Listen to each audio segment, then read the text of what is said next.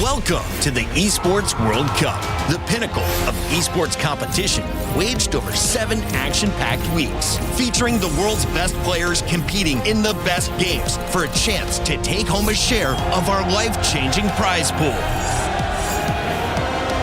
There's a ton of money on the line, so let's break it down. $44 million will be split across game championships, qualifiers, and achievements, with the remaining $27 million reserved for the best performing clubs across all tournaments in the club championship, where we'll crown the best esports club in the world. However, earning that title will be no easy feat. Throughout the Esports World Cup, clubs will earn points based on their placement in each title. At the end of the Esports World Cup, the top 24 clubs will earn a share of the $27 million, with the winner taking home a staggering $7 million, and of course, the title of Best Esports Club in the world. And it doesn't stop there. For these 7 weeks, Riyadh Boulevard transforms into the ultimate gaming festival, featuring everything from heart-pounding community tournaments and creator meet and greets to all-star show matches and live performances from global music icons. Bigger, bolder, and better than ever before, all kicking off with a jaw-dropping opening ceremony. Who will rise above and write their place in history? Watch it all here at the Esports World Cup.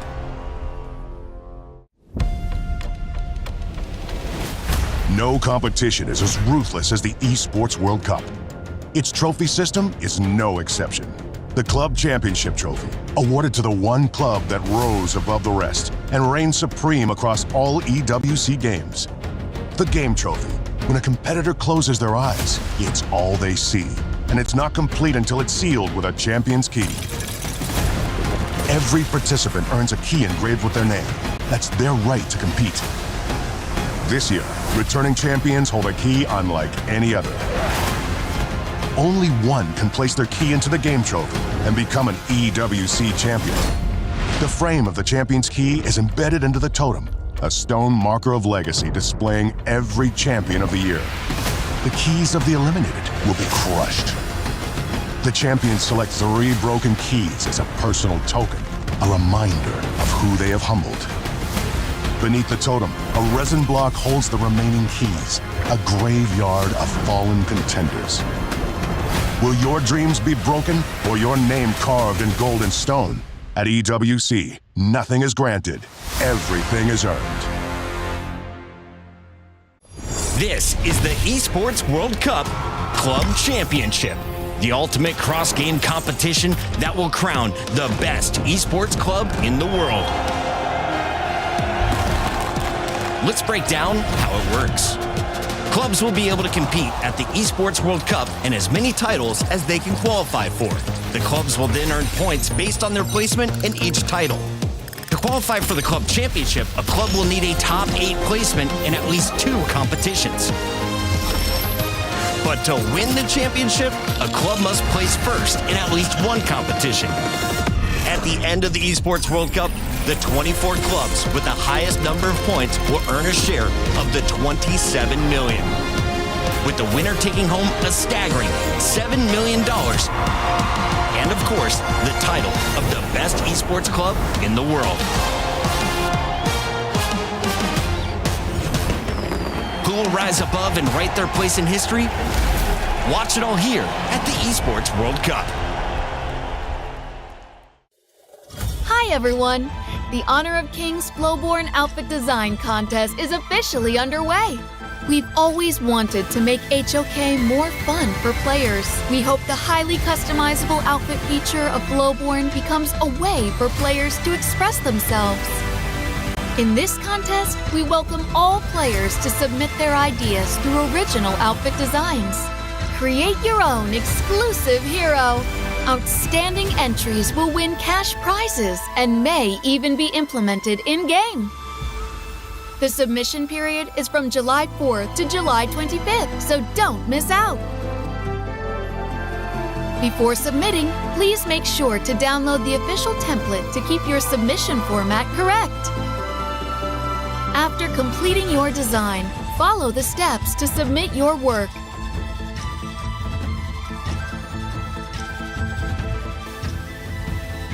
Please wait patiently for the official review results.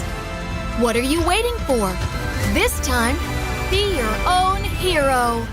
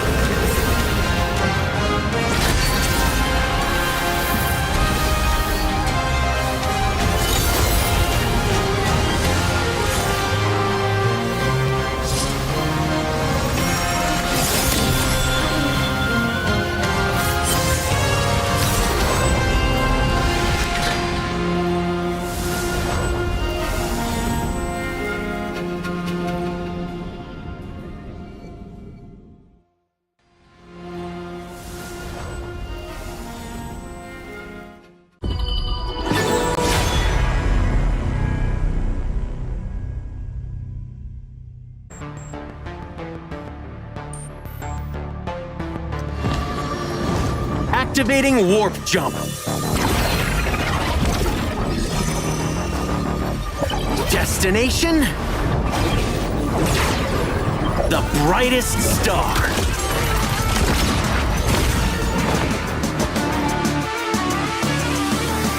We the kings, it's on the show.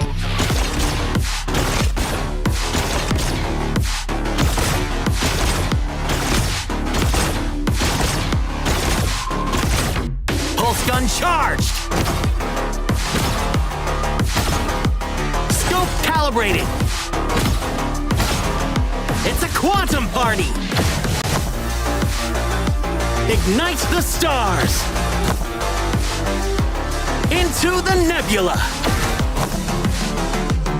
Cosmic shifts! Supernova pulse! Woo! Right in the core!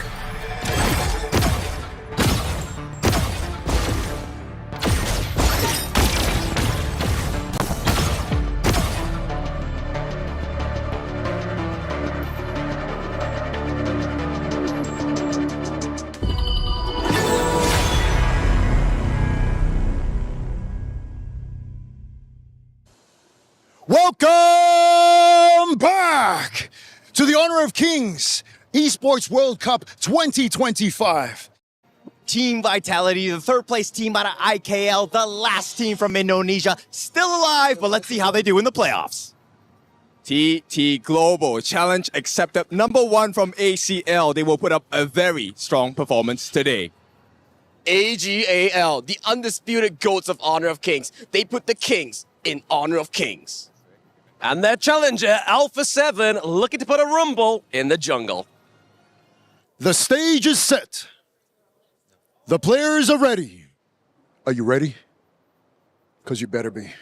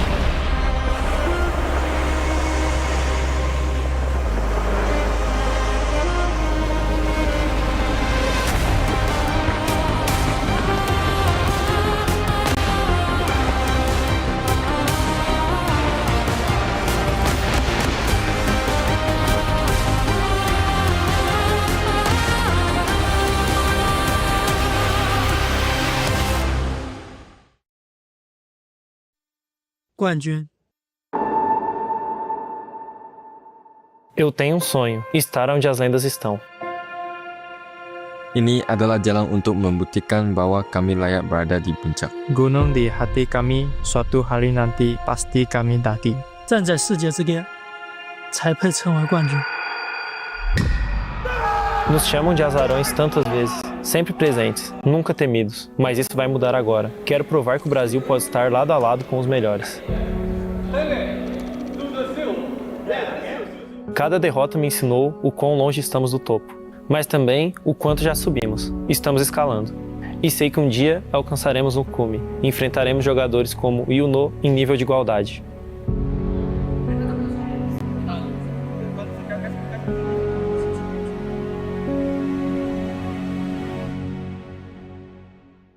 Saya tahu bagaimana rasanya kalah di panggung dunia. Saya telah melihat apa yang membuat tim KWC begitu tangguh. Saya meninggalkan rumah untuk berkembang, untuk membuktikan bahwa bahkan dewa pun bisa dikalahkan. Dan saya ingin melakukannya saat berdiri di hadapan Ino, pemain yang saya hormati. Saya di sini bersama tim ini untuk membawa kebanggaan, bukan sekadar bersaing, tapi untuk menang. Kami pernah berasa bagaimana rasanya ditakuti, tapi belum lagi dihormati. Untuk benar-benar dihormati, kami perlu kalahkan yang terbaik. Dan itu adalah Ino, lawan yang paling kami hormati, dan gunung yang perlu kami daki. Perjalanan ke puncak bermula dengannya. Gunung di hati kami, suatu hari nanti pasti kami daki. 去年的职业生涯让我经历了太多。 身边的队友都各奔东西，唯有我坚守此地。如今我们已臻于完美之境，铸就属于 AG 的王朝。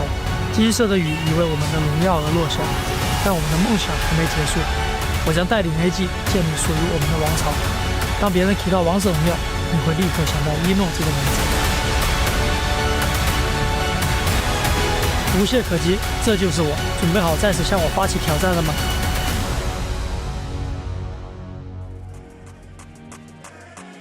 Yesterday, the playoffs opened the doors to greatness, and for some, it slammed it shut. Today, the door gets narrower, the pressure's higher, the matchup's tighter, and the room for mistakes? Almost gone.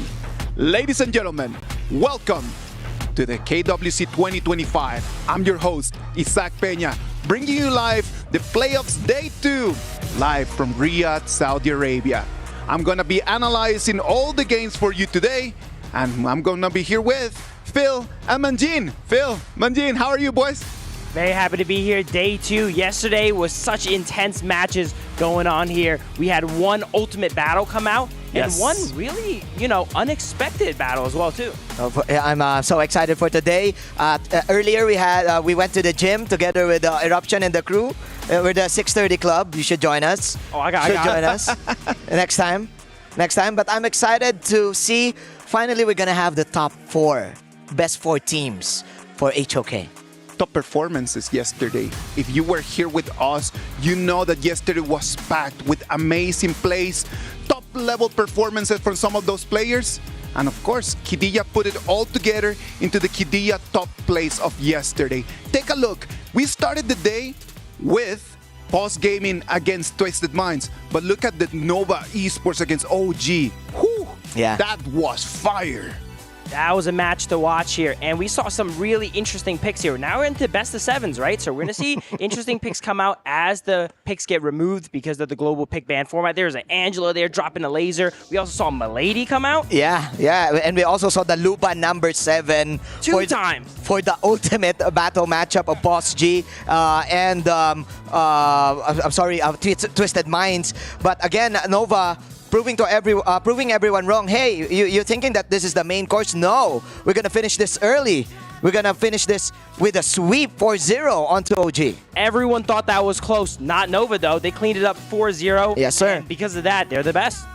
Yeah, and with that being said, I think they have a great preparation time also to watch the next few games that we're gonna see for later. But then again, you can also feel the hearts out for all of these players, especially Twisted Minds, right? That comeback of Pulse G, right? We were all frustrated of, hey, they should have gone for the Overlord, Tempest, for the Tempest. But then again, they managed to pull it off for that game 7. So props to all of these guys. I'm telling you, yesterday while we were here just watching the performances, our reactions were just the same as the players right over there, as you can see in the Crunchyroll reactions.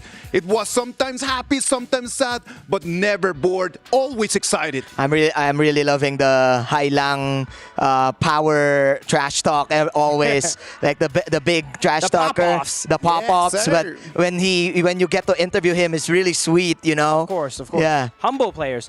But with great pop-offs, come, really low moments as well, too. Because if you lose, you're going home. It was sad yesterday just to see Pulse Gaming and OG Esports say goodbye to our KWC 2025. They worked really hard just to make it all the way, but you know what?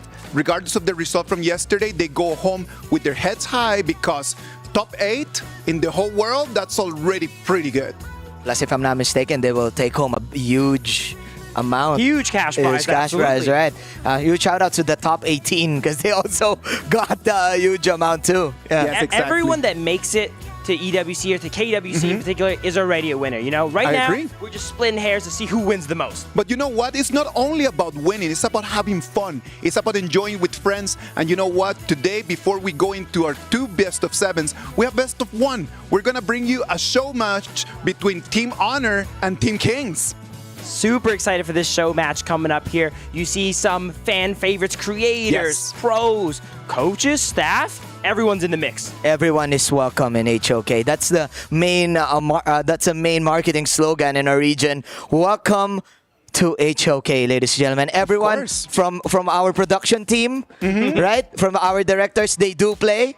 And who knows, maybe someday you can also join the show match, right? I'm telling you, today's show match is just going to be like that. It's going to feel just like gathering with friends, getting all together around the meal, and then just get 10 players, and then just get on and just go over there and just finish online. I'm telling you, a lot of times when I'm with my friends, I'm always playing like that as well. I'm always just trying the best just to get 9 players just so we can get a whole room full of 10. Ladies and gentlemen, our show match is about to start. What about if we send it to Sky and Mara, who are over there at the Amazon Arena? Ladies, please take it from here. Hello and welcome to the Honor of Kings World Cup 2025. We got all the Esports World Cup action happening here in Riyadh, Saudi Arabia. My name is Mara Aquino, and here with me, the ever awesome Sky. Thank you, Mara. Hello to the world. I'm Sky. I'm so honored to be back one more time, and I have to say this, I feel even more excited than last year because apart from the fact that we see a lot of amazing plays lately, but today is the day we're going to finally see the debuts of those 2 KPL powerful teams on the stage right here in Riyadh, Saudi Arabia. We're filling out the crowd, but you know what? We're going to take a little detour and we're going to show the audience something that's a little fun and that's going to show off some skills. We got your favorite personalities and creators fighting it out here in the Amazon Arena. So how about let's get it started? Of course. You up first. And now introducing Team Honor. These are your favorite personalities from around the world. We got from the Clash lane, Georgia, Jungler, Carl, Mid laner, Hoon, Farmer, Audi, and Roamer, Noel. They are ready to go. And up next, let's welcome their opponents to the stage. Let's welcome Team Kings. Clash lane, Pi. Jungle, Jushi. Mid lane, Cat. Farm lane, Mobazane.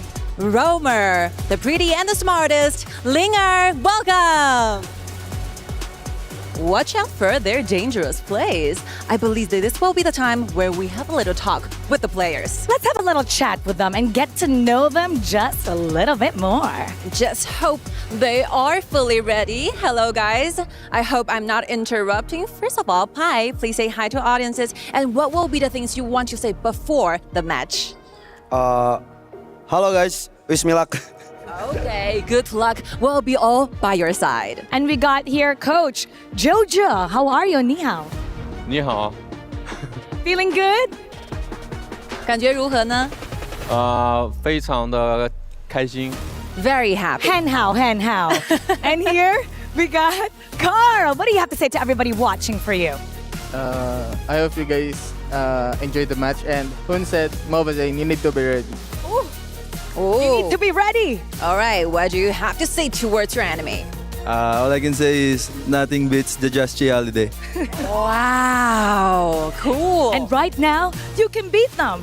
Hoon, your opponent is right there. First of all, let's do some heart fingers for the audience. And what do you have to say to everybody? You're looking so good today. Well, I'm a little nervous going versus the best mid laner, but I'll try my best. Don't be nervous. You're good. You're so amazing. Wow, your opponent gives you a lot of respect. 对位的中单觉得你是非常强的一位中单选手，有什么话想对他说的呢？很感谢你的认可，我们比赛加油。 Okay, thank you for your respect. We will get our best self into the stage. And how about this, like Mobazane? Do you have anything you want to say to your opponents right now? Good luck. We got Cat. We got Cat. We got the carry here. Well, here we got Audi. What do you have to say to everybody? 干就完了。 We can do it. How about Noel? You know what? A lot of people online, when you come on to translate, they are falling in love with you. And now you have the mic to say hi to everybody. Hello, guys. All right, lastly, we got Leonard here. So please say hi to the audience from all over the world. Hi, hello. What do you say to your opponents before everything started? 我先用中文来，我们那个中单说会打爆对面的。Do you have an English version? 有英文版哈。好，来一个吧。Our mid line said he will make the opponents unhappy. Okay, they will destroy their opponents. Now that we got to meet the most hype and the most requested talent from all around the globe, it's time to get this show match started. What do you think? Just hope they are ready for the fire. And now, they're gonna give us a show match that you've never seen before. This is gonna be one intense best of match series. So how about let's take it to the casters. Lead the gorge. Thank you so much, Mara and Sky. As we go into the show match, it's going to be Team Honor versus Team Kings in a best of one. My name is Holler, and with me is Kindo Fu. That's right. It's your favorite kind of tofu, Kindofu, and we have a special treat for you guys. This is going to be an appetizer before the main course of our best of 7 series today. Now, for Team Honor, we have a lot of big names here. Jiu Zhe, of course, as you know, the coach of TT Global. If you're new to him, don't worry. He is one of the professors over in the KPL side. He actually, I think, has like a course where he has a lot of students, so well respected, and also has a lot of inside information. The question is he gonna bring that to the stage today? Look, if they were to win this game, I think they could make everyone from Team Kings their student moving forward, right? I think that they're going to have a great time. Yes, there was some trash talking involved. I thought it was a little too respectful for my taste, but all in all, in good fun. Yeah, for sure. I think we like to raise the bar a little bit in terms of, you know, the banter between teams and whatnot. But also on the side of Team Honor, we have Carl. Carl, the most prominent jungler on the side, besides Joshua, of course, in the PKL. They have brought their biggest guns to the stage today. And it's going to be kind of a bit of a rivalry in that sense. And I think that we've kind of evenly matched up the teams. This is as even as it's going to get going into this game. Of course, going back to that whole trash talking thing, I think I'm actually very good at that. So I could be coach in the trash talking department. Why not play? But with that being said, we also take a look at the other side. Team Kings, if you guys know him, and if you don't, it's fine. It's Sir Pai, one of our HOK Indonesia biggest names as well. You've already seen him compete once in Indonesia. Let's see if he's going to put up a spectacular performance today. Yeah, I think that we're going to see everyone really step up on this one. I mean, yes, it's a best of one. Yes, it's all for good fun and all that. But, I mean, going to this stage in Riyadh and just kind of going at it, none of these players get to play together or even on the stage, so this is a great opportunity to see how they can shine on Honor of Kings. Yeah, because there was no prep, right? Both teams, they were kind of like, hey, we're going to put you on stage, you're going to play. And you know what? I think Team Kings have a slight advantage, because if you haven't noticed, we have someone called Cat, who has been a veteran in the KPL region, and also, as you have seen, the fans have been cheering him on. Cat God. Now, is he going to show his prowess in the Gorge today? Yeah, but okay, let's go back to Jiuja. In terms of TT Global, yes, he's the coach, but is this a little too much, or is it just like a flex going into the series of like, actually, I don't need to worry about my team, I can continue to play the show match and then just jump into that series without skipping a beat? I feel like he's using this as a practice, because the first series is actually going to be TT Global going up against Team Vitality here. Okay, but all right. Do you give any of these teams, just from the players alone, kind of a bit of an edge? Because, I mean, if we're looking at these ones, it seems like they're evenly matched, but again, just like holistically, what are your thoughts? I think it's pretty equal, because the next set of people we'll talk about is actually Moba, Zane, and Hun as well, right? Hun, as you all know, the on-screen boyfriend of Miss Mara over here. Now, they have had a long history. They have been teammates for a number of years. So I'm curious to see if there's any internal civil war that they'll be going with against each other down here. I think they'll have some fun with this. Yeah. I mean, they were very respectful in the trash talking portion of this one, but I did find that very funny with the heart thing, very cute by Hun. That we need a little bit more love in this community, and I think that that's a great way to kind of showcase that. Okay, so next up on Team Honor, we have Alti. Alti is one of those biggest streamers coming up from the Chinese region here, and I think he is a very funny talent. But not only that, he actually has some proficiency with quite a few heroes in the Gorge as well. Excited to see his performance. What about Noelle? I mean, she's from Nova Esports, the team manager. She's actually like always been there. Because, I mean, look, Nova Esports has been winning everything, right? But seeing her on stage, obviously she's doing a great job with the team. But does she play well in the roam? Okay, so this is the final matchup, right? Noel and Ling are in that role. Now, for those of you that have watched both of their streams, right? Noel streams online, Linger streams online as well. Both of them have been very successful in their ranked games. But this is not a ranked game. This is a, I don't know, battle for bragging, right? It's kind of more than a ranked game at this point. Yeah, more than just like it's the reputation. It's also like really sticking it to them. But, you know, as the roam here, like what are you thinking in terms of like just overall prowess? I feel like Linger should have a lot more experience. I mean, this is the first time we see her play live, right, in person. So I have high expectations for Linger. I have the same high expectations for Noel today, but I want those weird picks coming out today. Yeah, actually that would be crazy, right? But it doesn't seem like Team Honor are being, you know, showing a lot of honor. As it looks like they want to kind of like speed up the game and go with the pay one. Yes, this is just a best of one. We want to extend this. We want to see these guys play. But if we're going with this like fast-paced type of hero here, it seems like they just want to end this. It feels like it. And look, this, honestly, this is like a professional team kind of draft, right? Yeah. The Byron actually being stolen away from the Team Honor side. So, Pei Byron combination not available, and they pick up the Dolia, which is going to be played and piloted by Linger over here. I love it. I love it. Even though it's like a show match, even though it's for fun and all that, but they're like, no, we're playing this for realsies, right? We're going to ensure that we have some really good heroes. We're going to counter draft, and we're just going to make things very difficult. Yo, okay, take a look at Linger. She's locked in. There is like serious discussion. And wow, Cat, no Diao Chan, he is going for the Shangguan, one of those flashy heroes with the finishing stroke, jumping in the air, zip and zap.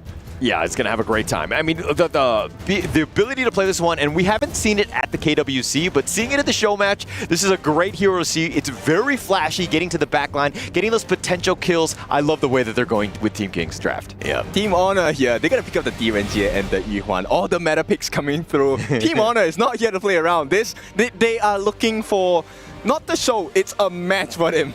Yeah, actually, I'm wondering, is there something at stake that we weren't told about? Because it seems like they're, again, going with their best foot forward in this draft. They really want to win here. Yes, I think it's the backstage stakes, right? Like, I don't know, maybe someone has to do push-ups like kind of how Phil did it yesterday? yeah, I don't think he got to the full 30. I think the full count was like 26 or 27. But yeah, I think that if maybe they have some sort of side bet going into this one, because again, both of these teams are really looking to win this one out. But the Shangguan, look, I love this pick. I think it's very fun to play. But bringing it here and just showcasing what this hero can do, great job by Team Kings here. I'm so curious whether they're gonna do like, the full like, hey, 5-man composition, we're gonna play together as a team, or is it gonna be, all right, you do your thing, I'm gonna do mine, we try to win the game from there. Yeah. I mean, at this point, you might as well. But now they're gonna go with a Flowborn Marksman. This is gonna change things up. Give it into Mobazane here. So this could be an interesting one. We've seen this one at the KWC. We haven't had too much success with it, but let's give Mobazane a little bit of credit here. Look, he has been streaming Honor of Kings quite a lot recently, and he has played Flowborn Marksman. I mean, the clips we've seen of him is on Marco Polo, so I'm kind of like, hey, where's the Marco, man? But it's fine. Mobazane on the Flowborn Marksman.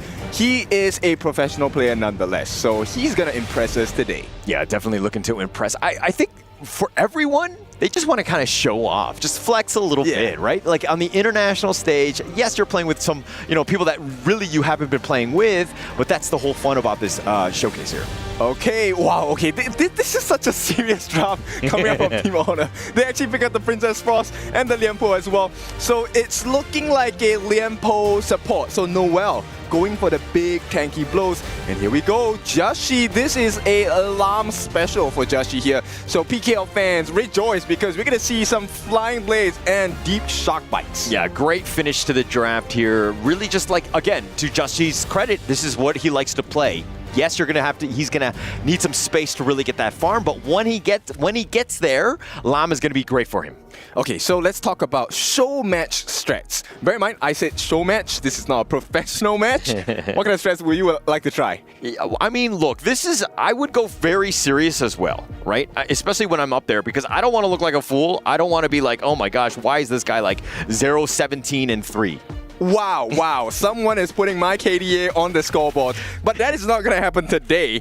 I think at this point, right, I think teamwork is definitely going to be very apparent. Now, there are a couple of pros on each side, so I'm so curious how this synergy is going to work. Actually, I'm not entirely sure if the Leon Po is going to be Rome. It might have been the Yuhan for Noel. They might have first picked it, or first phase picked it, because the Leon Po kind of, they could flex it. But we're going to see exactly where they line up here. In the clash, right? I think it's clash. Maybe that's a potential. Yeah, I think and, you know, Noel, she has quite a decent hero pool as well. We've been watching her streams as well. So let's see, right? The Battle of the Romes, that's the one I want to talk about. Linger against Noel.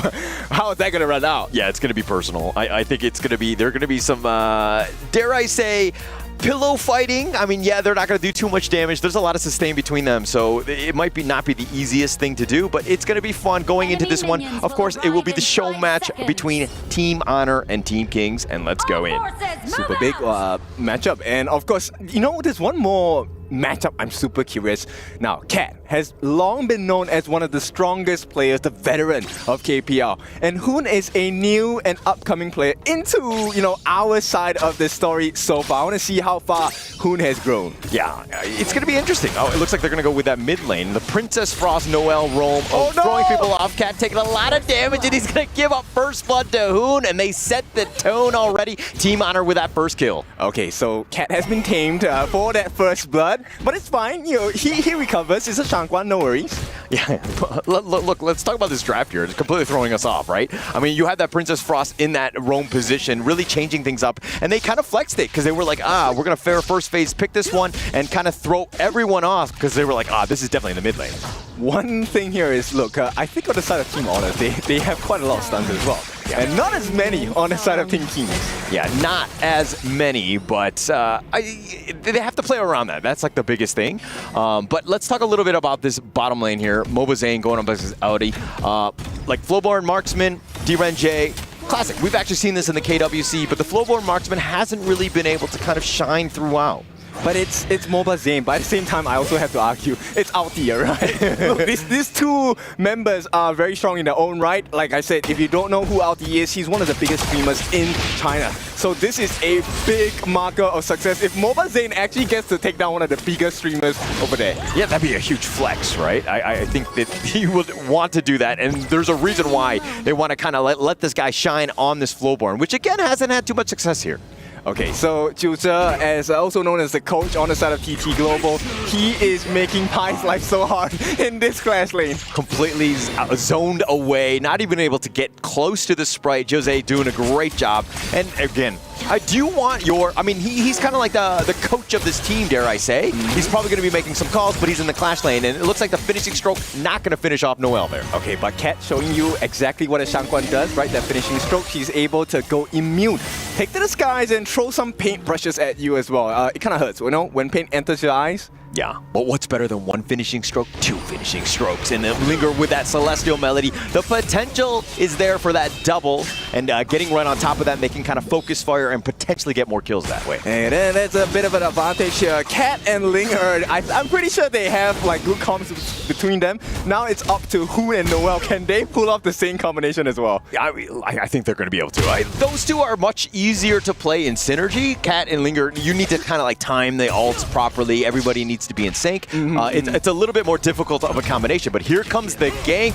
It looks like he's going to go in. Jose with a nice little stun, nice little burst ram, but Noel in a world of hurt. Flash away, and it looks like Jose will survive, but Noel not as lucky. Oh, they take this Princess Frost out. So Noel, unfortunately, out of the game for 9 seconds more. It's okay. And look, 5 different members on the King's side. So I'm very curious because, look, Jashi and Carl, this might be very personal here. Yeah, personal, but they weren't really in that fight. They've been kind of farming on their own, which has been great. And yes, with that pickoff was very nice for Team Kings on that one. But finding Noel just a little out of position on that one. Okay, so you know what? Jashi and Carl, I know that both of them can dance to a certain extent. So if they get the kill on each other, I want them to pause the game. the BM, but Hoon gets gone on, not able to stay alive, and it looks like they're going to find Noel as well. A double kill going the way of Cat, and showing you the prowess on the Shangguan. Okay, the claws are shown. The pullback by Jashi as well. Carl, he is safe for the time being. But let's take a look at the replay here. This movement by Hoon was just a little bit too far forward, and when you have the timing and the planning by Cat, who is a veteran in this game, there is no way you make it out. Yeah, no real way. He did try to ult so that it was expended, but in the cast time, he got blown up. So Team Kings to finding yet another kill. And look at this pressure that they're putting on. They're really taking it to Team Honor here. Hello, this is not a professional game. Why are you guys playing like professionals here? I mean, they're going to force it. Look at another gank attempt. Audi, though, getting gone on here. He's going to dodge it. He gets to safety and staying alive. Even with that finishing stroke, that potential 1-2 combination can really just kill somebody. It's so scary, right? Yeah. But at the same time, look, let's take a look at the good things that are happening for the side of Audi. Audi here actually has not died a single time. Yes, no assist in comparison to, Mobazane, who has one, but it's just one. Actually, it's very close in terms of the net worth. Yeah. I mean, it's been a couple kills, in more in favor of Team Kings here. But, I mean, there's a Frigid Prison. That's a nice one. With that, winner is here, and Noel gets the kill. But they find a return kill in that mid lane. Carl going down. And now Jose, with that nice little tremor smash, will just hit the minion wave. And he's going to have to back off and get to safety under that tower. So Mobazane seems to be the one that's getting pummeled over here. His T1 has been taken down. But Carl, this is his first death in the game, and Joshi was playing an important part in the game as well. He was split pushing at the side. Yeah, taking the farm away, right? And Carl really needs that. Obviously, he needs to stay alive more than anything else. Really give their team a chance, especially in this early game. We haven't seen too much of Carl because he's just so busy farming. I think that's a good thing. And here's the silent assassin. Alti has been farming the entire game, hasn't died once yet. He's about at close to 3.5k, which is not bad, but Joshi, topping the global goal charts here. Greatest hits once again at 4.5 thousand. Yeah, Joshi here. I mean, you're going to leave him alone? He's going to get his own farm, right? He's able to just go in, and he will carry the game at the end. But now this bottom lane completely pushed in. It looks like the bottom T2 is going to be going down for Team Honor.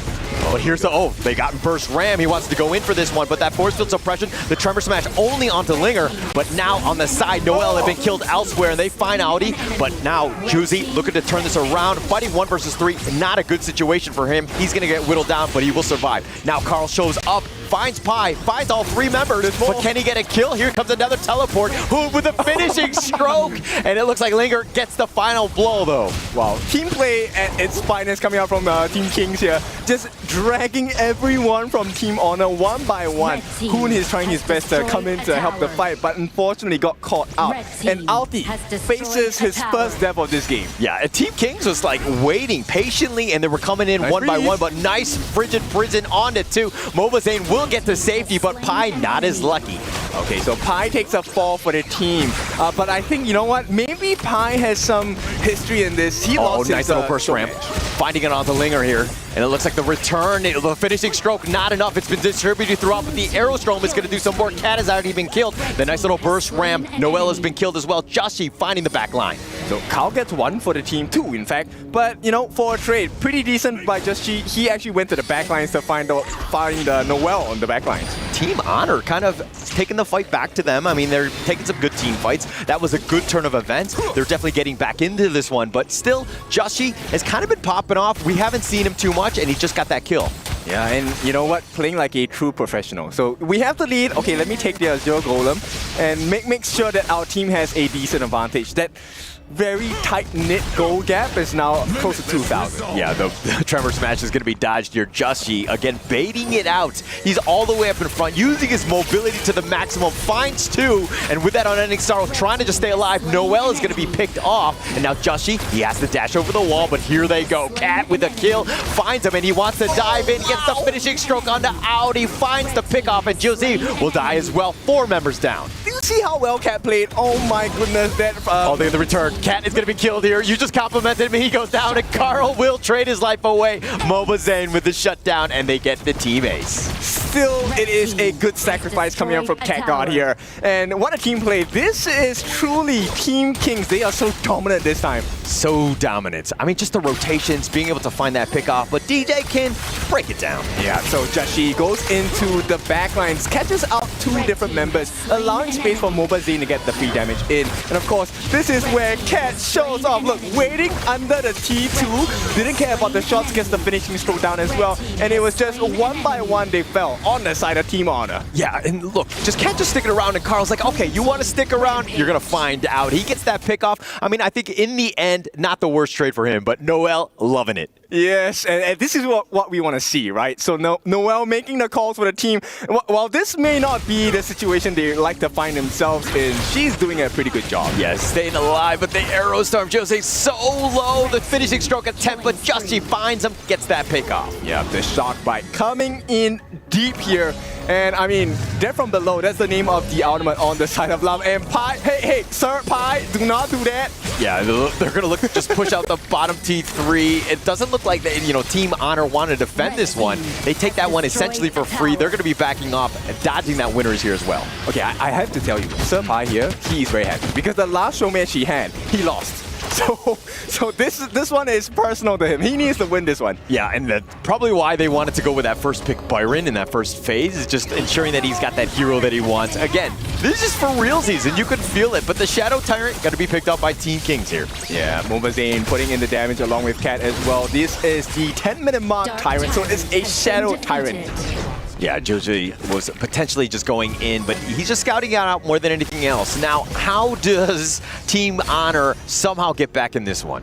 Wombo combo. It has to be, right? Alti needs to land that golden token. Noelle needs to land her frigid prison. And who needs to land his second skill? Okay, easier said than done, though. Yeah. I mean, the positioning has been far superior thus far, but with this map control, pushing it even further ahead, Team Kings look to be in a great spot as they take the top T2. Well, there is always a chance, right? We have seen teams, turning around, and this might be the chance. Nice little chance. Nice little burst ram with that frigid prison. They find Moba Zane, the tremor smash with a slam dunk. Head gets Audi, though. They find him on the back line. Cat is going to be traded as well, and a double before he goes in. Hoon is going to be picked off, but Carl gets picked off. 3 members down for Team Honor. Still a good result, right? Oh, Noelle this time really putting the freezes to work. And this is where Pi, he wants to go for a big one. A little bit of a push more than anything else. I don't think they're going to end. Look at that recall. Oh, the BF Pi flexing right in front of Jose. Yep, the couch. Oh, he caught Noelle. Oh, finds Justy. He's getting a little bit low. Needs to be careful. He's going to be just get tremor smashed, and Juicy makes him pay. Brilliant. The coach is doing a lot of work. He's no longer a coach. He is a player now. Yeah, actually flexing on that one, right? Justy was like sticking around, and he's like, I got my mobility. I'm going to get on out. But this Lian Po, just so many stuns. Let's take a look at the items here. And okay, nothing too crazy. We're going for the full damage onto Hoon as well. He takes the Venom Staff, the anti-heal. And once he completes, I presume that's going to be the Void Staff coming in. Oh, but Carl already at 5 items. Yeah, he's a little bit behind Justy, though, which is a bit of a problem about, 1K at this point. But the Overlord about to be started. Jose gets the jump in with that Tremor Smash, finding Moba Zane. He goes for the direct target, but Carl taking him down. And it looks like with that Overlord, Moba Zane is going to be killed. Pei is going to be killed as well. Pi, excuse me. Cat getting a little bit low. Nice little burst ram on a 2 with that control. But here comes Justy. The finishing stroke picks off Noelle, and that's going to be it for them. 4 members down, and the final 2 members, Jose and Justy, going at it. Jose, with not really too much damage, he probably wants to stay alive. He burst rams over the wall, gets chased by Justy. Yeah, Justy going for the chase at this point. I mean, he is looking for an opening, but at this point, Tutor has done so much. Look, they secured the Shadow Overlord, so the map is now in reverse pressure, meaning Team Kings, they need to clear the waves. So this buys a lot of time for the rest of the team. So Team Honor doing the play, making the right moves, and having the stress and pressure relieved for the moment, because at this point it's gonna start being a little bit more difficult. It's almost double the kills on the side of Team Kings. Yeah, they have so many kills. I mean, Justy was like the last man standing. I think he would have enjoyed that one, but he's gotten to that point where he's critical mass. He's gotten all that space, and he's just really been putting the pressure on, and now he's gonna put it onto Carl, brushing him away, and it looks like they're going to take the Azure Golem here. Okay, let's take a look at this moment. How did they actually secure it? Oh, so Carl was actually left undisturbed, and this was also due to the fact that Noelle got a couple of nice freezes here, and the flash coming out from Alti managed to save his life for a little bit, allowing him to get a lot of free damage as Cat was going in for the backlines as well. While he did give his life, this put us in that situation of the 1v1. Juta knows that, hey, I don't win this fight, right? So let me just drag it as long as possible. Yeah, just extending it. But it looks like the fight is going to be happening in the mid lane. Hoon has already been killed, and it looks like they're going to take Noelle and Audi down. Pi just too much control. The damage is on point, and Jose will be picked off as well, and it looks like Team Kings are going to roll it down mid. Not yet, not yet. Okay, this is what you need to do in your ranked game. Look at what Carl's doing, right? You cut the waves, and then you go and look for something else in the jungle. So brilliant play. This is not just a professional play. This is ranked games, guys. Learn this. Yeah, extending the game as much as possible. Without those minions, of course, you have that backdoor protection, and it's going to slow it down. You're probably thinking, why don't they just go all in? It's like, wait, actually, there are no minion waves there, so they have that backdoor, and we can't go in. Linger catches eyes onto Carl here, and they're going to try and escort this bottom wave, but the members are coming up. Yeah, they're coming up. They're going for the crystal. They're doing some damage, but Mobazane's been stunned. He's going to be backing off. Goes for that arrow storm. Not going to connect on this one, but Linger's going to be picked off. Justy has to dash away. Carl wants that damage. He goes right to him. Sage's Sanctuary on top of this. The finishing stroke onto all 5 members. Not going to get the pick. Here's another Sage's Sanctuary from Carl. He's going to be back off, but finds Kat. He's going to be picked off. Mobazane is going to be killed, and now Pi on the run, and he's going to be running with Justy. Is it going to be an honorable comeback coming in? Because, okay, the goal gap's still very big, but the fact that they caught Kat, Mobazane, and Linger, 3 members who actually provide so much value for the composition, they're now down for about 20 seconds more. Yeah, it's actually quite a bit in that sense. But with Pi and Justy, I think that they have enough wave clear to kind of extend it. They're in no trouble at this point. But again, Team Honor striking back.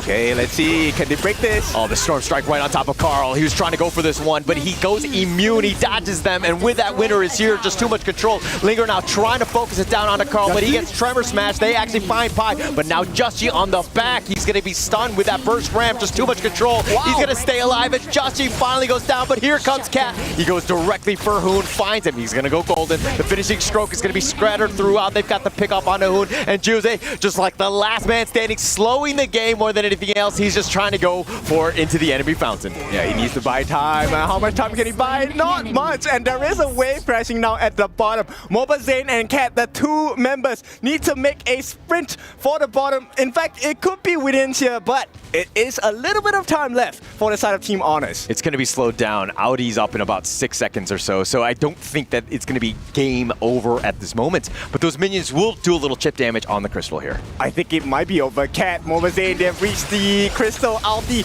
on his own. What can he do? 1v2. The backdoor protection was up for a second, but Audi gets focus fired. He's going to be picked off, but now Carl is joined up, and it looks like he wants to go for Kat. He deals with the minion wave more than anything else. They need to protect the base. Okay, Noel is going to try and do this with Hoon as well as Carl. They do survive for the moment. So Team Honor, they have bought some time, and I'm so happy with this, guys. We are at close to 17 minutes. Means we have a potential Tempest game. Yeah, both of these teams showed up at this one. I mean, look, with the Shadow Overlord about to be started on this. I mean, 3 minutes away from that Tempest Dragon. We're not there yet. And yes, Team Kings had a potential to go, but the defense was just too strong at this point. Team Honor survived at least for another minute or so. And you can see the happiness. Look, so much fun across the team. And right now, this is going to be not the final one yet. So Shadow Tyrant's available. Carl looking to escape, but Pi. Oh, Carl pounces away. Pi looking to just get that hunt down on this Tiger. Gets the nice little Storm Strike, Sage's Sanctuary. That's going to be it. And Pi with that recall. Oh, the flex. He's done it so many times. Sake, that is that play coming in from Pi there. And he actually gets the Sage's Sanctuary. So 1 more life. And I think there might not be any more lives because the Shadow Overlord is flying down on the top side. Yeah, they want to just deal with this one. But Justy diving deep. He wants to go, but he's going to just use up the Sage's Sanctuary. The Arrow Storm. Mobazane coming in with a machine gun, doing some serious damage. Justy just dove in too deep, and now Mobazane looking to end the game, and Team Kings are your winner. So Team Kings, a very brilliant performance. Team Honor, of course, doing well, but this time, the Kings suffice. Yeah, that was plenty. I mean, they had the full kills advantage. They were just taking over the game, but while Team Honor had their moments, they were striking back, but it just, unfortunately for them, Team King just too much in the end. Yes, I mean, all of this is for laughs. It's for the fun as well. So Team Kings now having a very splendid game, and this sets the tone for the day, right? We want to have fun, we want to be serious as well, but all of it is for the fans of HOK. Yeah, actually, serious game, serious business in that show match. I mean, both of these teams, like, they're showing good sportsmanship, and they did have some fun, which is what Honor of Kings is all about. And, you know, inviting everyone to just be able to play with anyone. Okay, so now I think it's a bit of a worry. TT Global, You know, the coach just lost. He might not be happy. We might see a very strong performance from TT Global in the next series. They're going to take it out on Team Vitality next. Yeah. Like, oh, mercy, sir, mercy. Don't be so angry. Let's just have some fun in that series as well. And, you know, Sapai was kind of like egging him on with the sofa as well, right? The recall.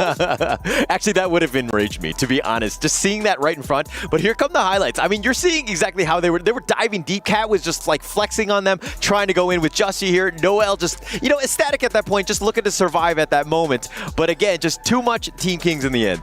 Look, she had quite a few catches. The winner here was not bad, right? And, you know, with the help of Hoon on this Yihuan, they got quite a nice few setups on the side of Team Kings. But then once again, Justy and Linger, look, the two of them playing well together as well. Like, Linger's job here is just to enable the team, and Cat really benefited off of that. And Pi, I have to talk about this guy. Pi, he came here with a vengeance. It didn't matter who the opponents were. He lost that first Showmatch ever in ID. He's coming here to win it. Yeah, going in for that serious business here. But again, Team Kings with that victory. Let's find out what the players had to think about. Let's pass it over to Sky now. Here we are with Coach Jojo.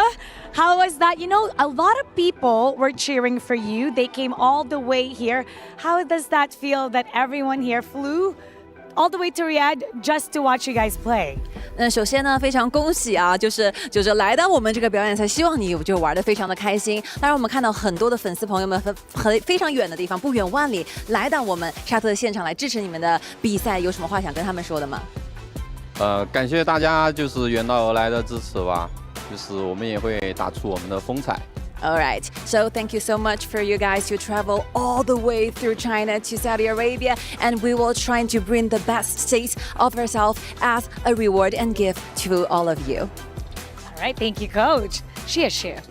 All right, next one is going to be the interview with Kat. So you were supposed to be the carry of the team, but you ended up with the very first blood of the game. So how do you feel? What's the communication back then? 其实我们今天第一局这一局呢，应该是这个队的唯一 C 位哈，但是成为了这一局比赛的第一滴血。当时感觉怎么样？你们的一个战术布置会是怎么样的呢？第一局第一波还是有点年轻了，因为我看他杨玉环和老虎的站位，我以为中路就他们2个人。王昭君突然冒出来的时候，我是有点惊讶的，我觉得还是太年轻了，作为一个新人选手，经验不是很足。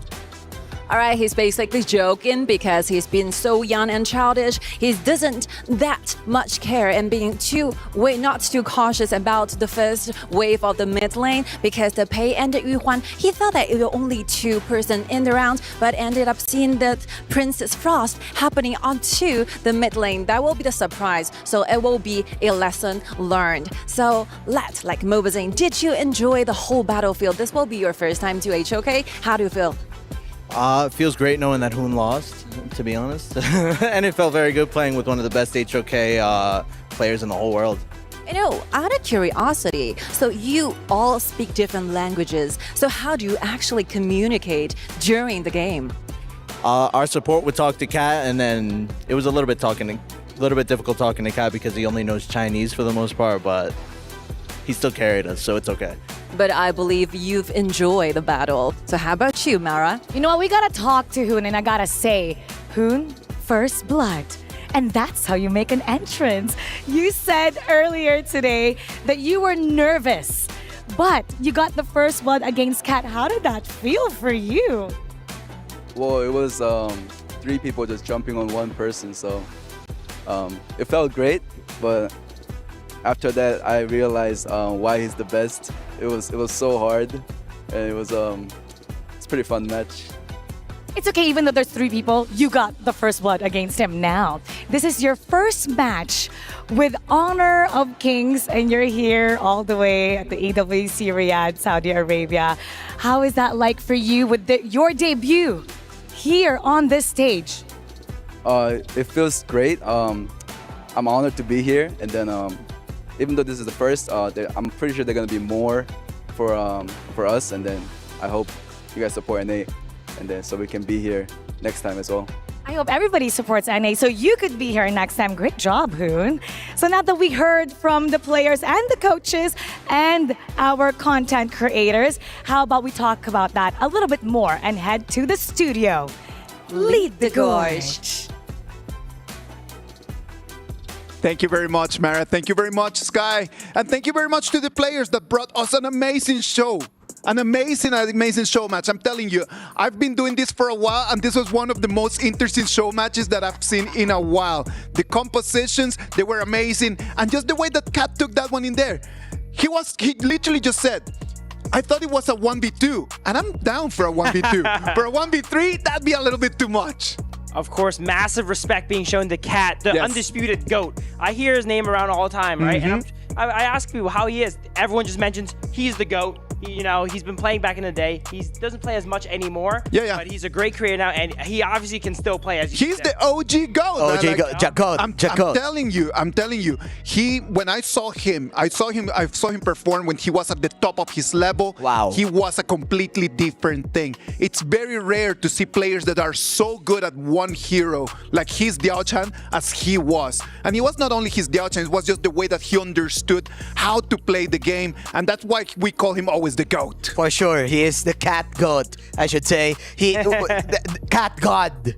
It's not the GOAT, the greatest of all time. I don't know, Cat God, but of course, he's so confident with the Shangguan pick. This is like a ranked game, you know? He went easy on them. He could have went to Diao-chan. It was not bad. Yeah. He was like, these young kids, let me give them a break, all right? You know what? Yeah, I want to showcase my skill. Right. You know what? At the end of the day, it's about just coming in and just getting everyone to play. He wanted to play that Shangguan because he knew that Lingard would play the Dahlia. And we talked about that. We thought that, okay, how do we get Lingard just to play with that Dahlia and for us to actually really capitalize on this? That was lovely. You can see her having the time of her life. Yes, sir. I want to be in that team, man. I want Cat to carry me. I wanted to play. Yes, sir. They wouldn't let me in. I want Linger to reset my ulti. Right? We gotta do a caster match. We gotta go next time, maybe. We gotta set that up, and that's what you guys need to set up right over there at home. Look at how much fun these people are having, man.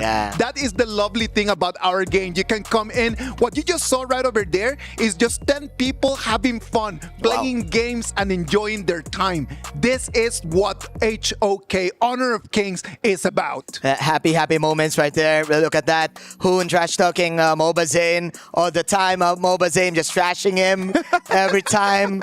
Important note here is even the losing team, they're having fun too. Look at Hoon there. He lost, but he's still having a great time. I'm telling you, this is top level of performance. What a better way to start the day, playoffs day 2, than with this show match. Yes, sir. This is exactly what we need, right, Manjin? Yes, sir. And it goes to show that how open HOK is. Like the global server, all of them have different languages. If you're in there, what would you say to me?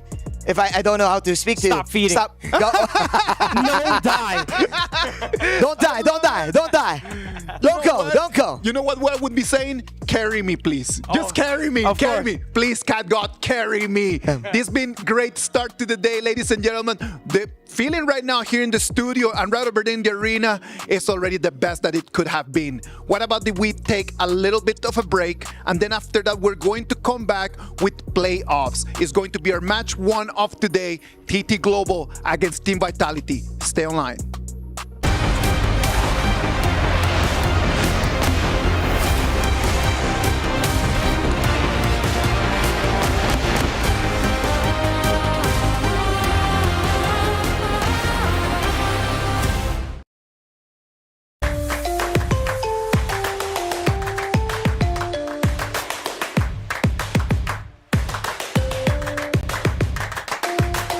Level up your gaming experience with over 8 billion playlists, only on Spotify, the official audio streaming partner for the 2025 Esports World Cup.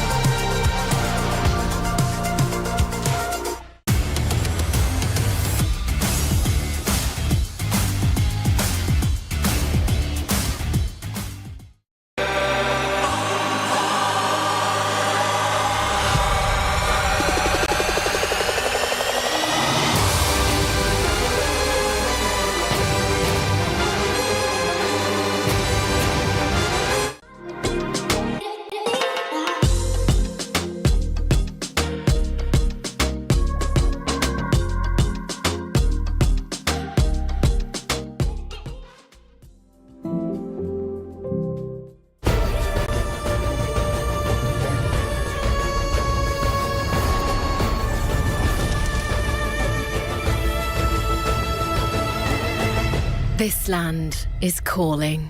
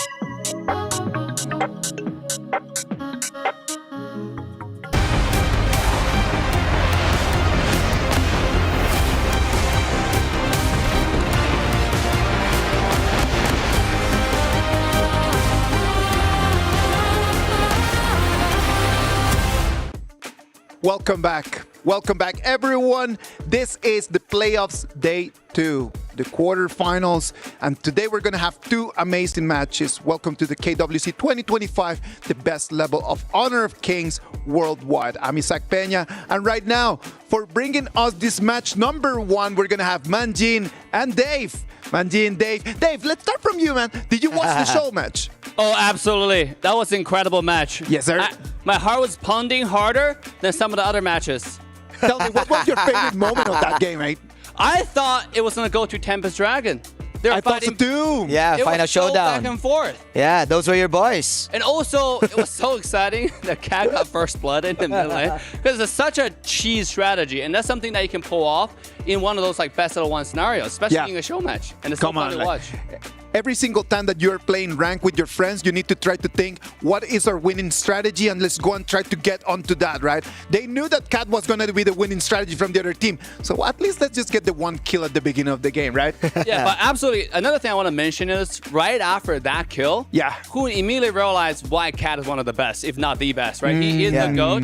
But the amount of details, I think there's one Shangguan O where Hun couldn't even react. Yeah, no, none. Immediately disappeared from the courts, right, Manjin? It was a huge honor for Hun to play with the Cat God for sure. And of course, to see the different professional, to see these people on personalities, I mean, HOK, it's really fun. Like, the aura here is so refreshing. The audience is so refreshing. I even saw our marketing team in the audience cheering for Just Chi, cheering for Carl. It was lovely to see that. That was like Carl, the thing that Carl did, it was like the simplest way to not get defeated. I'm telling you, it was a great show. But at the end of the day, this is a tournament and we need to leave the show behind and move on into what's going to be today, the last 2 tickets into our top 4. Or for today's matches, we're going to have 2 best of 7. We're going to start with TT Global against Team Vitality. And right after that, we're going to go to AG.AL against Alpha 7 Esports. Oh, the ACL champions. Finally, we are in the secret level. We finally unlocked the unlockable character, TT Global. But man, Team Vitality, the only remaining team for IKL. I'm so excited for this. Today's matches, I have one phrase again. It's called Gold Standard, okay? Today is a learning day. You want to learn everything you can from these top teams. Right? TT Global, the first match versus Team Vitality. You got Team Vitality have some of the crowd's darlings, right? Zhang Q. He's making a name for himself with his skill, personality, the entire community. TT Global, what can we say? This team is so goated. They're considered underdog. They have a lot of young players, but nonetheless, some of the most skilled players. Yeah, we can see how the players are arriving to our Amazon arena. You can see the moment when they get their hands into their keys, they know the next time that they will see that key, it's either going to be crushed or they're going to be doing some crushing. Yeah, there you go. I think for Team Vitality, they're really full aware of what's going to happen here. They're really full aware of their situation here. That's why they need to bring the AAA game that they need here. I'm telling you, AAA game might not even be enough. For sure, maybe. It might not be enough. They need to bring godlike levels of game today. Because look at that. TT Global, they look relaxed. They look, they know the big stages. They know how to work in this, and they're not going to be afraid to come in and just deal some damage. Absolutely. What you saw was Ching Ching holding the triangle. I mean, he looks really happy, actually, right? This is the same expression we saw him yesterday in the interviews. Their keys, right? And this guy is not afraid to share all his tips with the global players. So this is why I make him so goated. Yeah. There's not fear. Even if I were to tell you right now, okay, this is what you need to go and do, can you just kind of like in 30 seconds just internalize it and perfectly just go and deliver? It's not possible. So for them just coming in and sharing, it's an amazing opportunity just to come and to make friends. Even if I tell you what I'm going to do, there is going to be a difference on knowing and just being able to perform. And this is such a huge opportunity for the side of Team Vitality also. Like with the global release of HOK, it's just a year, and for them to manage to pull off to be here at the top 8, they will definitely get a lot of knowledge also just by doing maybe the draft. I'm so excited about the draft because if I'm not mistaken, for TT Global, they're playing on a different server as well, which is advanced, right? We have like hidden heroes still that we don't see in the global server, right? TT Global, Snowy, Crane, Ting, Joy, and Sunrise. The Thunder Threat. Thunder Threat. That name is fire. I like it. I mean, look at Sunrise. This guy is known for a really, really aggressive. I would say the entire team is known for a really aggressive playstyle. I want to see them invade because they love to take objectives seriously. And when I say objective, I don't just mean towers. I don't just mean tower and overlord. I mean those small jungle minions, right? The thing that you go invade and really force a fight and take your advantage to the next level. So I'm excited for TT Global to show how to take aggressive comp and play it properly. Team Vitality on the other side, 19, Zan, Tranq, Neil, and Tubbs. V for victory. Team Vitality. Yes, sir. Team Vitality, maybe their games is kind of like messy for the few group stages, but then again, it's a hard thing to do to be up here in the top 8. And I want to shout out ZhangQ for sure in using a lot of assassins, the fades, for sure we're going to see it. Maybe we're going to see the Jing up here. But then again, if you're up against a team that can probably invade you, I would love 19 and the mid laner to step up their game in maybe protecting ZhangQ, because ZhangQ is one of their win conditions. It is very difficult for ZhangQ today if he decides just to become the core of the team and then just to build everything around him. The team is going to have to find a way how to zone out TT Global from coming and taking jungle resources. But it's not going to be an easy task. Okay? No, it is. No, I is. love ZhangQ. Okay, ZhangQ is my boy. We made a lot of content. By the way, you should follow AG.AL Global Esports channel. And why wouldn't you follow it, right? For all the great news, great content. Just saying, right? ZhangQ is a golden. If I'm not mistaken, AG.AL actually interviewed ZhangQ right after the draft, and ZhangQ was jokingly saying that, oh, it's gonna be 8 minutes. He knows, and I commend that. For sure, they will bring out their best. For sure, they will do their best here. And what I like about them is that they know they accept like what's gonna happen. They accept their strengths, and let's move forward from that. I like seeing this in this way. Right? I like looking at this as you are being given in life a hand, and then you need to deal with that hand. You cannot return your cards. You need to play with the cards that you've been given. You can decide, are you going to stay in the hotel and just call it a day? Or are you going to come into the Amazon Arena and really perform and try to give us what we deserve, which is a top-level game? You know, to your point, Manjin, when we were recording that video, you should be in the proximity. Everybody was laughing so hard. Yeah. If you haven't watched that video, ZhangQ is definitely one of the most charismatic character or player in the entire AG.AL global ecosystem. So definitely follow the AG.AL Global Esports channel so you can get all this great content. At the same time, I look forward to ZhangQ's performance today. I am really looking forward to hear from the players as well. I want to know exactly what is going through their minds. I know that we had an interview over there with TT Global's Joy. Let's see what Joy had to tell us about that. Ladies and gentlemen, we are backstage not only with Joy, the roamer of TT Global, we also have Sky. Welcome backstage. Usually she's on the front of the stage. Now she's backstage with me. So first of all, congratulations making the playoffs and also here in KWC. My first question is, you're going against Team Vitality. What is the game plan going against Team Vitality? OK， 首先呢，非常恭喜9星选手呢可以来到我们淘汰赛，以及来到我们现场沙特利雅得。那你们今天对阵的选手呢会是 Team Vitality 啊？你觉得那场比赛你们的战术风格，或者说你们对于这支队伍的研究会是什么呢？我们就打好自己的，然后做好每一个布局就行。Okay, I think we will just perform the best stage of ourselves and do every single step 1, step 2, step by step, and ensure that we can get a very safe victory. I love it. What an answer, huh? What a translation. Thank you. And second question is, Joy, this might be a little harsh, but what is your prediction going in against Team Vitality? 这个问题呢会稍微有点辛辣。你个人觉得你们这场 BOG 的对决的比分会是怎么样的呢？比分应该是4比0。I think it will be a 4-0. 4-0, guys. That is the prediction. Once again, thank you very much, Joy, and good luck in advance. And also to TT Global and Sky, thank you for being with us. It's my Appreciate pleasure. It. Back to you guys. 4-0. For some people, that sounds harsh. But I'm telling you, if I am a professional player, every single game that I'm going to go for a best of 7, I'm going to say 4-0 every single time, because that's got to be mentality. It's a matter of how you feel yourself over there getting into that game. That's, of course, the confidence that TT Global has in this tournament. Plus, of course, if you're going to look at on paper, if you're going to look at the resume, for sure there are a lot of achievements of each player for the side of TT Global compared, of course, to the players of Vitality. But then again, Team Vitality, I want to say they just need to take this one game at a time. No pressure. Don't pressure themselves, because they're fully aware of what's going to happen. Just play it with maybe nothing to win, nothing to lose, and who knows what's gonna happen, right? Who knows what's going to happen, Dave? What is your thought on that?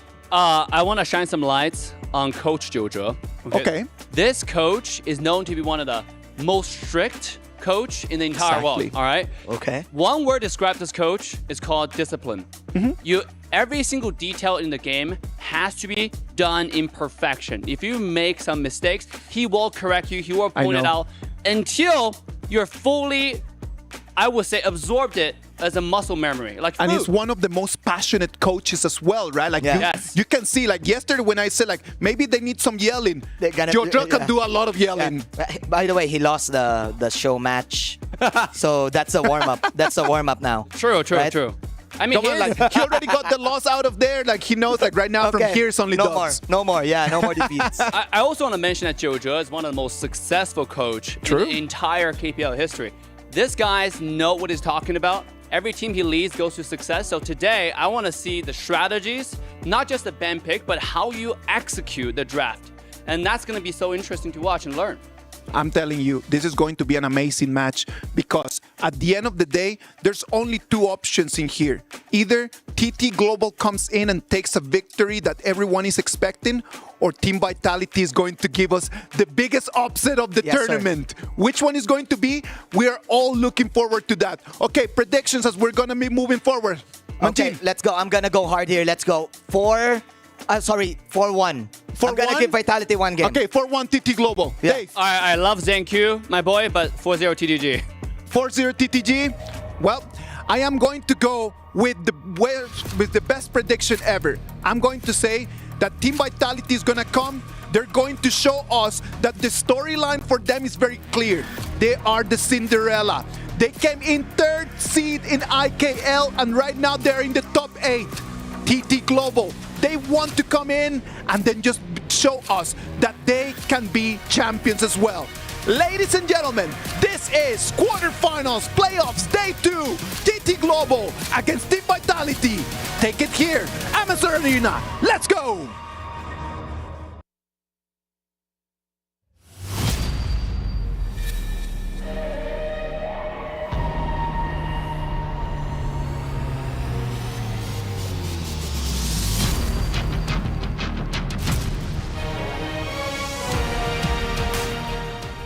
Hello, ladies and gentlemen, and welcome back to KWC at the Esports World Cup 2025.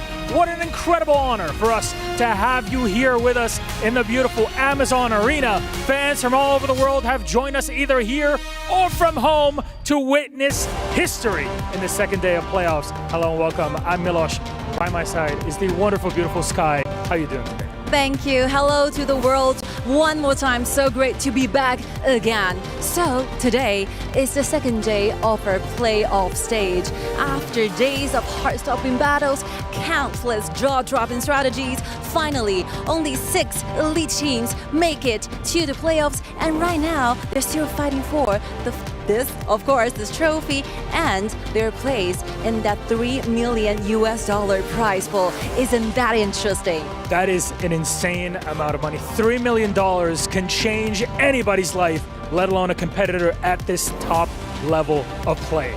We have some games to go through. Of course, these squads have clawed their way through blood, sweat, and glory. And what after that? It only gets tougher from here. Ladies and gentlemen, the time has come for us to welcome our first 2 team to the stage.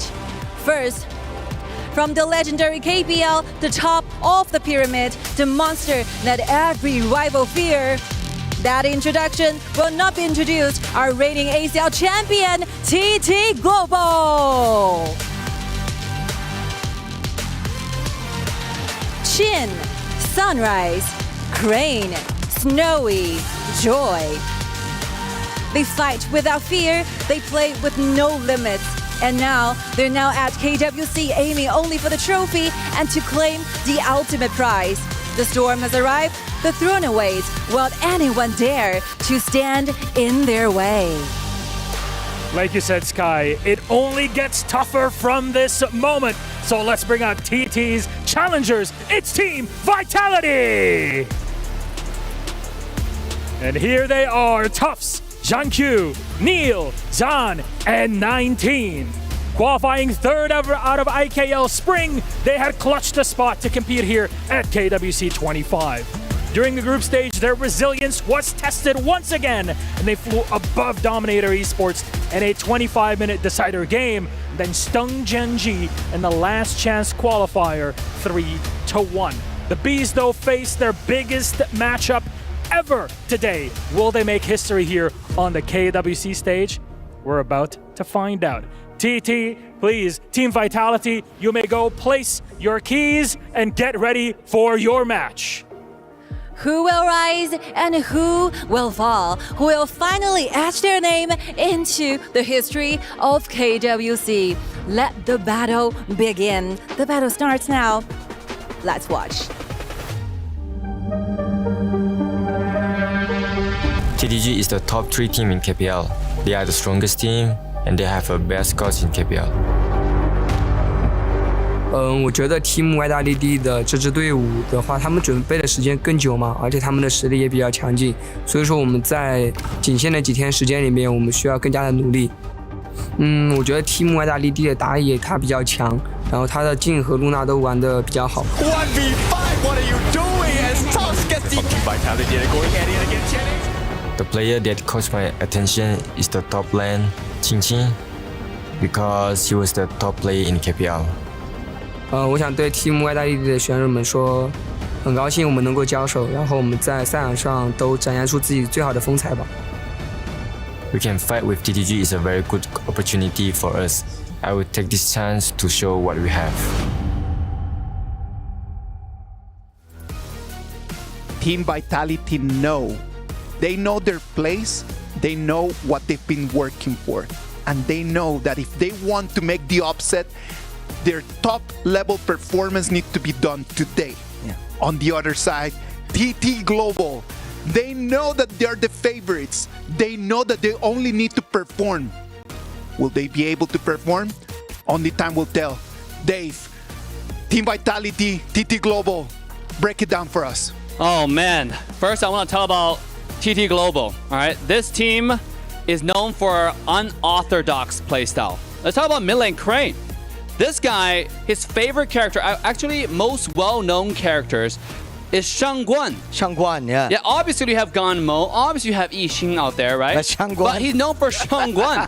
And today, we might see some Shangguan Dolia combo coming out from Crane. We've already seen it in the show match, Yeah. right? Yeah. So if we've seen it in the show match, maybe they went like, you know what? It actually works. Let's try that. I actually expect a lot of different combos here also being showcased by TT Global. All of these kids are youngsters. They're like Lightning McQueen in cars, like Kachao, Yes, fast-paced game. And I should say for Team Vitality, all of their matches was a pain in the neck, right? They had a hard time up against a Dominator, also against Alpha 7. All of their games, maybe if you're gonna do the ratio, 7 out of 10 was plus 15 minutes. And it goes to show that their cardio in those games, like their resistance, their endurance, it gave them a hard time.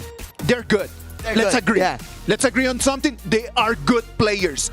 Are they good enough right now to be put here in the big leagues? They've already been practicing. They've been playing in this arena already for these days. And from what I have seen, they might have a chance in here to be an upset. You know what? What I want to see, obviously, TT Global is going to invade, right? They're known for the aggressive playstyle. They have a really strong composition. The Algorand idea, they mastered it. What I want to see is how Team Vitality is able to pull off a defense, right? Do they have to pick a strong clash lane, farm lane, and a mid lane to make sure their side of the jungle is protected? I kind of think that for the side of Vitality to do that, they need to at least pick a clash lane that can wave clear like easily, to at least support 19 on the tank role, to actually help Zhangqiu. Because for me, maybe game number 1, Zhangqiu should maybe try the assassin type of hero, then just adjust late towards the game. They should go with everything they have in game 1. This is what I'm gonna say. If you want to really make the upset, in game 1 you need to come out with everything you got. Don't save anything for after, because there might not be an after. Go to game 1, toss everything you have, and you might have a chance. Yeah, Pei and Byron. this is it. All right. Why not? Why not? Maybe just pick the Byron up already, but I'm not sure if TT Global can maybe respect ban that. But Dharma is still open for the taking. Ogran, I'm not gonna be surprised if there's gonna be a Shangguan. For sure, TT Global will try the draft to adjust the draft with a Shangguan type of lineup. Sure. Another thing, now we're talking about lineup again. When we talk about TT Global being unorthodox, another player, their farm lane, Snow. He's known for Shouyue, right? We haven't seen Shouyue much in the playoff I would love yet. that. Yeah. We have been talking about this character because the key piece in the poke strategy, in the poke composition.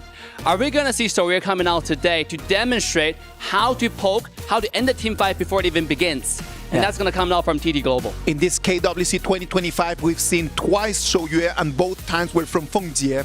So Fengjie had 2 performances over there on Shouyue with 1 win and 1 loss. Yeah, for sure. If there's a Shoyu, you need to expect a stun also. A Mozi combo, a Liang Princess Pros combo, for sure is gonna happen in this game. But for the side of Team Vitality, I do want to see a lot of heroes that has the ability to take pokes in the early stages of the game, maybe level 1 to 3. A Kongming, I think, is good here to at least have the extra passive. Let's see. Let's wait and see. The players are ready. The BP is starting. Team Vitality, there is no pressure. Just go there, do your best. TT Global, how are you gonna answer that? Boys, casters, go for it.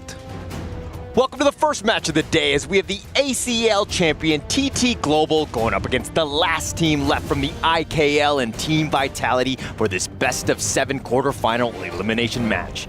My name is Holler, and with me is Kindofu. That's right, it's your favorite kind of tofu, and this is a perfect way to start the quarterfinals. Team Vitality here, looking for the first blood, the first strike against TT Global, and they have to make it work because TT Global will not give you a chance. I think the panel said it best in the sense that Team Vitality really need to put their best foot forward. Game 1 is like an elimination match because it's all about that momentum, building confidence. Are they able to strike first against TT Global? If there's any hero that strike first, it has to be the Dharma, picked up for the side of Tufts. Now, if you're new to TT Global, right, I know a lot of the chat has been asking, when are the KPL teams coming? They are right here, right now, and you will start to see why they are #1 in AG.AL. Yeah, I would like to say welcome aboard to the international stage. Our new KPL overlords are now here, and this is, of course, with TT Global. What are they going to bring? It looks like it's going to have the Ogren and Fatih, and actually sticking to kind of like the meta that we've kind of built in the KWC thus far. And it's very scary, but you never count out the other team. Team Vitality, also known for their jungle prowess. Zankyu gonna pick up the pay. The panel was talking about this. Give him the assassins, and they're gonna pair it up with the Yuhuan. Yuhuan, of course, as you guys know, can be flexed into the roam, can be flexed into the mid. Let's take a look at what is the thought process of Kurus here, who is going to be the coach for Team Vitality. Yeah, they want to go with a fast pace, like really take the fight to them, just going out swinging, so to speak, picking up that Zankyu pay. It's going to really set the tone. I mean, this was a counter pick. Some of the teams were like, hey, if we go with pay, we can go with the Ogren. So it goes actually both ways, but Team Vitality realized that, hey, we have a great strategy. We're able to counter the Ogren by just being aggressive early. Okay, but TT Global, they respond. #1 with the early ban, #2 with the Lady Jun pick, which is actually really good against the Ogren, but it also now messes up the Dharma because with the Destructive Deluge, the ultimate for Lady Jun, big AoE, constant freezes coming in, TT Global might have a better team fight than Team Vitality if they don't play their cards right. Yeah, it's all about that jump in, that counter initiation, just slowing it down, buying yourself a little bit of time to keep that Ogren alive. I like it how both of these teams thus far, if we're talking about meta, Team Vitality on point. That Dharma is like one of the top picks. Pei, we know, it's been banned or picked quite a bit. It has a 75% win rate. It's actually been very strong. But the Yuan has been the hero of the KWC. It's the most most picked with 36 thus far in the KWC. So decent stats. And Team Vitality, they don't want to allow that power spike by TT Global. So that standard combination which you see, the idea with Allgren, no longer available, banned out by the side of Team Vitality. Yeah, they'll look to take that one out. I think that's going to be the most important thing. But going into the second phase, it's going to be the D-Ren-J. We're going to go with a little bit classic, tried and true farm laner from Snowy. We're not going to see the Shoyu. We do know that he excels with that, as well as the Chano, but they're going to go with the D-Ren-J. A slow and steady pace. This is kind of what their lineup is looking to do right now. It's a very spiked shield kind of strategy, right? The Allgren is going to come in, try to pierce in through the front. Meanwhile, the D-Ren-J and the Lady Jin will be trying to throw skills, throw those tokens, get the damage in. And when you are so preoccupied with them, this is where Ching on this Fadi is going to come in from the sidelines. And you might not like it if you're a Team Vitality fan. Yeah, and actually looking at the TT Global lineup, they have a lot of damage. I mean, look, Team Vitality, they round out their draft with the Lady Soon and the Shi here. Great pick. Shi, of course, will be able to catch out the initial piercing attack from TT Global, but the perfect answer as well. And a debut pick. The Zhuangzi comes out into the gorge in this first day of the quarterfinals. This is a tough lineup to play against for the side of Team Vitality, because with the anti-CC butterfly effect, the ultimate of Zhuangzi, you're actually able to remove all of the debuffs, all of the crowd control that is thrown by the side of Team Vitality. Yeah, it's interesting that we haven't seen it thus far, right?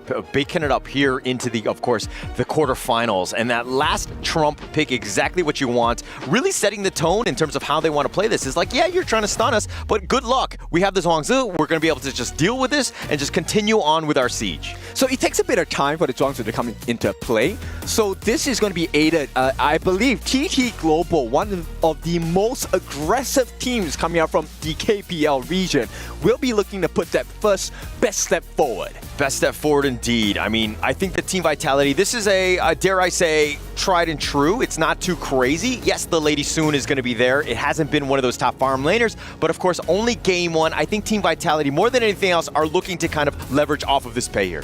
Right, so TT Global fans in the arena, let's hear your scream, because game number one is going to start.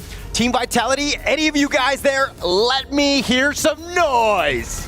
That's right, action and energy, game number one. This is the best time to put that foot forward. Now TT Global, Team Vitality, they have played their cards. The keys are in place. One of them will be crushed. One of them will continue to move forward. This is a single elimination.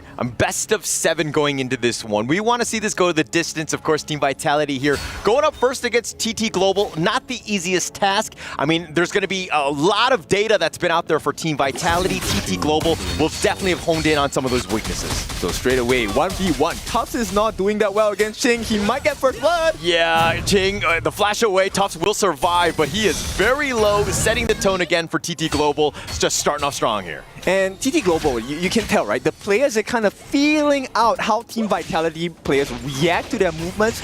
Ching didn't have to commit the flash, actually forced it out of Tufts. This is a great start for the side of TT Global. Yeah, great start indeed. A little unfortunate. I mean, using that common skill, Neil has to flash away as well. Just walking in, kind of scary. Just walking through the river, trying to rotate, and again, you get caught out and had to use another common skill. Which is why the panel was talking about this. This is really a learning lesson, right? So now Team Vitality, we know their strengths. ZanQ, one of the best junglers out there, but this is a new challenge. We are going deeper into proficiency for KWC. TT Global, #1 team, you have to do better.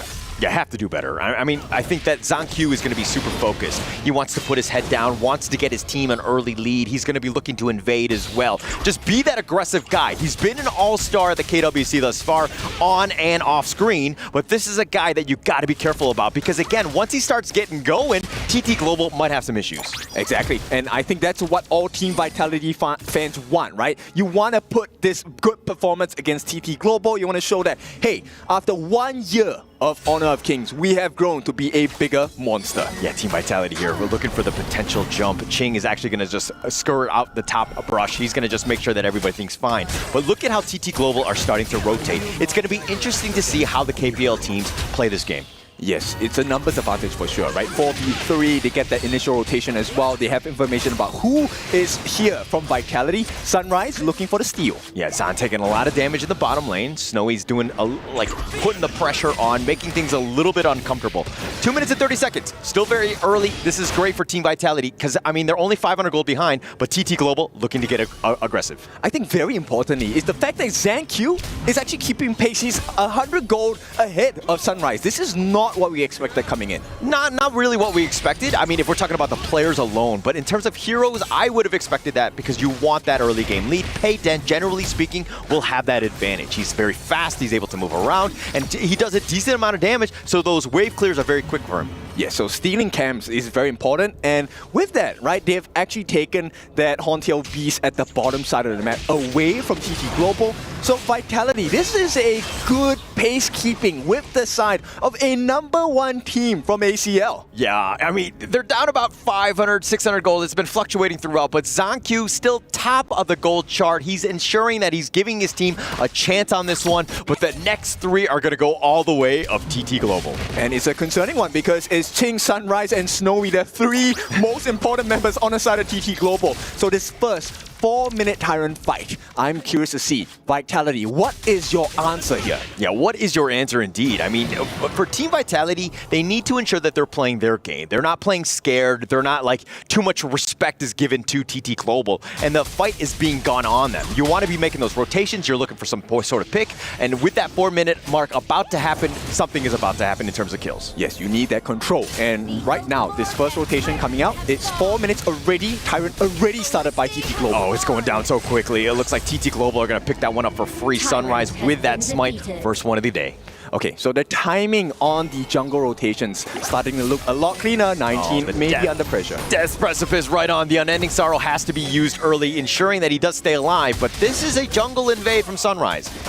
Yep, and you can see, right, this is where the advantage will be. They got the truth onto Ching, who has to flash under that tower, needs to get back to the safety. He gets the healing due, but now ZanQ is going to be there, even with 2 members, not able to find the pick off here. They needed that kill because they gave away the Crimson Golem to the side of Sunrise. And knowing TT Global, look, that one play, they're now close to 1,000 ahead. They also have the information on the timing of that Crimson Golem for ZanQ. Yeah, and Team Vitality were kind of going in on this one. They wanted that pick off more than anything else, giving up their Crimson. And again, the early game buffs are actually very big in terms of just how these games kind of snowball, and this lead is starting to grow in favor of TT Global. That's because you get to choose your fights. 19 with that Unending Sorrow. He's going to get dove on the flash away, but it looks like the Imperial Order finds 19, and First Blood is going to go the way of Snowy. Clean funnel here. They filter that kill into the hands of Snowy. He has that Crimson Golem buff as well. And with that, Ching also gets a T1, a 3-prong win for the side of TT Global. Yeah, if you're a Team Vitality fan, that's the worst thing, right? Letting Snowy get going. He's been an 18-year-old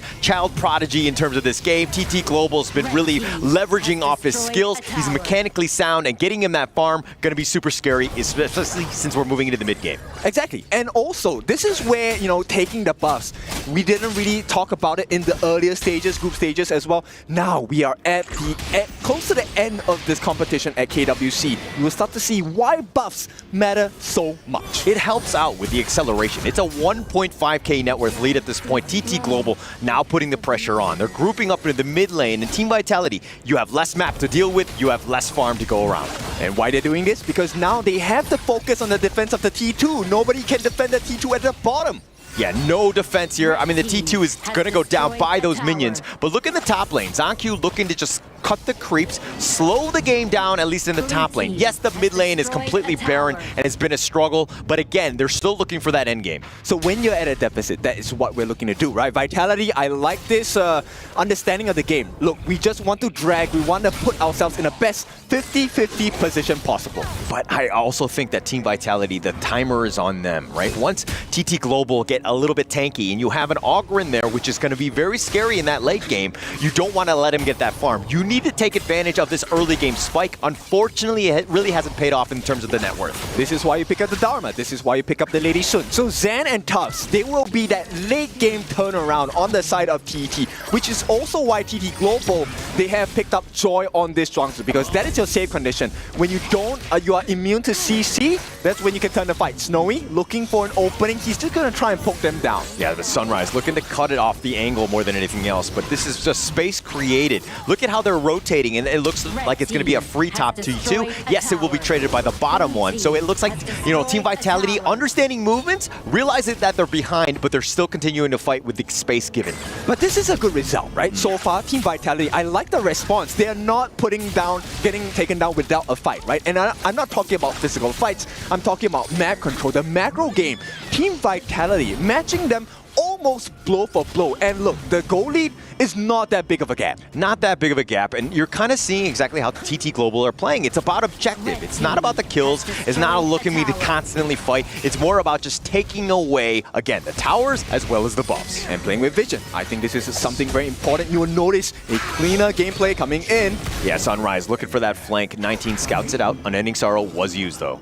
Okay, so vision game, this is where Ching is going to make a very big difference. He's at level 11, already has a Frost Scar Embrace along with the Axe of Torment. Now, Snowy, due to the distractions that Sunrise and Joy have gotten them, they have gotten this 8.5-minute Tyrant. Yeah, but look at ZonQ. I mean, matching up against Sunrise, he has about a 2K net worth lead. Overall, they're down by 4K throughout, so there are definitely deficiencies in other roles on the Team Vitality side. But ZonQ is like, hey, I'm going to continue to farm. I'm going to be that late game monster, or that mid game monster. Yeah, so ZonQ actually doing well, right? This is a standard performance by him, but Sunrise and Crane, they have found their target. Tufts maybe has a run for his life. He's buying time for the team. No one is supporting. They have to do something else on the side of Team Vitality. Yeah, he's on the run, just buying time more than anything else. This is definitely going to be going down, but it's going to create space for the Overlord to be picked up. So Team Vitality understanding that, hey, we give something, we're going to take something. Exactly. So it's about finding small wins when you're put in a difficult situation. So Vitality, this is, once again, I'm feeling impressed, right? They're holding their own. TT Global obviously still at the top, but this 10-minute mark, Vitality needs to put up a fight. This 10-minute Shadow Tyrant cannot be given to TT Global for free. Yeah, cannot be given for free. And I mean, you need to just hold the fort. You need to keep these T3s alive at this stage. But TT Global over the wall, putting pressure in. Here's the teleport. Even it looks like Ching will be joining the mid lane, putting pressure there, but they're not able to get any towers. Yeah, this next fight, very important for Neil, right? We need Neil to catch out any singular moment member on the side of TT Global. It would be great if they can take out Sunrise, then it kind of opens up the doors to the backlines of TT Global. Yeah, but finding that angle, trying to go in, look at how they're using their vision to their advantage. They've been pushing them back, and look, it's looking like it's going to be a free Shadow Tyrant as well.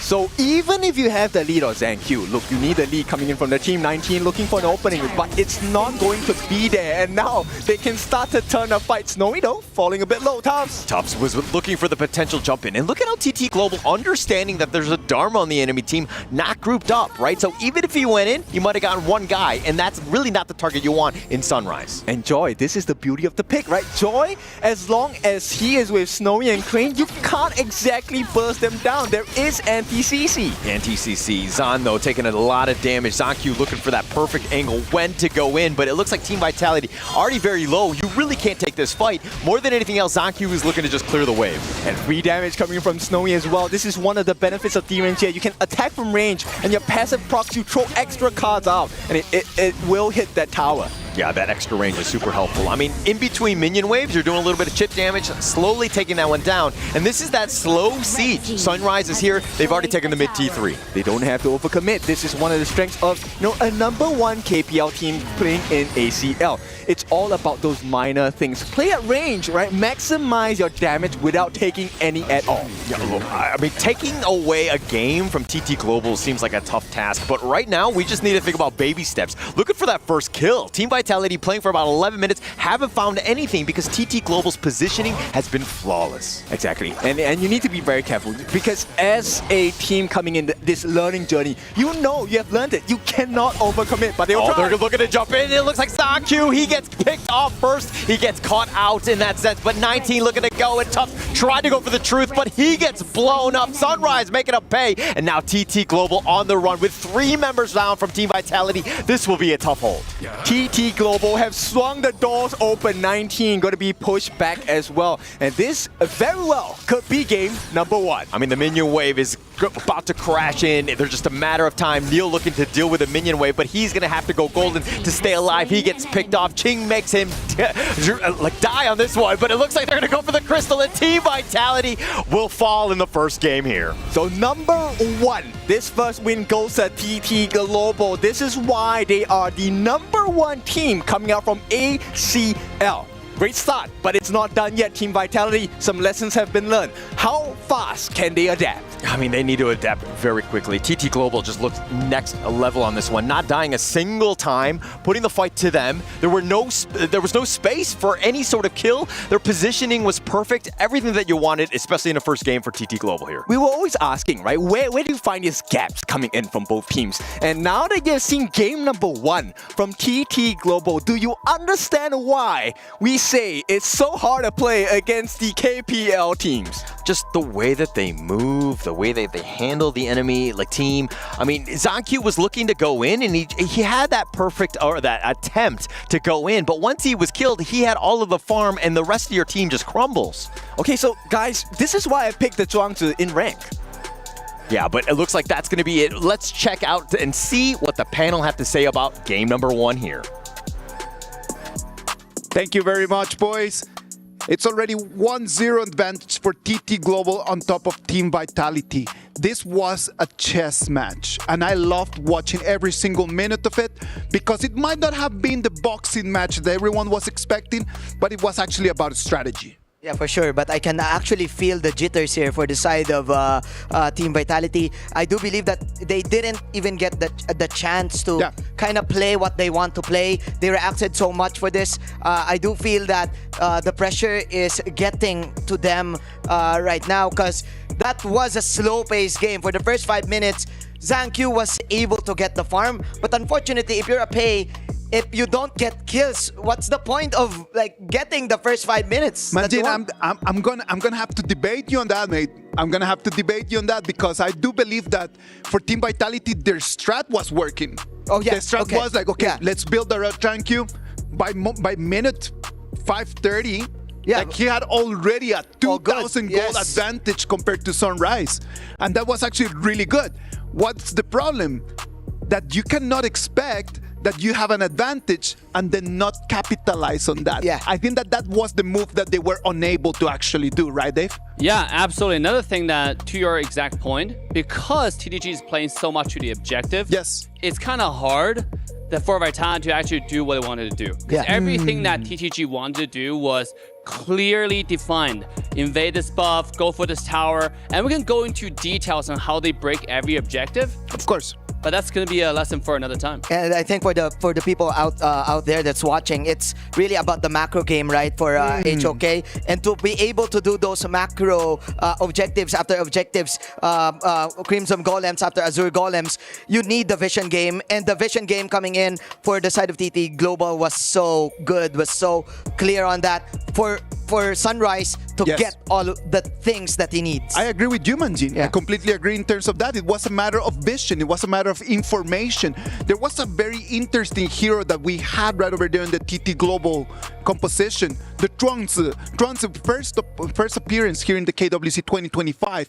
And that hero can give you vision. It can take damage. It can be a shield the same as it can be a detective, right, Dave? Yeah, I want to talk more about Zhuangzi. This character is so seldomly used. A lot of people think it's one of those characters you will never see in rank, but it's actually so good at a specific draft, especially in this game when you see Dharma, when you see Shu.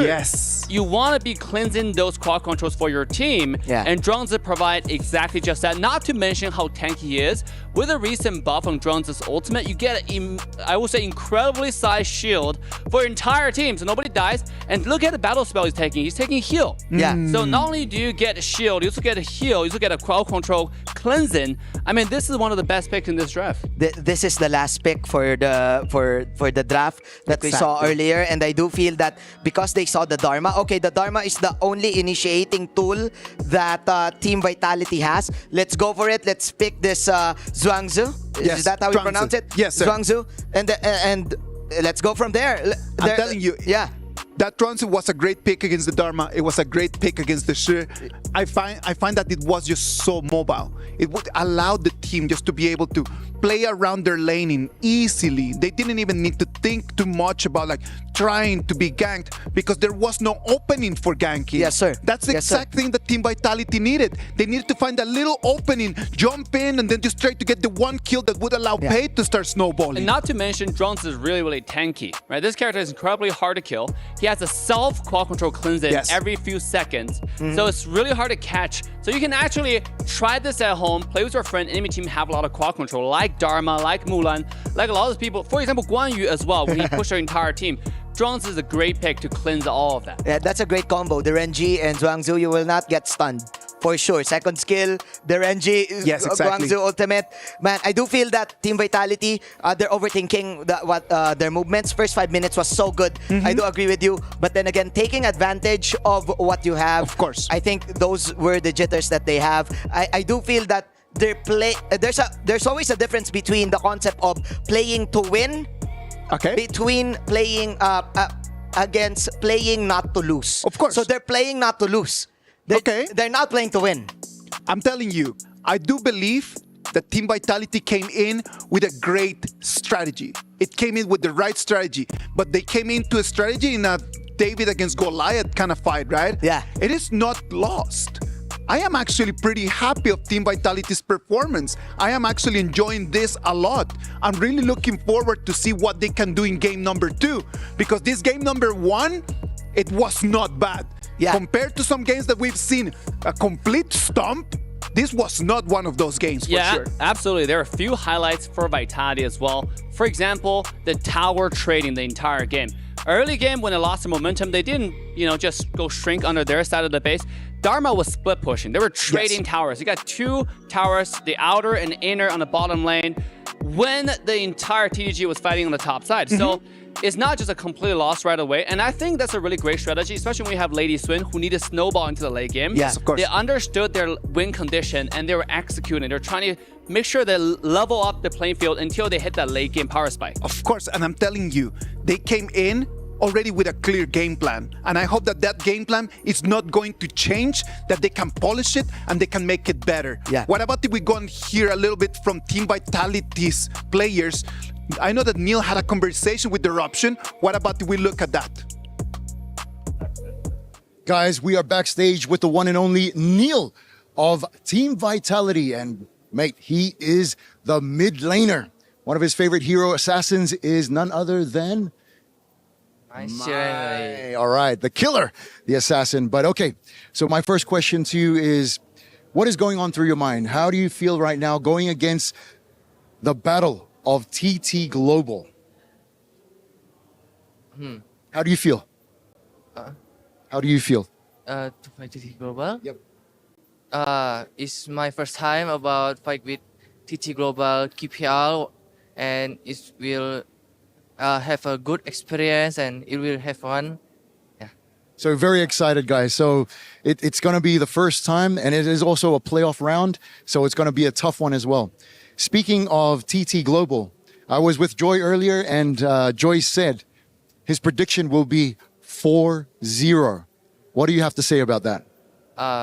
About TT Global say it's true, like 4-0, but about my mind, I hope we can like have 1 point, like 4-1, so it will have a good experience too about fight with TT Global. That's great. So he's being honest at the same time. All he wants to do is at least get 1 point, get 1 game, but maybe try and win. Okay. But anyway, do you have any in last in closing? Do you have any words to your fans, especially those in your country? Yeah, we have. What would you like to say to them? Maybe I will talk Indonesian. Sure. Okay. Terima kasih sudah mendukung kami ya, tim, para fans Bigetron Vitality. Semoga kedepannya tetap mendukung kami untuk seterusnya ya. Terima kasih, Neil. Terima kasih. All right. Back to you guys. Thank you very much, Neil. Thank you very much, Eruption. It is really nice just to see how the players are thinking about their opponents. And it's completely 2 different sides of a coin. Yeah. When you ask TT Global what's they're expecting, 4-0.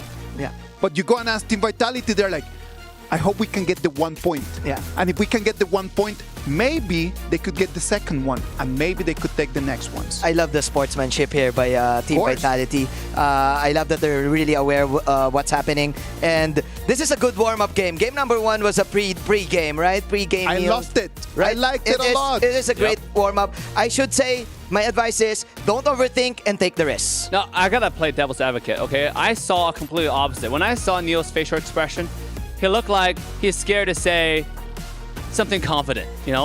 And I want to see a more ferocious side of Vitality coming from him. Yes, you're facing TTG, and it's going to be an uphill battle for sure. But play your game and aim for the win, right? And then this is where you can actually just show the best strategy, show your best hand. We all expect a great show, and you cannot get a great show if you're coming in with a mentality of 4-1. No good show is going to come out of that, and I know that this game number 2 is going to be even better than game number 1. Casters, take it from here. Alright, empty draft. Let's go. Oh, this one.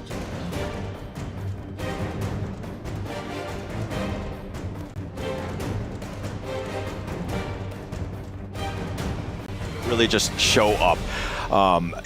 And so, I mean, if we're looking at this one, the fact that Team Vitality, like, we're able to kind of really take the fight to TT Global. They're trying to fight, they're trying to play, and I mean, yes, they didn't find that single kill, but again, the way that they played gave themselves a chance, at least in this one. Okay, so talking about taking a chance in this game, I think it's also about learning, right? So TT Global, they have dished out that first lesson number 1 to Team Vitality. Team Vitality, you have 4 chances to learn. How much can you grow in 4 games? Well, 3 more at this point, right? I think that going into this one, look, the idea was there, just the execution, just finding the weaknesses of TT Global was very tough. I mean, the way that they were positioned, they were almost baiting ZonQ in that last one. And once they did, they just basically took over.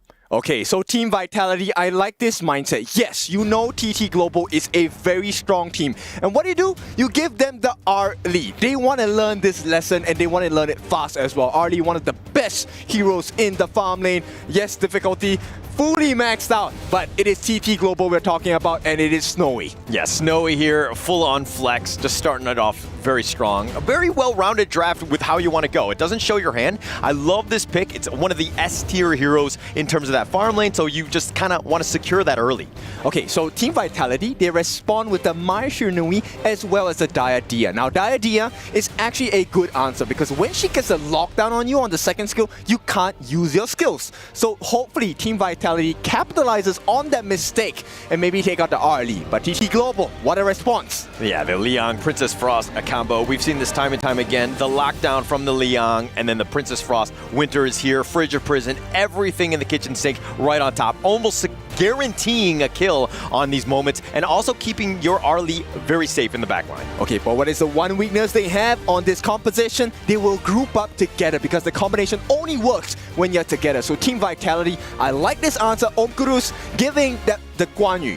Yeah, and that's a great one, right? I mean, when that lockdown is happening from the Liang, he's a very static hero. You have the Guan Yu with that Razor Cavalry pushing him out and potentially putting him in a situation where they're not fighting under the blizzard. Okay, so TT Global, they understand that, hey, there is a lot of control, and that buys you a lot of space on the side of Team Vitality. So one of the dangers is actually the Hoey, because if he gets a stun along with that, with the Burning Sun arrow, it's not going to be an easy game for TT Global. They take out a potential trump card in the form of Hoey. Yeah, and just dealing with it. The extra stuns and just kind of dealing with, again, the static Liang. They want to protect that as much as possible. But let's talk a little bit about Neil's Mai. Is he going to be up to the task of dealing with this Crane Frost in the mid lane? In all honesty, I don't think so. I mean, right, we've already seen how TT Global is such a force to be reckoned with. And honestly, I think Team Vitality, this is just, we're watching Team Vitality learn in person here. Yeah, and they're going to pick up the Agudo here. A little bit of slow sieging, slowing the game down, letting them play more of like the positioning one, understanding that, hey, we're not able to find all the kills that we want. Maybe we can just take down towers. Okay, so slow sieging is definitely one of the ways they can play, but it also plays to their strengths, right? ZanQ is a person that loves to be aggressive in the jungle. He wants to get the advantage with the skill set that Agudo offers. That is definitely a possibility. Now, TT Global, what is the response? There is a potential of alarm pick. That's one of the counters. Heino is available as well. Yeah, it looks like the Zhongyu and the Jing, they're going to go high flying, let Sunrise go, and especially since you're going to lock down that clash lane with the Zhongyu, this could be an interesting one. Okay, so another debut pick for the side of TT Global, bringing out the Xiangyu into the Gorge. Why is this hero so good? It's because he has a last gasp attack called the Hegemon Slash, of which the lower his health, the more damage he does. Yeah, and actually Phil, I know, likes to really play this hero, so this is going to be, I'm sure he's like foaming at the mouth on this one, understanding and just wanting to see exactly how Ching is going to play this hero. Okay, so taking up this draft, there is an answer for the Guan Yu, right? Xiangyu as a hero is able to push them out with the charge, Furious Charge as you guys know it. So the draft this time a little bit closer from the side of Team Vitality. I like that Om Kurus has kind of equipped the team with a little bit more force this time. But can they make the plays? Because I think Team Vitality, they've answered well. The map control has been okay. They need more. Yeah, but TT Global, their lineup is looking to just use their mechanical skill prowess and be able to really take the fight to Team Vitality. The last one, again, their positioning was flawless, but seeing exactly how they want to play this one with, again, somewhat difficult and mechanically difficult heroes, this is going to be a sight to see. Exactly. And I want to, bring back the comments of our panel just now. I agree with them. I think, you know what? Even if there is a challenge, you embrace it. Go more furiously, right? Take it up. Yeah, be aggressive. Take the fight to them. Do not be scared. That's the biggest thing in this one, of just kind of like be no fear, go in. You have nothing to lose at the end of the day. I mean, a lot of people are kind of like, how much of a chance do they have? I think we saw with game one that, hey, they're ready. They're well coached. They're good to go. And again, they're going to give the global community a chance and a big up for them. Exactly. A learning lesson like this doesn't really happen any day all the time, right? So, Vitality, I like this initial movement. You want to get the Guan Yu in that brush and maybe try and catch out members on the side of TT Global. I mean, if he's able to find somebody, get that catch out, the pushback. That was like the biggest thing, was that they were not really able to initiate Team Vitality, that is. Yeah, but take a look at what Joy is doing. Actually, this is what I do in my ranked games. Guys, I feel validated. Yeah, but it looks like it's going to be contested here. 19 spots it out, realizing that something is a bit of a stray. The Bitter Farewell on top of this one, and Neil is there. I think he gets the Kachusin, does steal it away, and Joy not in a great spot. It looks like he will go down to Neil getting first blood here. This is big for Vitality, a great start. So they have a slight goalie, they protect their buff, but of course, going into the hands of Neo here. I mean, picking up that first kill. This is the first kill for Team Vitality in this entire series. Yes, it took about a minute into the second game to get there, but we're here. Great start for them. Okay, Zan gonna be pushed back for a little bit. So this combination of Princess Frost and Liang has been stopped for a while. Now, the only question is, what more advantage can Vitality get for themselves? Yeah, they need anything right now. And again, TT Global, we're kind of playing a little cheeky with that one. Joy definitely being aggressive, and you were, you do it in your own ranked games. I'm sure you've given up first blood as well. No, I don't. No, I'm just kidding. I do. But it comes with the information, right? So this is exactly what you need to do. This is where you be aggressive and force mistakes out. Yeah, and also, ZanQ was not able to get the blue buff. So in a way, yes, you're giving up first blood or whatever, but ZanQ doesn't have that, potentially slowing a little bit of his farm down. I think it definitely slows the game down. Not by a lot, but the fact is, the lesser buffs you have, it impacts your EXP, impacts your goal lead, so everything, in a nutshell, kind of benefits TT Global in a way. Yeah. I mean, they're going to kind of just, get that advantage, which is going to be huge for them. And just continuing with that farm, but Team Vitality with about a 100 gold lead, and ZanQ getting most of that farm being funneled into him. They need a little bit more. Now, TT Global, Ching here actually looking to freeze the lanes. A big movement, and now he's going to stop the freeze and go for that lane swap. Let's see where he's going to go. Yeah, it looks like Sunrise making his way there, ensuring that the Sprite... Look at the timing of that. Ching had actually pushed out the lane perfectly, and Sunrise was right there, right for that Sprite. The coordination is next level. Also sharing the wave, right? This is something that helps to amplify the growth of Sunrise as a Jing player, and he is going to be able to be ahead of ZanQ.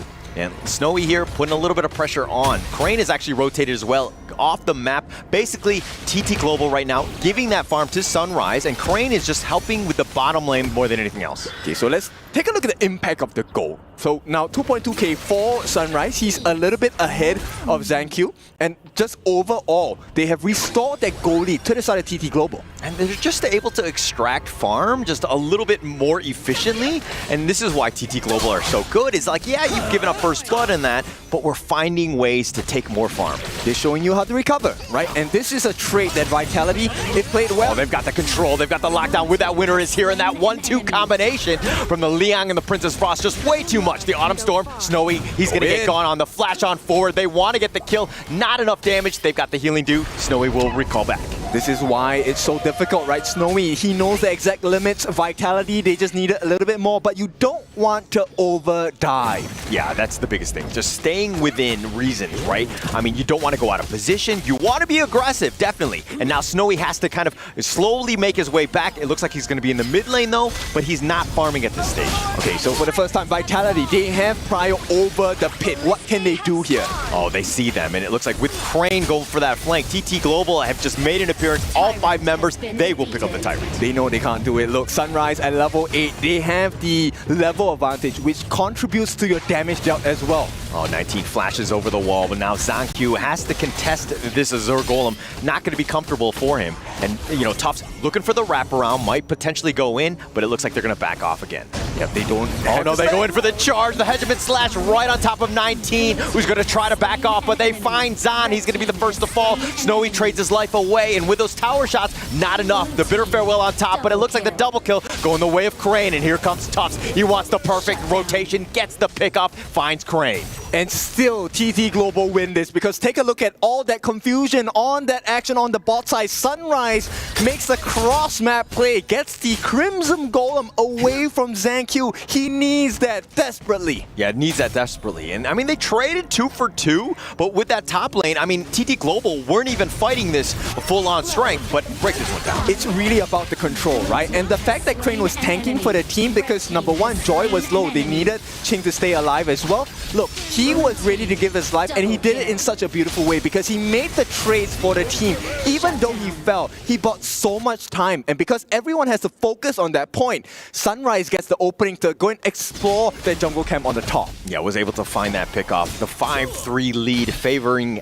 TT Global yet again, just putting the pressure on. Team Vitality, though, finding some kills, but again, every single one of their jungle camps are being contested.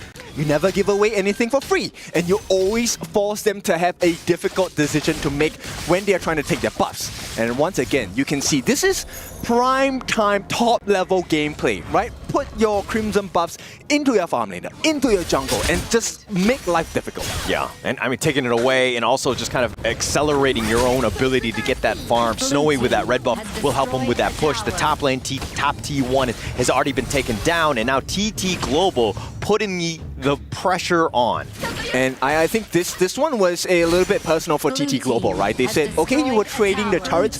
This time you don't get a single one. Control is going to be connected. They find 19. He was just looking to scout, but now Joy on the run. Tufts goes in with that Soaring Greed Dragon. He gets the heroic charge, finds Joy. They get the return kill, but the nice 2-man stun, the Hegemon Slash on top. They find Tufts in return. TT Global on the assault, but it looks like it's a 2-for-1 in favor of TT Global. And so they always have an answer. ZanQ, he's going to try and go. Yeah, he's going to try to go. He throws out Furball. Sunrise is on the back. He's just too fast at this point. This one really shows you the understanding of the strength, right? Knowing, hey, number one, I have a level advantage. Number two, I have a gold advantage, which means I have an item advantage. And knowing when to take the fight. ZanQ forced to use his Blood Rage early. And this is a trait you need to start learning from the KPL teams. Yeah, just baiting things out. I mean, he disengaged at the perfect time. Really well played by Sunrise. Understanding that, hey, what is the limit of this hero? Am I able to get out? Always playing that safe route and then just taking the right fights. The timing, right? Like you mentioned before, the timing is so big for the side of TT Global.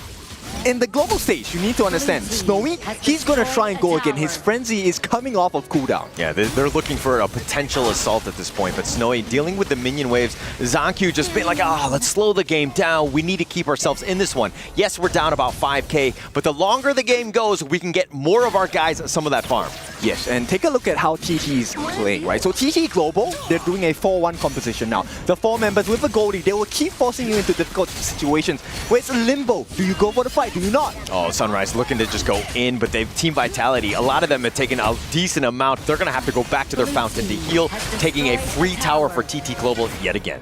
So free damage, right? They take the turrets. At the same time, there's no response for Vitality. You have multiple waves pushing, and you now have the freedom to clear the lanes. And now at the 8-minute mark, what are they going to do on the side of Vitality? I mean, TT Global, the way that they're playing is so clean. The Tyrant is being picked up. I mean, this is space created, and it looks like Ching was potentially looking to go in. He charges to the side instead, staying alive. Team Vitality on the retreat. Nice catch. They catch him with a furball. They have the connection onto Joy, but 19 is going to be killed. Joy will trade his life away, and it looks like Tops just trying to get back to his own base, not able to do so. He gets picked off, 2 members down. Opening space for Snowy, that was super smart. At the same time, also making sure that everyone was in the mirror domain of Sunrise. That is where he's the strongest as a Jing. And now they are rewarded with the T3 on the top. ZanQ, look at that damage coming in from the side of Snowy. I mean, you'd think that the Agudo would be tanky, but TT Global are like, no, you're not tanky. We have the damage items. We're able to just blow you up whenever you want. How dare you stick your neck out? I mean, Snowy's level 13. He has a frenzy as well. He is 1 level ahead of the jungler. The jungler normally is the #1 EXP farmer on the team. Damage dealt. Snowy and Crane, both of those guys just doing so much work. ZanQ just doing what he can to give Team Vitality a fighting chance in this one. But TT Global, the way that they close out the map, take things away, it makes it very difficult for Team Vitality to get anything going. But that mirror domain is going to be expended, but they're not going to catch Tufts. It's a pretty short cooldown. They don't really care. TT Global, this is perfect for them. So they get rid of that Vision Sprite. At the same time, Ching, he was hard to kill before. Now he has a Blood Rage along the Eye of the Phoenix. They're looking for an opening. I mean, he's 3-0-5. He's not only finding kills, but he's had such an impact. His stuns have been on point. He's been able to just really be that frontliner bruiser, which Team Vitality have no answers for. They cannot get to the squishy backline. And look, the clock is always ticking, right? Every single buff respawn. TT Global, they are there. Sunrise is there, Snowy is there, and at this 10-minute mark, the critical moment of the game, they go for the double objective take. I mean, they had such a huge lead. They can be greedy, they can do whatever they want. The world is their oyster, so to speak. Team Vitality realized that they're in a tough situation, trying to find some way to get back in this one. And go Chart, this is exactly what you want. You want your jungler on the top, you want your farm lane on the top. Now Ching, he's doing a very good job, he's giving information. But Tufts, maybe he can make a game-changing play here. Everything on the table. Yeah, he needs that perfect initiation from the backline, but that bottom T3 going down, Tufts is going in, the control, the lockdown has already been there. TT Global finding him out, and there's no chance for Team Vitality at this stage. And additional pressure, Snowy with the Daybreaker, the Overlord is flying down, 11 minutes. Oh, nice 4-man stun. Neil finds it, but Neil is actually going to go down. Snowy with just way too much damage. They're going to go push back 19, and TT Global still up in front, finds ZanQ, but more importantly, they take the crystal in game 2. Number 2 in the bag for the side of TT Global. This is what we expected. What a great game by TT Global, just being able to bounce back. Yeah, they gave up some kills in this one. Team Vitality finding some openings, but TT Global just too strong in the end, realizing that, hey, early game, mid game, late game, we have every game. And this is one of the difficulties going up against a KPL team, right? #1 in ACL. Look, they gave you a kind of a pop quiz in game #1, and you didn't really have too many answers on the side of Vitality. Game #2, they gave you a new examination, and this time it was even tougher. Yeah, but if you're going to have an examination, at least tell me what the topic's on, right? It seems like Team Vitality haven't been able to just be readily available for the onslaught that TT Global have been throwing at them. They've been taking every fight that they want. Yes, that was a much better fight by Team Vitality, but TT Global are like, yes, we're the professors, but you have no answers to this test. And this is a painful lesson to learn, but one that is very important, right? Look, so many things now as we explain this and explore this for the global audiences. Now you have to pay attention to your common spells, your itemizations, your goalies, your camps, your hero picks, your BPs, everything coming in perfect synchronization for the side of TT Global. But it's on our side. Isaac, what do you have for us on the desk? Thank you very much, Ken. Thank you very much to Holler as well. This has been a great game one more time. one more time, TT Global showing us how HOK needs to be played, how the best teams in Honor of Kings actually play the game. It was really difficult for Team Vitality to try to find the opening. They found some kills, which is already a good first step, but they were unable just to turn tides around. Yeah, finally Team Vitality on the board, but not on the series yet. On the board in terms of kills.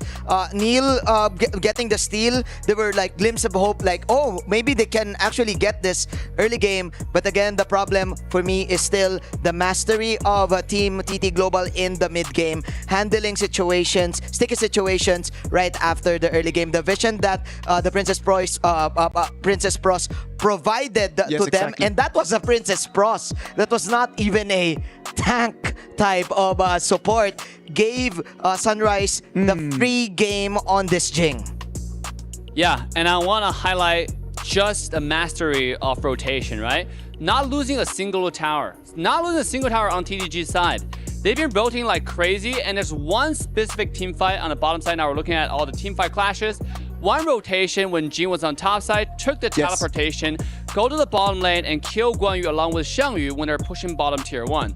That just shows you how you can actually take advantage of the first 10-minute teleportation and use it to your advantage. I like the way that you mentioned it, right? Like just to understand the timing of the game and then to understand all the different resources. That TP tunnel right over there is something that they need to be able to understand. Yeah. And that's something that TT Global has shown us today how it's supposed to be used. Yeah, that's something special, right? You can't teach those types of things. But then again, Team Vitality, I think they need to risk it a little bit more, because they got the opportunity again. Maybe they led, what, 2 kills? 3 kills in a row, but then again, they did not punish. They did not punish. Like, for example, you have the Arlie in the bottom side, that was Snowy, not having any boots for the first few moments, having just extra armor item. They did not went all in. They did not chase them.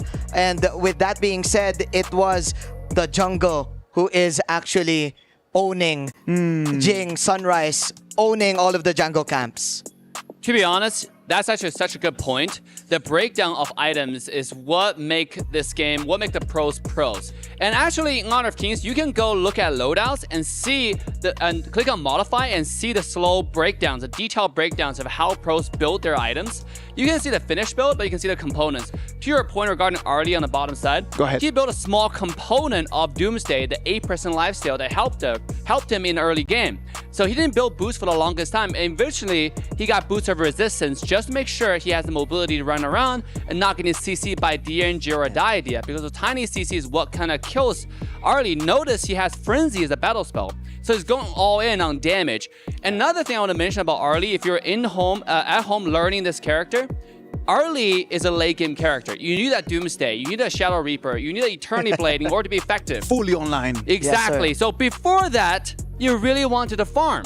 And that's exactly what Snowy did. And we noticed a lot of KWC players, they rush into team fights a little bit too early before they're fully built out. Yeah, I think that's the one big difference in between these two games and what we've been seeing in the previous 7 days. It has been, there's not that many bros at the beginning of the game. There's not that many like minute 1, just kind of like going in and then just one-to-one trade, stuff like this. It doesn't happen. They're trying to build a little bit of an advantage out of nothing. If we kind of remember the game 1, the one thing that they loved to do was to put pressure and force you to use your flash. Yeah.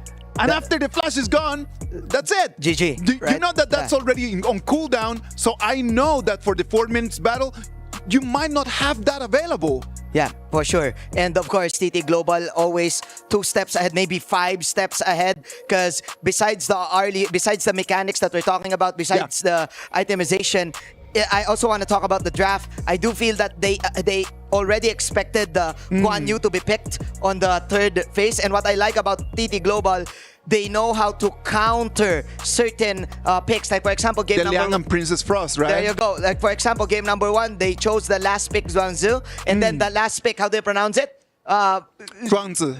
Zhuangzi. And then the last pick, Zhuang Yu? Zhang Yu, the last week Zhang Yu, because they know that the Guan Yu is coming. So with this TT Global, it goes to show they have the mastery of course, the compositions. Yes. And they know it. Yes. Hopefully for Team Vitality right now, they're looking at this and just really taking notes and trying to get better for the next game, which is going to be Game 3. We're going to bring you Game 3 right after this short break. Go take something to drink and then come back.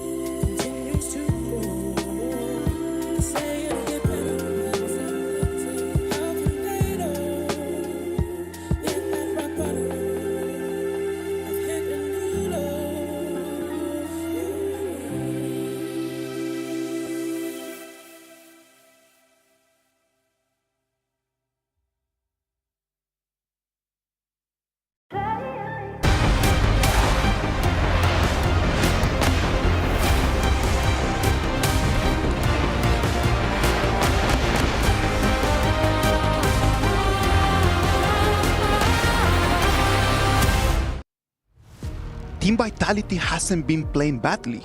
Yeah. Again, like I sincerely believe that Team Vitality has been playing by far their best performance in this whole tournament. Yeah. The problem is that right now they're in front of an opponent that's completely different to anything that they have seen before. I'm telling you, the problem is that. The problem is that right now they are trying their very best against a very, very big mountain. Yes, sir. It's yes, not. Sir. It's not the fact that they cannot beat them. It's the fact that right now that mountain is just becoming bigger and bigger, and Team Vitality might start becoming a little bit tired about this. We shall see in game number 3. I think this is the game that they need to win right here, right now. If we go 3-0 here, for me it's over. Yeah, just don't overthink. They have the opportunity for the first 5 minutes. Maybe they can just do 50-50 invades also. They have so many combos available to TDG right now. Right, that Pei, Byron, they still have not used the strongest. Agdo, Ziyan, Moses, so we have everything that those players like to use. Damn, this is going to be a great game. All of those options are up there for grabs. What about if we send it to Holler and Kin? Holler, Kin, what are your reads on this BP? We're going to find out as it's TT Global up 2-0 against Team Vitality. Team Vitality have struck back. There have been glimpses of hope for them at this stage. That's great, right? So, I mean, end of the day, we take this as a lesson to be learned because Team Vitality, look, this, I would believe this is one of the most painful ways to learn a lesson, but this is a great lesson because you know, you get to see where are those exact gaps, right? What are the timings you need to learn in this game to be one of the top teams in the world? Okay, well, I've definitely had some painful experiences, painful lessons, but I don't think that this would be one of those top 10, even on stage. Although, I mean, if they happen to go 0-4, it might be rough for them. But Team Vitality, the way that they've been playing, they can be proud of themselves thus far. Yes, I think they definitely have learned quickly. Definitely at this point, they need to step up their game even more. And now, Team Vitality, right? Third time maybe, third time's a charm. Will they be able to put an even stronger fight, right? Last game number 2, they got the first blood, they got some kills. They did not manage to make too much of a difference, but I think if they can learn to control their jungle a little bit better, manage the resources and share it across the team, maybe they can try to put up a bigger fight against TT Global. Yeah, it looks like during the break, Team Vitality was just like, they had a huddle, they were talking about what they needed to do better, and ZanQ was like, actually, let me shine on this Luna. Give me an opportunity, coach. Let us go in with this one. Let me fly. That's right. You will never regret it when you deliver your best.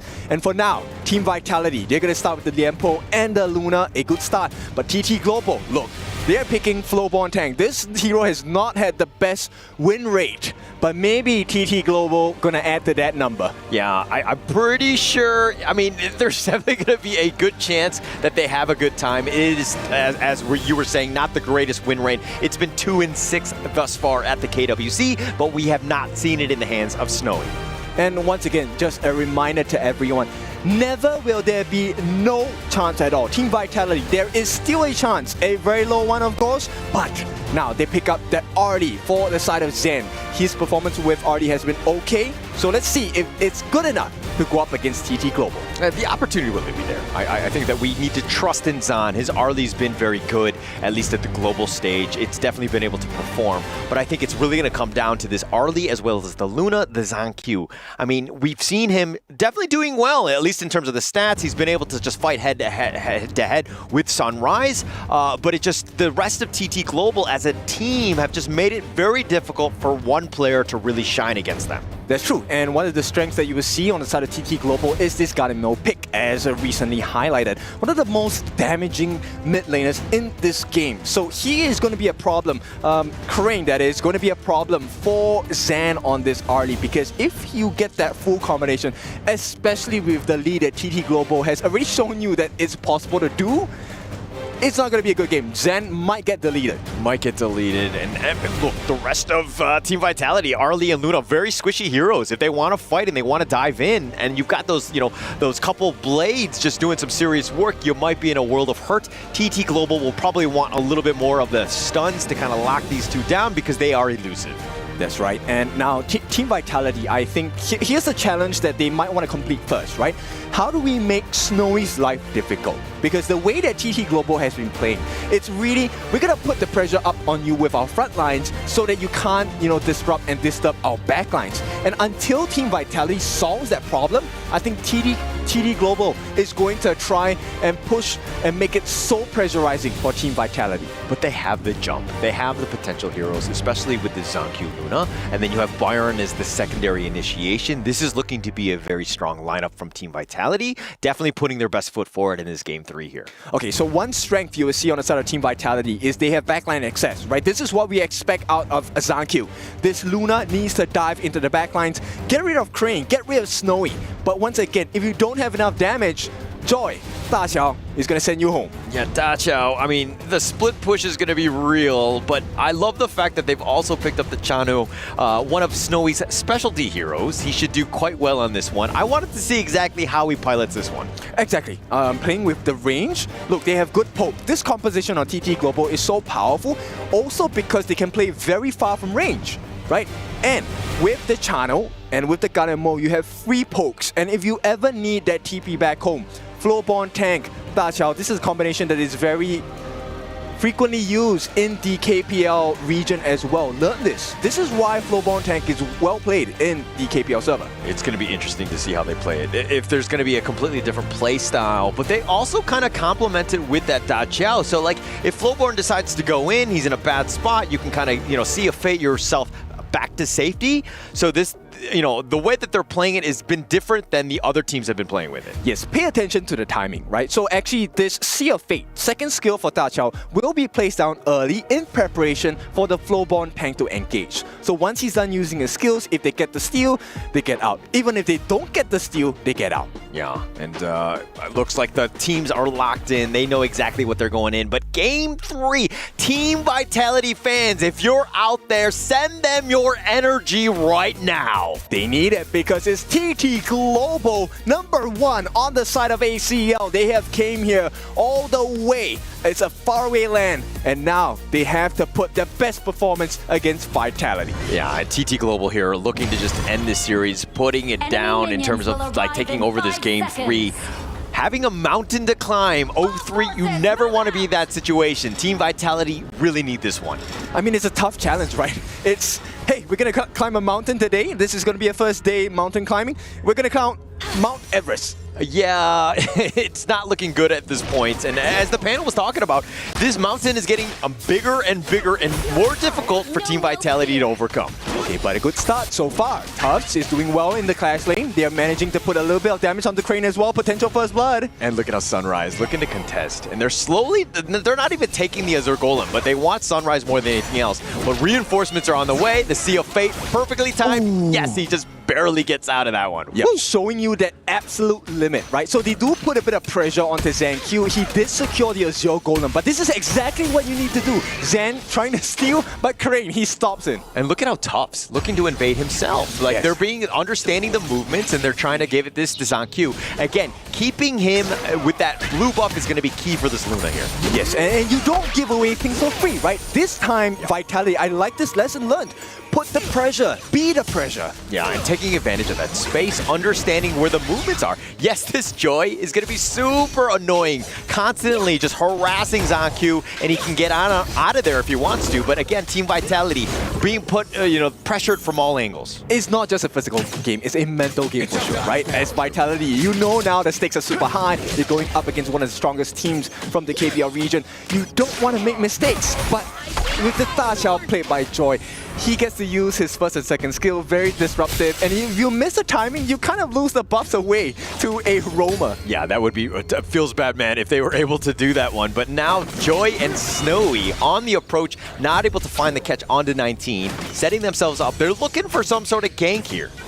They need to do it, right? And at this point, Zan, he's going to try and open up the map for a little bit and give information to the team. Right now, one of the win conditions Team Vitality can look for is a shutdown Crane. Oh, they've got 3 members here. They find Joy, but they focus their attention onto Snowy. Zan trading a little bit of damage on this one, but Snowy coming out a little worse for wear. I like this. I like this, though. This is good confidence, right? Bring your game, fight with them, throw the punches as well. Yeah, take the fight to them, be aggressive, do what you can. And now Zan here, continuing on. Yes, Joy has done a great job of babysitting Snowy and protecting him as much as possible. But look at this, a little bit of space. 19 is more in the mid lane, and he's going to be threatening here. They get the potential, any sort of catch onto Sunrise. He pulls him back with that searing stab, but he's just being cheeky in the end. Okay, they have learned, right? ZanQ now, level 6, he does have the level advantage against Sunrise, which means they've played the map a little bit better. Yeah, nice little burst ramp, slowing down Joy. They will back off here, but with that Sea of Fate, they're getting on out of there one. And again, knowing the limits and understanding where people need to be or when they need to go back home.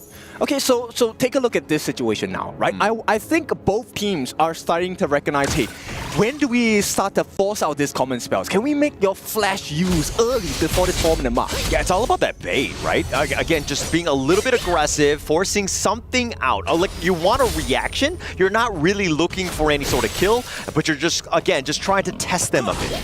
And this is kind of the limit testing, right? This is where you put yourself in a position where I am threatening you, I'm putting you in limbo. How do you react, right? This is then the mental game where you're playing. Yeah, when we play together, you test me quite a bit with the weird things that you do. I'm testing you, I'm making sure that you're at TT Global level. Yeah, well, okay, you just tell me, we could talk about it as a teammate, but it looks like they're gonna go for this one. The Tremor Smash not gonna connect, only on the minion wave, and TT Global will back off. Okay, so Vitality kind of testing the synergies here. They want to see how well can we coordinate these moves together. And once again, this is the strength of the draft from TT Global. Crane, he's going to be the artillery mage. Yeah, it looks like the blue buff is going to be taking away. ZanQ looking for that jump, finds Crane in a bad spot, gets first blood, sniped him down, and it looks like they want to go for a little bit more. Snowy, he's going to Soaring Signal back to safety. Joy's still up in front. He's knocking Zan around, but he's going to light step back. Okay, look, this is a great play. Good recovery from ZanQ. He's trying to put pressure on the Ching as well. Get another kill, maybe? Oh, the truth right under the tower. ZanQ taking a couple tower shots on that one, but he will go to the bottom T1. Tufts taking it for his boy. Okay, that's a good play. But right now, because of the timing, right? Notice both junglers, they don't go for the Tyrant. Now is an important time to go and secure your buffs. Yeah, ZanQ, I love that play. Just finding somebody just barely out of position. Now is the time to jump in, and he makes them pay. He's got so much speed on this Luna. Really great play, and the reason why they got that first blood. I mean, if there's any player you want to place your hope on, it has to be ZanQ. He's one of the best junglers in the global HOK Esports world ecosystem as well. And once again, Sunrise against ZanQ. This is no longer a 1v1. It's no longer one. The first ram onto Sunrise. The Tyrant, though, is going to be the big one. It looks like the steal happens. Crane gets that steal from everyone.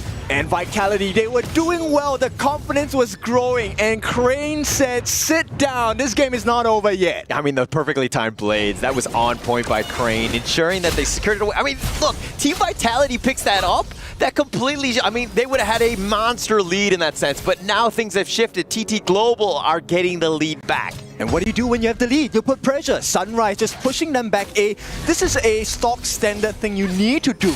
Yeah, putting that pressure on. Even contesting this Azure Golem here, ZanQ just wants to be left alone. He will smite it, ensure that Sunrise doesn't steal it away. Yep, so one action, achieving two results. Nice first ram, connecting onto two here, but they're not able to get any sort of follow-up. TT Global just backing off at this point. Okay, I think they don't have to take too much risk. ZanQ, I think this game, fabulous. Can he go in again? Oh, he wants to go in. He gets another pick off. He finds Snowy, and he's just like, I got this one. Let's continue on. Team Vitality, you have to believe. At this point, it's ZanQ. If there's any person that's going to change this game, it has to be this jungler. Ching, running for his life. This is the exact thing they need to do. Team Vitality, push them away. You can't get the turrets. Yeah, and this kill is turning into the objective. That's the biggest thing. Like, you're on a power play. Snowy's down for, he's going to be up right now. But Team Vitality, again, using that extra space to take some objectives, which they needed to have done. I don't think they took a single one in the last game. Look, ZanQ is locked in at this point. DT Global, they have to look for an opening. It's not the biggest of leads just yet. Vitality, there is a chance they can still lose that lead. Yeah, it's still 50-50 at this point. Obviously, we're not giving a victory to Team Vitality, but now they find ZanQ. He's going to have to dash back over. He wants to take the Crimson Golem more than anything else, but Zan focusing it down, running it down onto Sunrise. ZanQ now showing up, wants to go on to potentially Sunrise. He dives deep for this one, but Sunrise under that tower, and I think that's going to be the end of this assault. And this is what we're talking about. Look, they're forcing them to use the skills. This is not a timing that Joy wants to put the eye of the whirlpool. There could be bigger times where it's necessary. So Vitality, we ask, have they learned? They are learning. Yeah, they're definitely learning. And actually, they're doing well with those lessons learned. They've gotten better already. They have 2 kills to their name. They've been playing flawlessly. Yep, the goal. Look at the goal difference. Sunrise nearing 4,000, but ZanQ already at 6. And this time, the goal lead is kind of at the correct places on the side of Team Vitality. I think it's more because Global Tank's not that good, but that's just me. I mean, ZanQ has been styling on this Luna. He's been having a great time. Sunrise has been struggling to really catch up. I mean, being down 2.4K, I did not have that on my bingo card. I did not have that as well. But still, even when you're from behind, you know, this is why teams like Nova are so scary as well. they are playing from behind, but TT Global, they have pushed the map. They've traded the turrets as well. Yeah, all those kills, everything has been in favor of Team Vitality, but the rest of it, I mean, the net worth lead is still in favor of TT Global because, again, they're continuing to push. They're stealing boars at this point, contesting everything. And you know what? Crane, he has done this a couple of times. I'm not sure whether you guys have seen it, but he's consistently stealing this small camp to win. And those minute differences make a difference at the highest level. Yeah, but the blades are starting to really hurt. I mean, he has a 2-level advantage. He's doing some damage. He's got that net worth as well. And that Crimson Golem just getting taken away by TT Global yet again. And this is where it starts to turn around. Snowy under pressure from ZanQ. I don't think he will be able to get the kill, but it's important they get something here from the jungle. But the Eye of the Whirlpool, ZanQ. Oh, they've got the Whirlpool. They find ZanQ in a bad spot. He's trying to stay alive, and Snowy snipes him out. He calls the rest of his friends here. The idea was good. This was exactly what Vitality needs to have in mindset, right? We be aggressive, we make you feel the pressure as well. But the execution, TT Global, they're a very strong team. There's a reason why they're #1. And once again, this looks like a bait. They're waiting for ZanQ to come out, maybe? Yeah, they're potentially going in for this one. But 19, he's a tanky boy. He will be fine in that sense. But with this numbers advantage, how does TT Global respond? I think at this point, they just want to take the T1. This opens up the map so much, it makes them blind as well on the side of Vitality. Yeah, Zan doing a little bit of work onto Sunrise. He's going to just walk away. Joy, not in a great spot as well. Tries to go for the Sea of Fate. He does get out. That burst ram with that knockoff could have potentially disrupted that. Exactly. You just want to stop Joy from reaching that Sea of Fate portal on the floor, right? Tufts catches eyes onto Ching. And right now, it's really about, hey, can the rest of the team set up Zan or ZanQ? Yeah, I mean, that's pretty much it, right? Those are the two. Those are your win conditions. Finding them. And look, TT Global's lineup is kind of on the squishier side as well. If they're able to get on like the Chano or the Ganonmo, they have that potential. It's about those team fights. How does the initiation happen from Team Vitality? And also vision, right? Knowing when to engage, when your opponent doesn't know that you're there. Example, that's what Zan is doing. He might be able to catch Snowy if Snowy doesn't make too good of a rotation here. He's just waiting in the wings. The Shadow Tyrant, the first of the game. And it looks like it's going to be started by ZanQ. He's going to look to pull this away. TT Global realizing that they're rushing it down a bit. They're starting to move into position here. Wrong call. Macro play all on the side of TT Global. Yeah, Sunrise here just looking to contest the Tremor Smash onto 2. And here comes the flash in forward. Gets the Storm Strike onto Joy. But the Tyrant getting pulled away. They want to go for this one, but Tufts is going to be killed. Who picks it up? And it's a still going the way of Sunrise. And now TT Global on the chase. The flash forward. They're going to go for Neil. They're going for that kill with ZanQ already been down. Neil just trying to hang on, but the Wolves will chop him down. And it's an ace coming in for the side of TT Global. Look, they made all the right decisions. We will give you the breakdown later on the desk. But for now, game #3 in the bag for TT Global. They're going to take this one down in a matter of time. And TT Global just really, with that one team fight, you blink and the game completely changes. There's so many good decisions that they made in a row for the side of TT Global. And this is one lesson you definitely need to pay attention to learn, right? They dragged that Tyrant fight. They didn't really care. They had the Dharma on the top, Ching split pushing, mid lane split pushing, bottom lane split pushing as well. And when they finally took the fight, it was a one-kill strike. One-kill strike. I mean, the last kills on this one, the scoreboard was like 6-2. So just winning that with that ace, they were down throughout the entire game. I mean, Team Vitality were really taking the fight to them, but it was that last one. The ability to just close out the game after a single team fight just speaks volumes about this team here. Okay, so it was a beautiful ending for the side of TT Global, but I want to say this to all Team Vitality fans. What a performance. ZanQ, this is exactly what we expected of him. The quality, the dive, the confidence, and the pain he dealt to TT Global. He was giving them a chance. He was really fighting back. I mean, most of these highlights are around him when it came to Team Vitality, getting those kills, setting it up. But this was pretty much it. But let's see what the panel had to think about Game 3 here.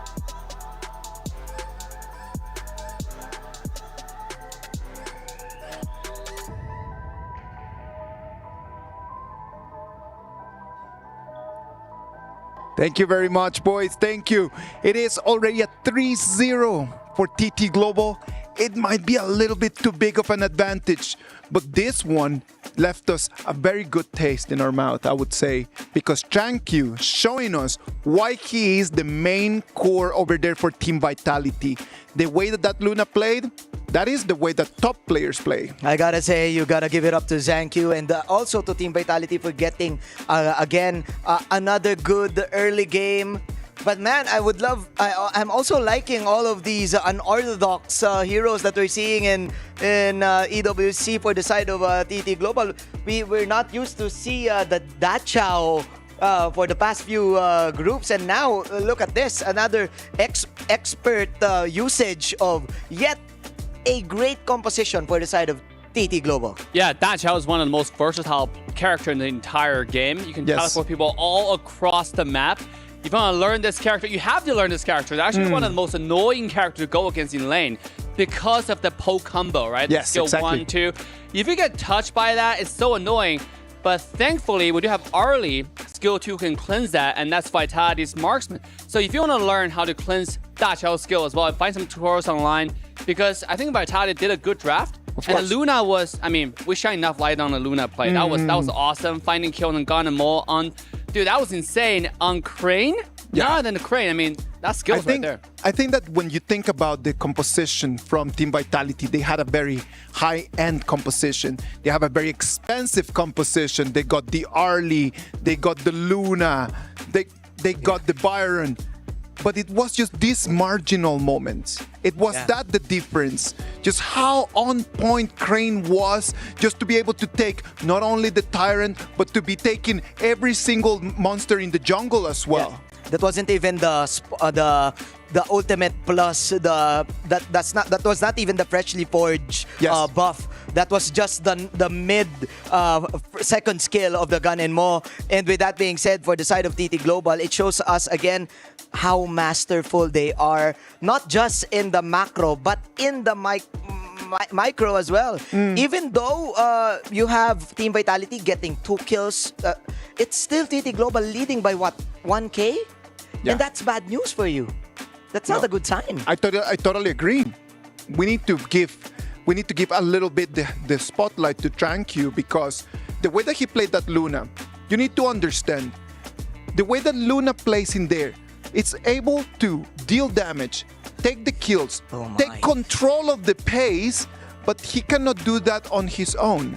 I'm not saying that his teammates did not do their work. I'm just saying that as a unit, TT Global and Team Vitality are in different leagues. You know what? I was talking to Coach Jojo. One of the strengths for this coach is communication. He trains purposely on communication. What can be said, cannot be said in game. There's not an actual word in actual game, because it's a battle.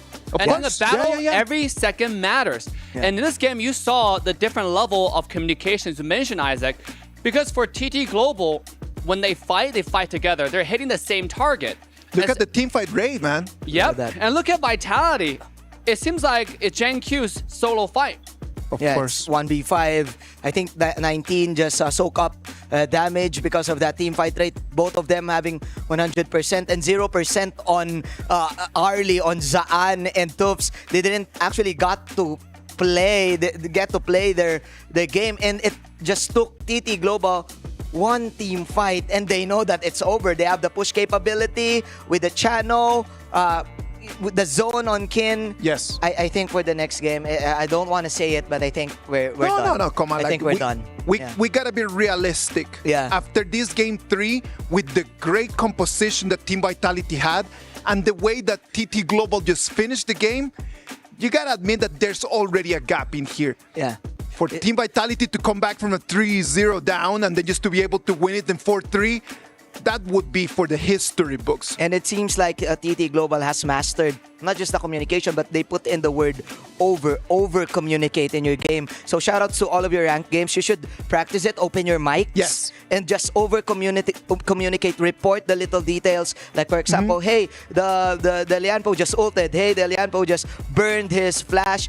It will definitely give you more victories for sure. It is such a different game, right? Honor of Kings, when you have your mic on and then you can actually communicate with people around. That is a completely different experience. So if you're at home and you want to do Honor of Kings, I'm telling you, mic on, and then everything is gonna go your way. Communicate, and most importantly, remember the jungle timers. We saw the Flowborn tank. This is a masterclass for Flowborn tank, actually. Yes. We've seen this character so little, and it's such a flexible and versatile character. And it's so fun to use as well, not to mention all the customization. Of course. Make sure to customize yours, and I think there's a contest on customization as well going on, so make sure to do that. But in this game, we saw Sunrise in the Luna's jungle at blue buff on time before Luna was there. Yeah. So just show you that they took objective fight to another level. Again, it's not just the towers, it's not just the Overlord Tyrants, it's the jungle buffs. Dave, I'm telling you, what we have seen in these 3 games has been a masterclass of how this is supposed to be played. Not only the way that they play the macro, but the hero picks. Just the heroes that we've been able to see in these 3 games have shown you that not only the meta is out there, like you could actually see every single other option depending on your composition. We've seen the Zhuangzi, we've been seeing the Xiangyu, and we just saw right over here the Tatsia with the channel. Yeah. Oh man, this is Team Vitality. They already spent all of their.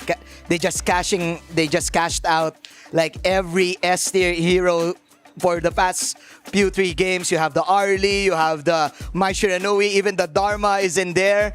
I'm just curious right now for game number 4. What is the last pick for TT Global? I want to see something new. I want to see maybe a Yarya. We didn't see a Yarya yet, right?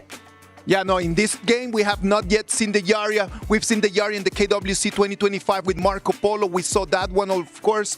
But Dave, what are some compositions that are available there for people? Oh man, there's so many available. Let me tell you, you have Dwendolia alone that still have not been used on the table for TT Global. You have Pei, Byron. Yeah, still open. I want to see aggressive, because this team is known for playing aggressive. I want to see a more aggressive game, right? Yeah. Take that Pei and start going to the jungle, show a masterclass how to maneuver the early game. That's what TT Global is known for. I want to see more of it. And obviously the push combo, the Agudo, the Ziya, we saw Channel being taken out. I mean, it's a good pick just now, but it doesn't really synchronize into any specific compositions. And I want to see the tower push show that aspect of Honor of Kings as well. That would be interesting to see, no? Imagine. I want to see the Huyi. I want to see the arrow. I want to see arrows flying in. I want to see highlights. Come on, TT Global. We're talking about the rundown. We're talking about the ka-chow. Give it to us. Come on. Maybe give this a gentleman's mercy. I don't know. But TT Global, give us something new. I want to see something new. Maybe a Laura? Is that how you pronounce it? Laura? Luara. Maybe a Luara. Or maybe an Erin. Again, they banned out Huyi 3 times already in this series. So who knows? Maybe we get to see it. I'm really looking forward to that. And I know that everyone at home is really looking forward to this. Team Vitality on the other side, they have one more game to try to turn things around. And they can take this game in whatever way that they want. They want to just come in and demonstrate why they belong here in the top 8. You gotta remember, this is the top 8 of all the world. It's not just your region. It's not just like around home. This is the whole world. And if they're here, it's because they've earned the passage here. They're not bad players. They're not a bad team. The problem is that right now they're playing against a bigger, stronger club than what it is TT Global. You know what I tell you will be banned? Bati. Bati has been banned almost every single time, right? Every single time. TT Global picked it in game 1. This character, I wouldn't say underrated because it has been like meta for the entire KWC. For the KWC, it just jumped into the meta. It is so strong. If you have not tried Fatigue, make sure to learn this character at home. Play it. It is so great. The amount of sustainability, the poke, the mobility. Use Fatigue to go against some mobile characters like Arlie, because Arlie can dash so many times. But guess what? Fatigue can do the same. So that's why they're banning it. Also, laning phase is strong. The amount of, I would just poke from skill 2, skill 1 combo, including your passive, to practice hero, and that's why it's being banned. It has been one of the most used heroes here in the KWC 2025. So that Fatigue is an option for everyone at home. And we hope that you can go online and give it a try.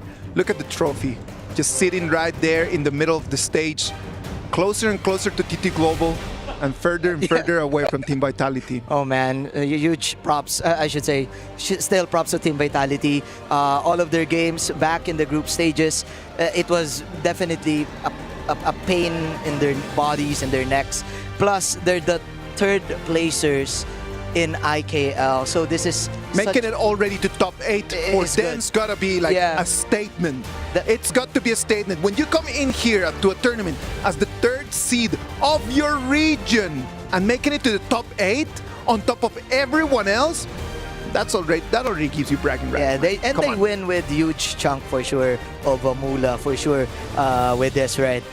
You know, to your point, actually, I want to see some Luara because that character doesn't exist in the KPL region yet. That might be some surprise factor for Vitality. Wow. You know, take it out and show something. Let's wait and see. Game 4, Team Vitality is going to be on the blue side. TT Global is going to be on the red side. Kane, Holler, take it from here, boys. Thank you very much. It is series point from the side of TT Global, and like you said, take it out. There is one hero that TT Global are famous for, and that is the Lupan number 7. Take that out. Yeah, I mean, if they pick that one up, I think it would be very funny for them. Just to style on them, let them pick their heroes. But to point out, I mean, the Vati and the Liang bands from TT Global being very focused on these two, realizing that it's actually strong on the global stage. So Team Vitality, they have learned very well. I have to say, I think that both of us and across the desk as well, we are very impressed. Team Vitality, this growth insane. 3 games, but each game is getting a little bit tougher for TT Global. It hasn't been easy. I mean, TT Global, you think that with this 3-0 scoreline, check the games, check the tape in that sense. Team Vitality have really struck back. They've been able to kind of find some weaknesses in TT Global. They've gotten some leads, but unfortunately for them, TT Global just too strong in the end. They're just too far ahead, too fast, right? In the way they process information, in the things, the minor details in the game that they do. Like Korean just stealing camp after camp, and it's not the big buffs, it's really the balls, and even those other side camps like the sprites. These are all little differences that add on together. Accumulated, it will add up to be a big advantage for your team. Yeah, it's like they're chipping away at them, right? Slowly but surely, like understanding that, hey, we don't need kills all the time. Yes, we'll just slowly take things away from you. And they're kind of like, you don't really see that, you know, your jungle camps might be missing. But by the time you do, it's too late. Okay, now Team Vitality, this might be one of the best burst potential drafts they have come up with in game number 4. Reminder again, this is Team Vitality going up against TT Global. Now, with the long on the side of Team Vitality, they're looking to play for that late game or try to get the early advantage. And once again, straight away, Manjin, you wanted this pick. The whole E has appeared. It has appeared here. I mean, they look at it as more of like the tank build to kind of deal with the Loong, the burst. And yes, you have your connection you have with that Burning Sun Arrow, with that slow and that stun, which is going to be key for them. Plus, you have the Dolia, and there's a lot of different options that you can select with. TT Global going with his Dolia draft. I like it thus far. Do not be confused. It is going to be very hard to kill this whole E off because there's a lot of sustain and heals coming out from TT Global. They have the double ultimate available for Yuhuan, of which can kind of allow Ho Yi technically a second life. Dolia also with her first skill is actually able, no, her second skill is able to get you minor heals as well over time. Yeah, that wave breaker is going to be very helpful, especially in the lane as well. The sustain, just being able to provide that space for Snowy to really get going. Yes, Ho Yi might not be the most mobile of the bunch, but if you're able to take that damage and dish it out like nobody, like Legolas at the end of the day, I think you're going to have a good time. So we'll see, right? End of the day, it's not just the cards you are dealt with, it's how you play your cards. You can have a great draft, but you need to have great execution to be able to play at the highest level. And nothing less than that is required, especially when you're going up against TT Global. If we're looking at the Team Vitality draft thus far, you know, you're looking at the potential jump in from Mayan to the back line. This is where, you know, the TT Global side, definitely on the squishier side, but they're going to kind of go all in with this squishy sense. The Elaine, the Death at Sunset, the double one from the Dolia. I like this combination already. Okay, now this is a risk that TT Global are taking. Elaine has been nerfed, right? His stats isn't as strong. That's why a lot of global teams have not play him in this KWC. But TT Global, they have a very strong draft to back up this Elaine when he dives into the backline of Team Vitality. So we haven't seen the hero too much. I don't actually, let me just see if the lane has actually been picked. I don't think we have. It has been picked 0 times. So this is a hero that, again, TT Global are realizing that we can get onto the backline, we can get onto the Lung. He's going to have a tougher time to really get going. Okay, so I like this response. Look, game number 3, ZanQ was responsible for what might be the uprising of Team Vitality, right? He put a very difficult position for TT Global. Now he's going to be playing on his signature hero, the Jing, backed up by the Neo Noir. And also, if you guys notice, there is a substitution, Saule, coming into the clash lane for the side of Vitality. Is this the time they will take, finally, 1 game away from TT Global? This is the moment, right? You're down 0-3 at this point. Give Saule a chance on the global stage, going up against TT Global. Yes, things might not be looking great at the moment, but you still have the rest of your cores in the sense that you got Neil, you got ZanQ and Zan. These are the guys that are still going to carry you in the end. But let's see what they kind of can pull out on this one, because I think that Team Vitality, we've seen flashes of brilliance, especially throughout the KWC, but to take away 1 game from TT Global, it's going to be a tough one. It's kind of interesting because I think for the global teams, now that you have seen the performance of TT Global, the question is not whether you can win. The question is, how far can you push TT Global to? Yeah, how far you can push them. But I mean, I think that's TT Global are like, hey, push me all you want. I'm still up 3-0 going in this series. You know, I got a bit of an advantage. They've been the aggressors thus far. They've been able to counter almost everything. It seems like, you know, whatever question that is being thrown out by Team Vitality, TT Global are just able to respond in kind. So I think the challenge here for Vitality is, can you contest those neutral objectives? Can you get those fixed resources, your jungle camps? Can you make sure that TT Global does not get a steal? And of course, can you continue on that first blood train you have been on? Vitality have been really successful in that marker so far, and they just need to add on to that success. Yeah, I liken it to, like, you know, when you're playing chess against somebody who's very good, like a grandmaster or whatever, right? You might have some early game leads, like your opening might be very good and you might be able to steal a piece or two, but TT Global are like the grandmasters at the end of the day. They've seen this before, and they know when they can take advantage of it and take it back.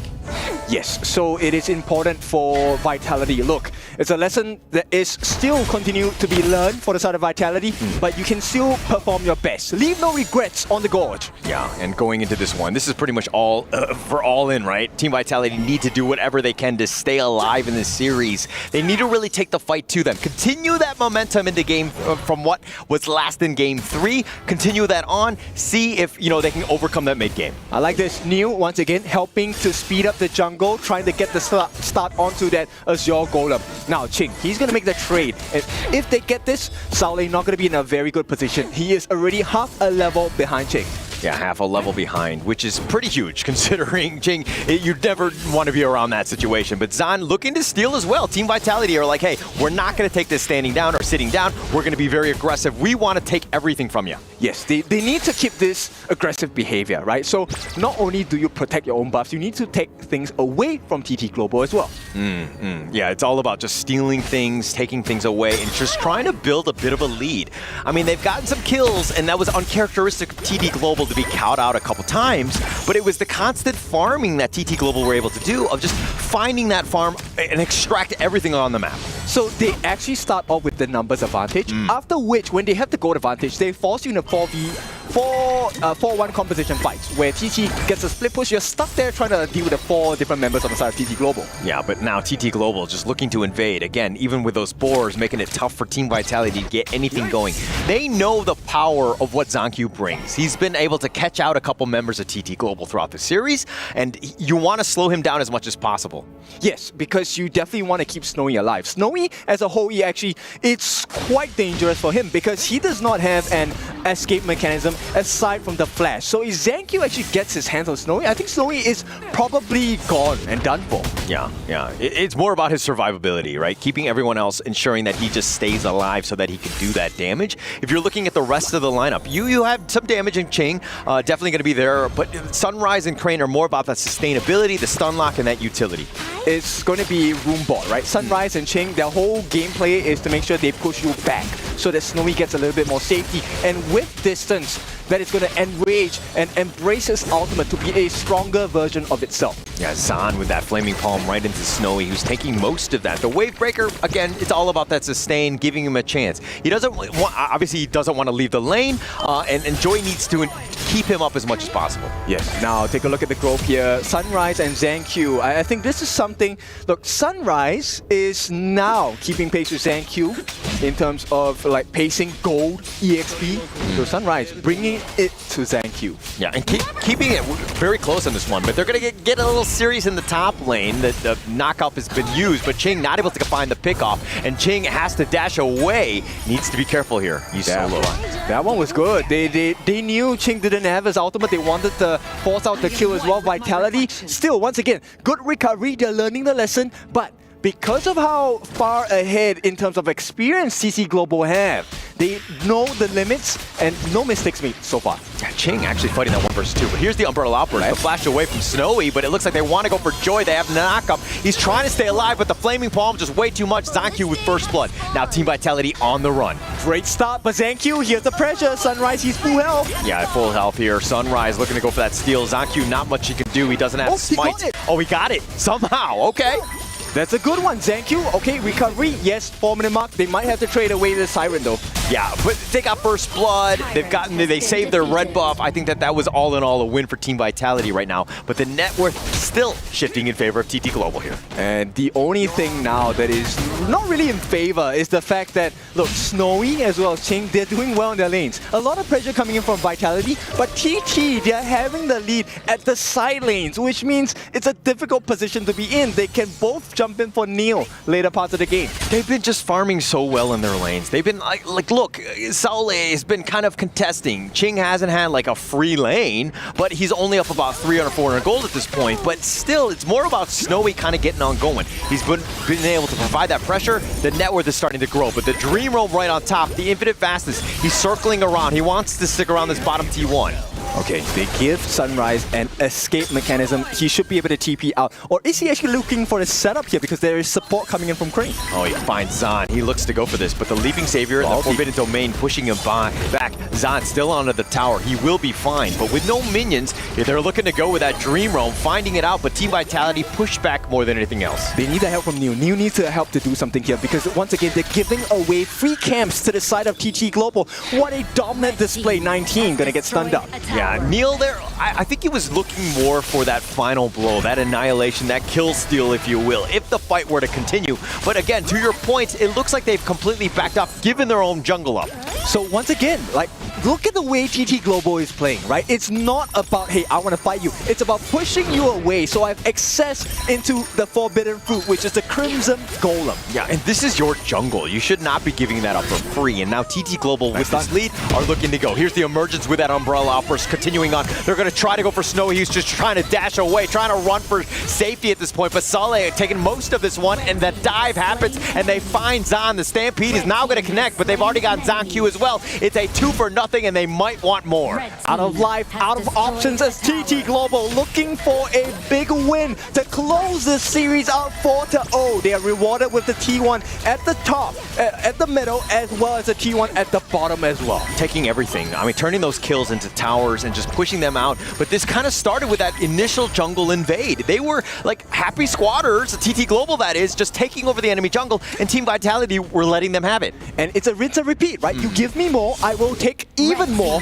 Now, the complete jungle annihilation coming in from TT Global. There is very little breathing room for the side of Team Vitality. Overlord picked up here, and that's going to be even more of a push. Team Vitality on the back foot. Need to find some sort of way to get back in, but giving up their jungle is not the answer. They can't. There really is nothing much here to explore. ZanQ, oh, hang on. They find him at the Unending Sorrow. It looks like they want to go for that push in forward, just scaring them away, but they're going to take down this bottom T2 instead.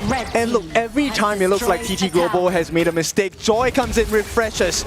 No ultimate for Crane, no problem. Here's your Unending Sorrow again. The pressure's on. The Burning Sun arrow is going to connect. They tried to cartwheel away, but Saul gets picked off. Here's the return. They get it on the backside. They get the Umbrella Outburst onto Snowy, but they can't really find him. They want to go. The Dream Roam is going to connect. They find Snowy on this one, but Neil with an Annihilation snipe out. Zan has been killed, and now TT Global on the assault. Fine 19. And with the Tankist member down 19, there is no defense. A T3 wide open for the side of TT Global. This is not going to be the end of the game just yet. Crane is falling low, but they get the T3. And TT Global, they reward themselves over and over again. Yeah, Zanku was looking to just deal with his Vanguard more than anything else. The bottom T3 had already been taken out, but TT Global are like, actually, the objectives we want are elsewhere. They're going to focus down on this mid T2 with that point, but it looks like they want the enemy jungle instead. They have planted a seed in the jungle domination, and it has sprouted into the fruits of labor here. Team Vitality now with a open bleeding wound on the bottom side of the map, and this gives so much space. 8.5 minutes, next Tyrant free of charge for the side of TT Global. All right, the open bleeding wound thing a little too gory in that point, but Sunrise taking the Tyrant. That was actually very close. Neil would tried to go for the Annihilation snipe out, was not able to get the steal. Not bad, thank you. Looking for Snowy. Oh, he's gonna go in. He goes right on the Snow. He wants to go, but the shields are on point, and Zanku gets sniped out. He gets picked off, and now Saleh, it's a full-on retreat, trying to get back, but the death that sends it on to 2 with that meteor kill. The Umbrella Outburst is now gonna be used, but at what cost? They continue on. They take the mid T2, and they're gonna take the T3 as well. And with this, the T3 in the middle, wide open. What can they do to make a defense? Nothing much, and it looks like TT Global, the doors are swinging wide open. They want to go for the kill. They're going to go in the Dream Roam right onto 19. They have the damage, and Zan, one last guy. Oh, no, Zanku with that mirror domain, trying to fight this 1 versus 5, not able to do it, and TT Global, a matter of time. They're just waiting for the minion waves. They will look to end the game at the 10-minute mark. History for the champions. That is it. TT Global take this whole series 4-0 clean gameplay. They're going to move on to the semifinals, and what a great series. They were able to close that out. They will meet Nova Esports. That is a question we were so curious to be answered. We have seen the strength, the rise of Team Vitality. They have been put to the test. Wait, they will have to go home at this point of KWC 2025. Team Vitality, valiant fight. Very good fight. I mean, they can be proud of the way that they played. Yes, there were some losses. Yes, they did get 4-0 swept. But man, they actually fought back. They had some opportunities to really take the fight to them, but TT Global just too strong today. Yes, and this is the standards. This is the new standards you have to be at if you want to survive the later parts of KWC 2025. It's a valiant effort, like you said. I think you have to be proud of yourselves. Team Vitality, the growth was insane. They did it in 4 games. Yeah, 4 games, and they were not easy stomps. You know, they really made TT Global pay, or to really work hard for these kills, but it was just too much TT Global in the end. Finding the right pickoffs, finding the right targets. Look at that connection right there with that Dream Roam. They were able to find them out, find the damage dealers, and just take over these games. You have been given the lesson, you have been given the trials. Now, it is time to go back home. Do your homework for the side of Team Vitality. And of course, for our winners in this best of 7 series, TT Global, the next step is available for you. Will we see them beat Nova Esports? I mean, we're going to have to find out. I mean, considering the fact that they're in the top 4, a huge win for them, a big one, right? And on the stage for that. But let's pass it to Sky for the player interview now.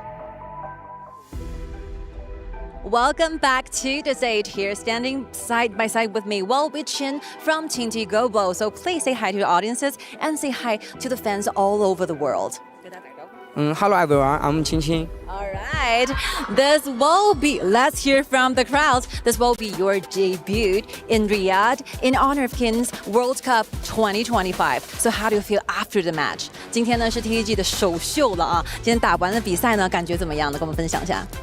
感觉打得特别开心嘛，很享受这个舞台。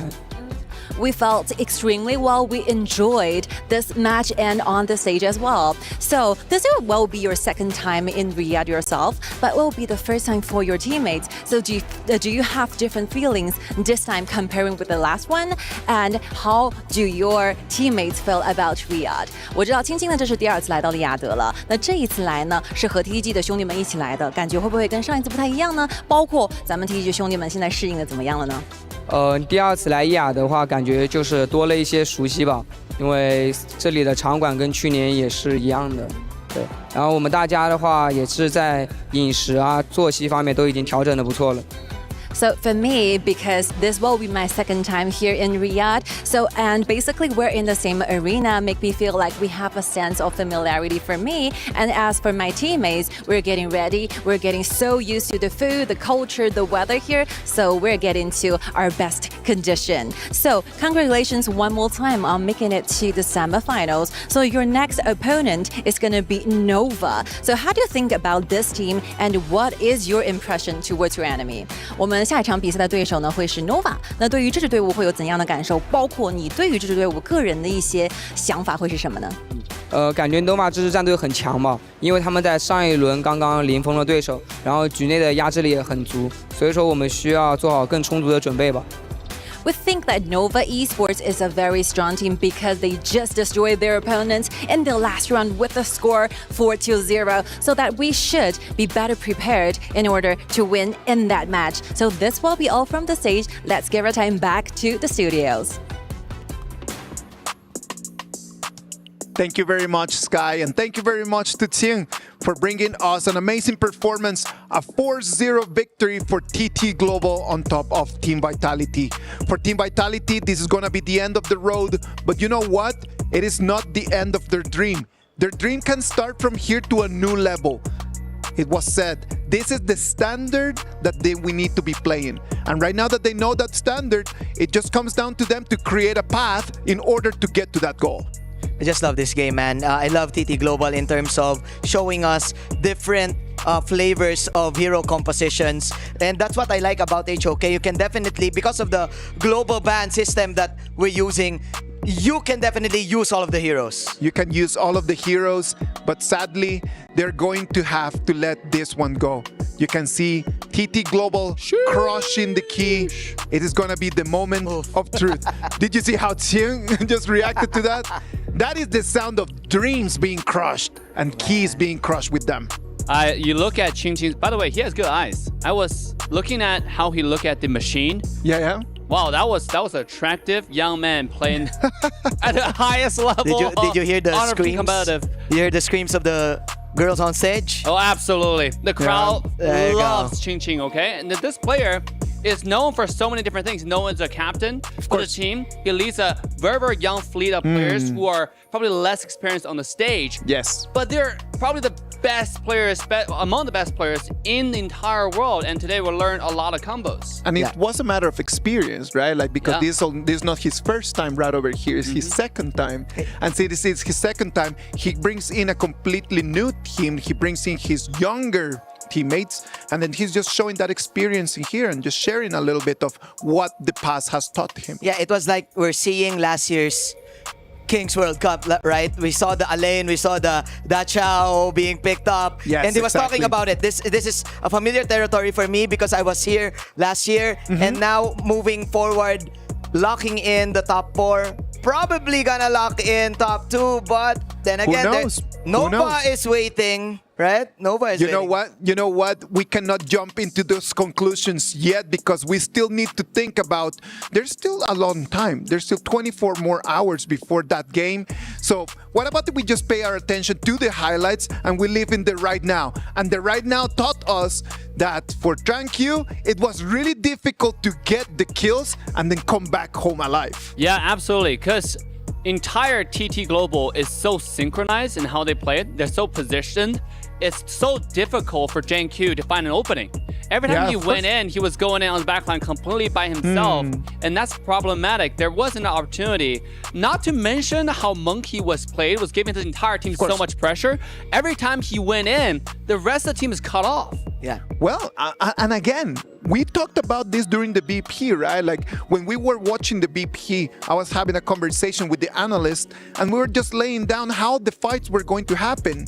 We talked about Snowy and Snowy, his performance in that Hoi, how he needed just to lure just team vitality to come in, to move a little bit closer, to try to get the kill, and then just get flanked away immediately. And also, of course, the Burning Sun Arrow combination, that 5-second stun where you can actually get coffee right after you get stunned. Yes. Right? Especially for the global who map arrow, that long duration stun. Of course, you need the best communication that you need in order for you to get that combo, right? For example, you have the Menki, you have the Yuhu-1. The damage of the Yuhu-1 is just like chunk. It's not like the ultra burst that you need, of course, with the Huyi. So still, TT Global showing us a different flavor. It's like spice with sweetness. This is just so good, HOK. I want to learn this. That's why they are among the top players of our game in the world, right? And among the top players, there was one of them that had the best performance in here. He's going to be our Sonny MVP from TT Global, Crane. The mid laner is going to take the series MVP, brought to you by Sonny. Yeah, Crane plays so many different characters in the entire series. We got Gan Mo, we got Zhao Jun, we got Lady Jen, and we got Yu Huan, right? Look at the damage and the gold. The thing about mid is when you play a support or utility mage like Yu Huan, it's not about how fast you farm or how much farm you have in general. It's about the damage to farm ratio. Of course. With the least amount of farm, because you're sharing farm along with your jungle most of the time. So how do you take advantage of that? How do you utilize the shared farm and still deal the most amount of damage and feed the least amount of time? And at the same time, he did not take the farm from his own team. He was on top game when stealing the resources from the other side. Yeah. Now, our first semifinal is going to be already set. Tomorrow, we're going to be able to see TT Global fight it out against Nova Esports. That's going to be our first semifinal, and 3 out of 4 teams in the semifinals are already there.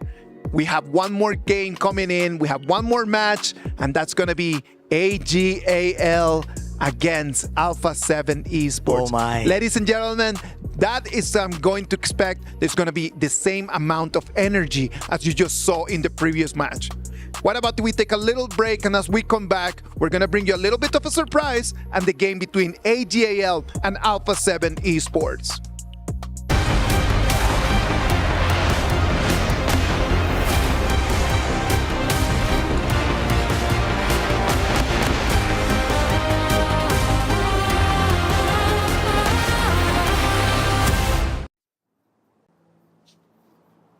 You know what I see? What do you see? Basketball. Let's go. Let's go. All right. It's as easy as it looks. All you got to do is put the ball in the ring. Sagi, you're up. I'm up. Oh, almost. Go, Phil. All right, here we go. One and done, baby. One and done. Single elim. Let's go. Oh, Elisa hit the ring. All right, next up, we got Blam. Redemption on. Let's go. Get it in there. I'm going. Oh, mate. You know what? The pressure's on. I think we're going to be leaving this place empty-handed. Clutch up right now. Okay, clutch it up, Eric. Clutch it up. Game 7, ultimate battle. Eric's a tree. He sets his sight. He shoots, and he doesn't score. No. Almost, guys. Oh, shucks. You know what? There's a lot of things you can do here at the Boulevard. All right? The next question is, where to next? And we are back, ladies and gentlemen. Yes, we are at the one and only EWC, Esports World Cup, Boulevard. And they have a lot to offer here. They got theater, they got games, arcade games, and even spooky houses. But I'm not alone. I'm here with the one and only Team Honor of Kings, EWC. And first off, we have... Sagi here, guys. Phil. And it's your boy, Blam. That's right. And we're going to do and explore some of the games. And first we have... Fishing the Duckies, boys. Oh, right in front of us. Okay, we're ready. Okay, shall we? Sir, what do we have up here? Big number, the big prize. Small number, small prize. Okay. Do you understand that? I get that, yeah. Okay, who's first? I'm first. All right, let's go. I got my eye on Saki since the start. All right, let's go, Phil. What's your strategy? I want to go for 3 of them that have the glasses on it. All right, let's go. Yeah, got the shades. Oh, this one. He's trying to hide. All right. Actually, that looked like a little bit like Blam. Oh, of course, yeah. That's agent represented. And then, I'm going to pick one that you guys don't expect. You guys want me to go for someone like this, right? But I'm actually going to go for this one here on the side here. I love the tactics, my friend. Add this one up right here. This should put me in a commanding lead. Okay, sir. One. And one. And one. This big right. That's a triple. Okay, next. Okay, sucks. Let's go. We're just gonna go fast, I love that, Precise. Okay, sir, what do we have? 2. Big number, yeah. 3. And 5. Yeah, good number. Bigger number next. Blam, let's go, Blam. Right, I'm gonna go for Agent Blam. different meta here. I'm gonna go for the outside. I'm gonna go for the outside. I got 2. I got 3. That's 2 or 3? Is that 2? Another one? Oh, it's escaping me. It's escaping me. No. There we go. There we go. Beautiful. Yeah. Okay, ready? One. Okay, Sagi's got it. Sagi's got it with the number 5. Big prize. I want a panda. Panda, yeah. Panda. Let's get it. You know what? The strategy of just picking whatever worked. RNG. There we go. Just gotta be lucky, All right. You're back. Okay. Oh, you're back? Turning back? Oh. Are you gonna move back? You gotta move back just a bit. Are you ready? Yeah. You ready? I'm ready. Okay, guys, we have a winner. Hey! And that's our first game here at the Esports World Cup Boulevard. Thank you, boys, for joining us. Back to you guys.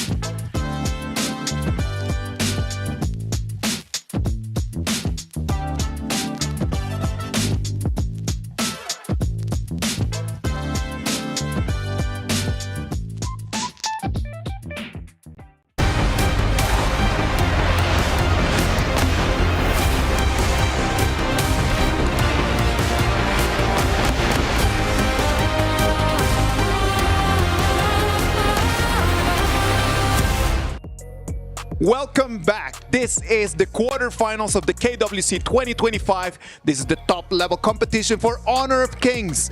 We already finished our match number 1 where TT Global took a 4-0 victory over Team Vitality.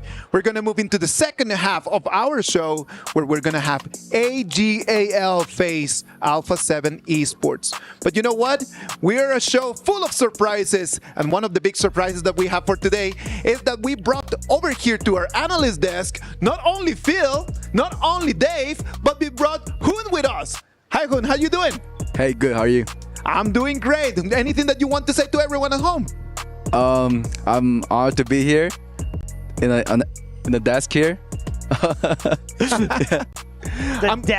The desk, I know, and we have like a table right over here that is kind of far away for us, but yeah, well, let's call it the desk. It's just totally fine. When you started in the show, in the show match today, right? I did. Was that a cool experience? It was a cool experience, definitely. A little bit embarrassing, but embarrassing? Come on, man. There's nothing to be embarrassed about. Like, you're surrounded by top players, top coaches, people that've been doing this for a long time. And for me, you did actually pretty cool, man. It was really nice. But definitely it was a great experience to, actually, because they're good. Yeah. But you don't know how good they are until you face them. That's an interesting point. For example, do you remember any moment in the game that you were like, oh, hold on, what just happened? There were a few moments that I just couldn't even press the ultimate. I couldn't react to it. Yeah. The engage was so quick, and then the CC chains were on point. Of course. Yeah. And it's gotta be really tough, right? Like you're playing against top players, but you did take first blood, didn't you? Of course I did. Yes, sir. How about the Shangguan play? Yeah, I don't know. That was something that I've never seen before. Well, and it was a great opportunity for you to actually get to know a little bit more about that game. Things that we never seen before, but I think that you actually stood really well over there. Boys, Phil, Dave, Game 1, like we had Team Vitality tried their very best against TT Global. They were unable to actually take the victory. TT Global, they tried, they came 4-0, and they're gonna have to face Nova tomorrow, right? While TT Global did get a 4-0 victory, I think Game 1, how Vitality held up here, it kind of changed some minds, you know? People came into it thinking it was going to be a complete total stomp, and they put up a really, really good fight. It was a good fight, no, Dave? Yeah, absolutely. And I expect nothing less coming to the next series. I know. Alpha 7 has been preparing for this. They have a new strategy. We mentioned it this entire time. This is Alpha 7 next version, next gen. They're ready for this fight, and I want to see how they can take a game away from AG.AL. I am really looking forward to this one. This is going to be our SNB match of the day in between AG.AL and Alpha 7 Esports. This is going to be brought to you by the Saudi National Bank. SNB match of the day, AG.AL against Alpha 7 Esports. Do you guys think that this is going to be something different to the previous match? I think it's going to be pretty similar in pacing because, you know, they have similar teams and strategies and structures. They are very aggressive. They like invading. They like putting pressure on and ending games early. So because of that, AG and TT are going to be similar in their styles. But will A7 let them do the same thing that TT did to Vitality? We're going to have to find out. Kun, you already had an opportunity to play against some AG.AL players. How does it feel just to know that you're playing against someone that has been doing this for such a long time and is actually at the top of their game? Oh, definitely. You feel the pressure, first of all. Yes. In gameplay-wise, it felt like I was getting suffocated. So you have that there's sensation no way that out. you cannot breathe. Yeah, basically. It's just, you just don't know what to do at some point. You're just losing enemies in our jungle, but what do? There's no answer. Hun touches a very interesting point, right? Like, because we're always talking about like, oh, Alpha 7 needs to do this or Team Vitality needs to do this. But when you're facing AG.AL, Ran, Zoe, Ino, Sheng, Shuai, what's there to do?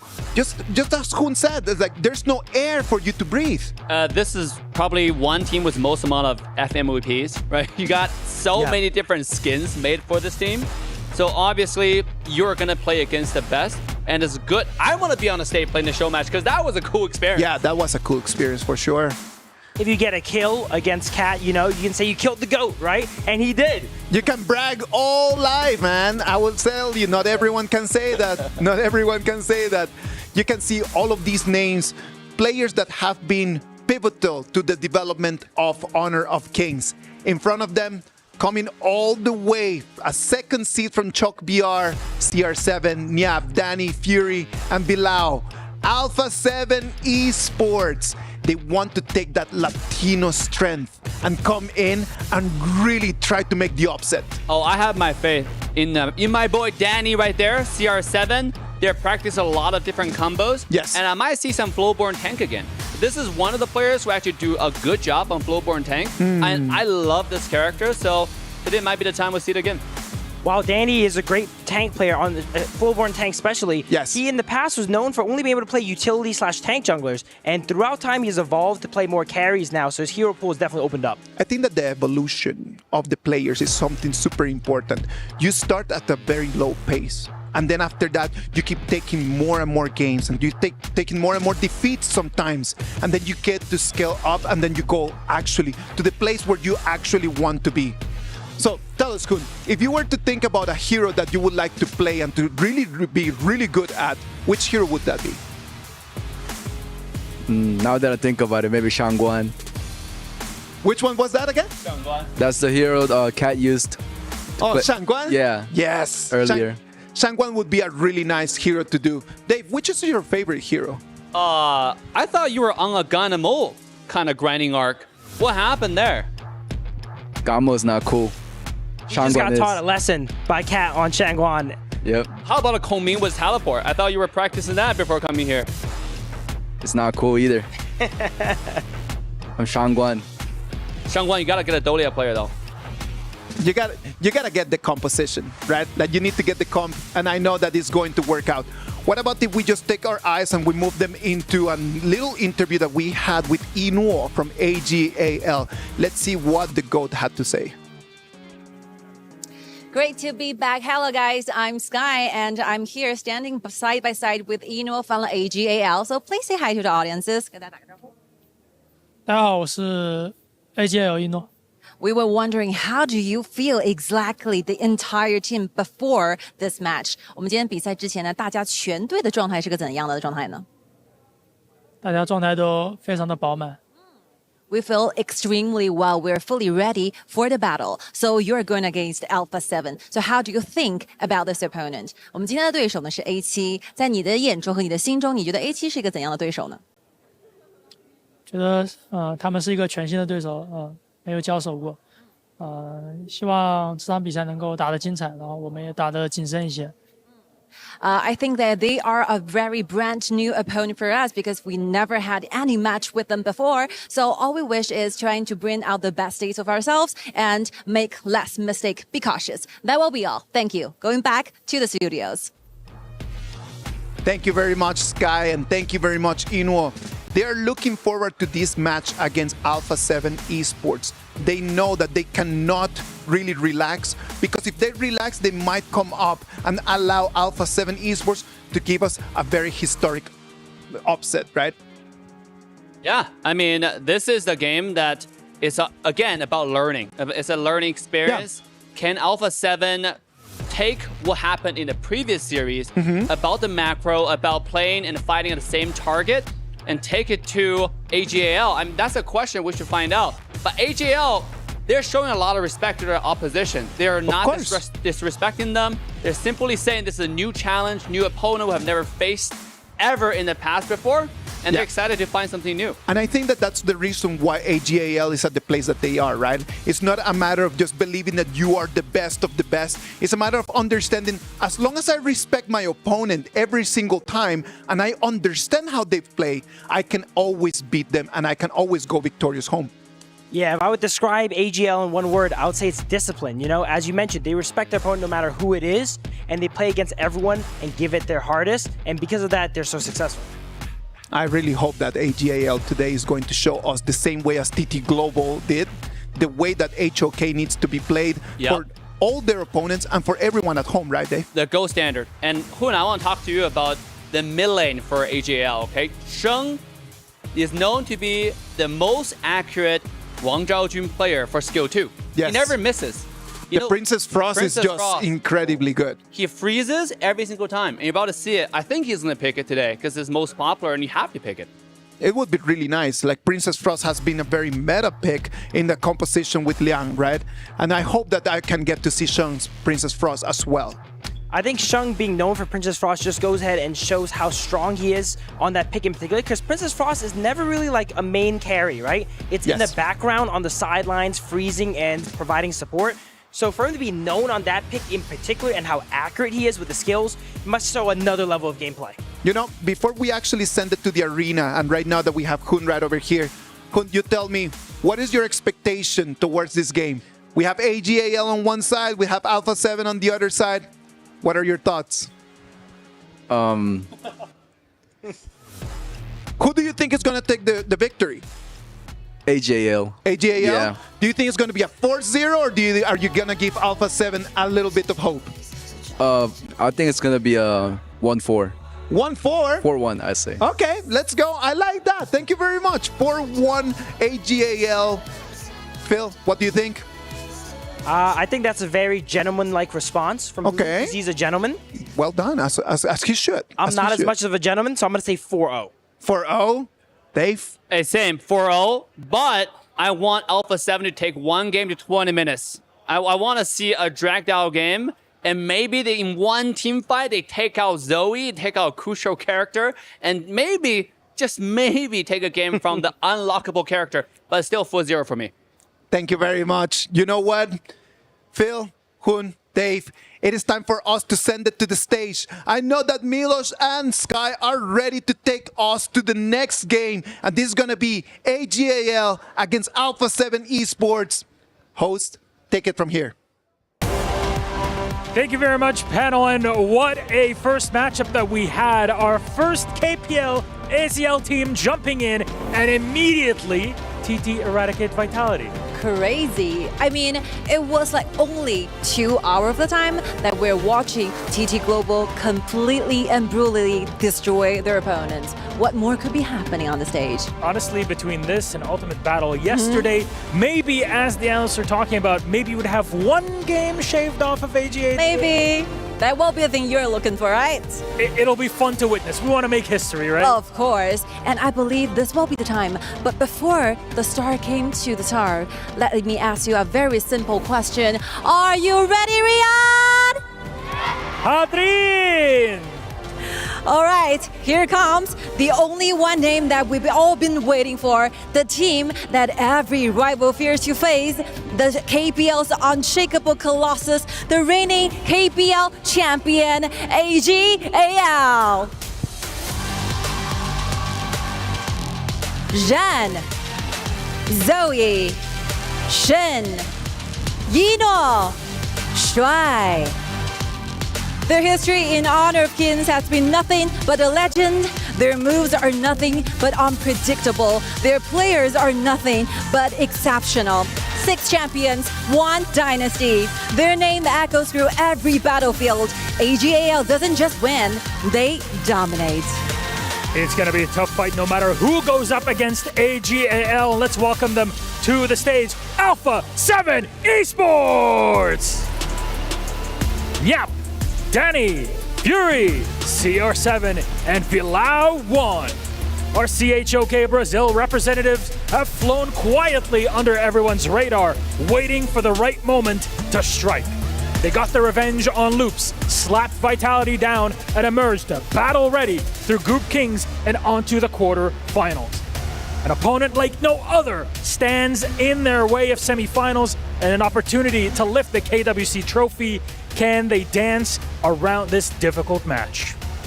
What a day, what a game. Please, gentlemen, AG.AL, Alpha 7, place your keys and take your seats for a match. Single elimination, no second chances. Who will rise and who will fall? That's together see. Every move could be legendary or your last.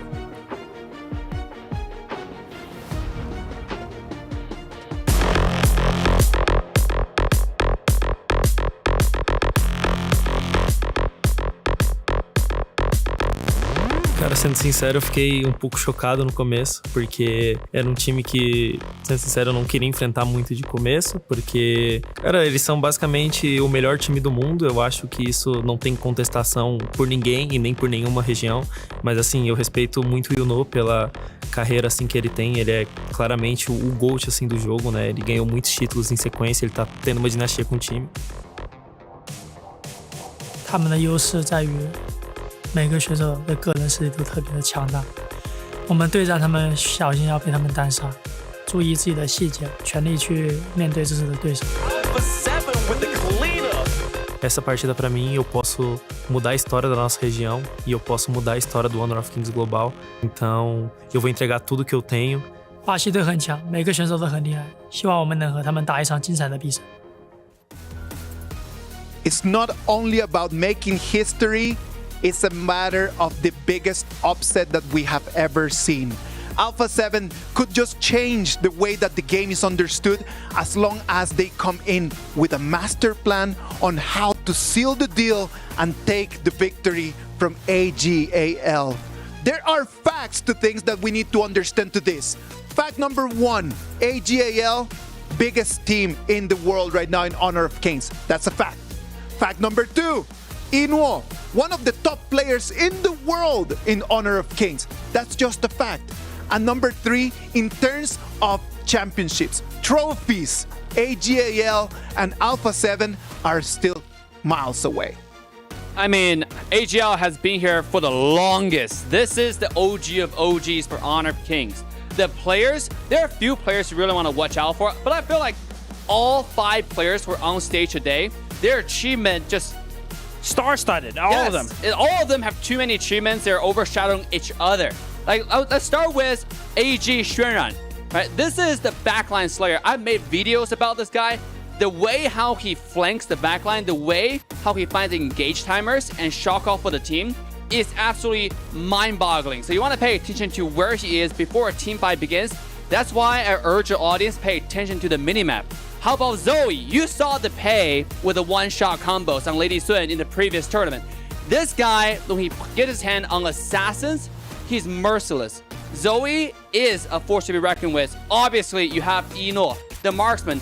I know him as a silent killer. He kills somebody and you don't even realize it, especially when he plays alone. He goes in, one-shot the backline and ults away. This is the team you want to pay attention to and to pay attention close to. Get your notepad out and start taking notes. I'm telling you, the players right now, you can see Niap and Danny right over there, just very, very nervous. Before we toss it over there to the host and to the casters, Kun, one last prediction. Do you think that in this game, Alpha 7 can get the 1 kill, the 1 turret? What is going to be their main objective? First blood.